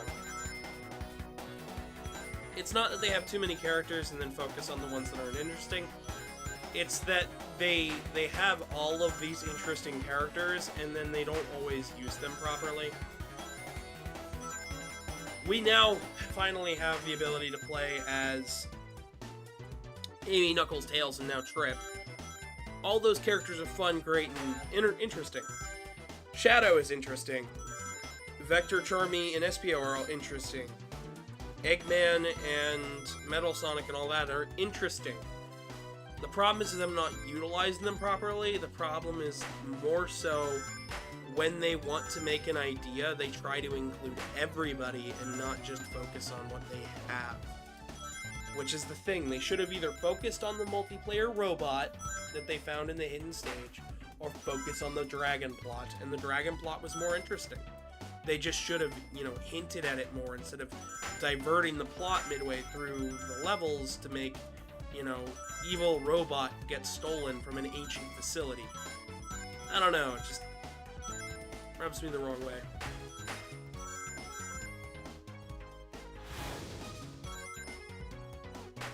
I'm just glad I can say that I'm finally done with Sonic Superstars.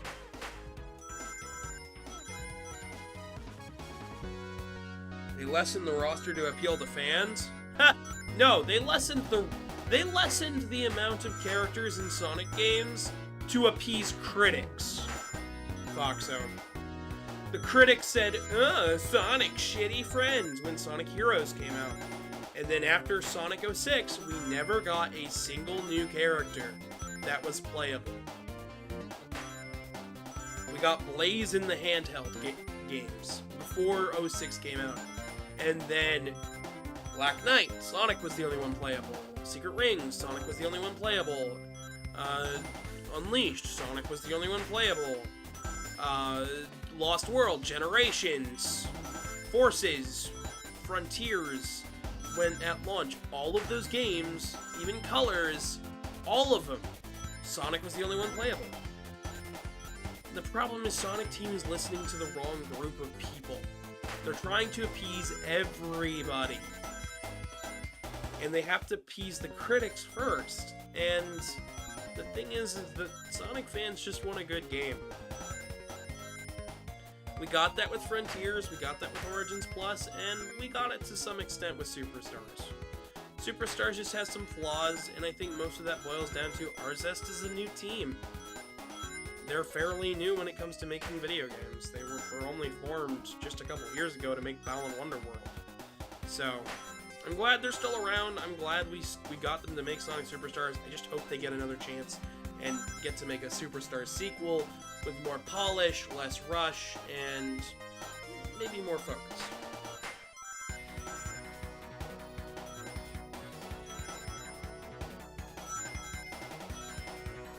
I also kind of wish the credits would stop, so I could finish today's stream. Now, in Unleashed, there were two characters, Sonic and Wild Sonic. You're funny, Fox and Sonic Wonderworld. Oh boy. Yeah, Sonic Dream Team is the next Sonic game I will be taking a look at. It's on Apple Arcade. You can play as Sonic, Tails, Knuckles, Amy, Rouge the Bat, and Cream the Rabbit. And I can't wait to have an opinion on that game. I've heard so much good stuff. I've heard good to mixed. I've not heard a single person say it's bad. So, looking forward to it.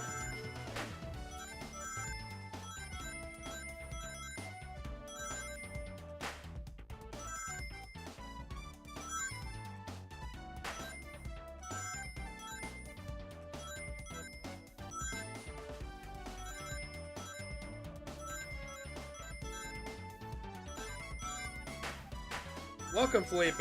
You just missed the whole game. It's all right. The whole thing is gonna be watchable at the end. You know, after it finishes processing and stuff. Part 1 is out. Part 2 is out. You can watch both of those. I'm sorry you missed it, Felipe.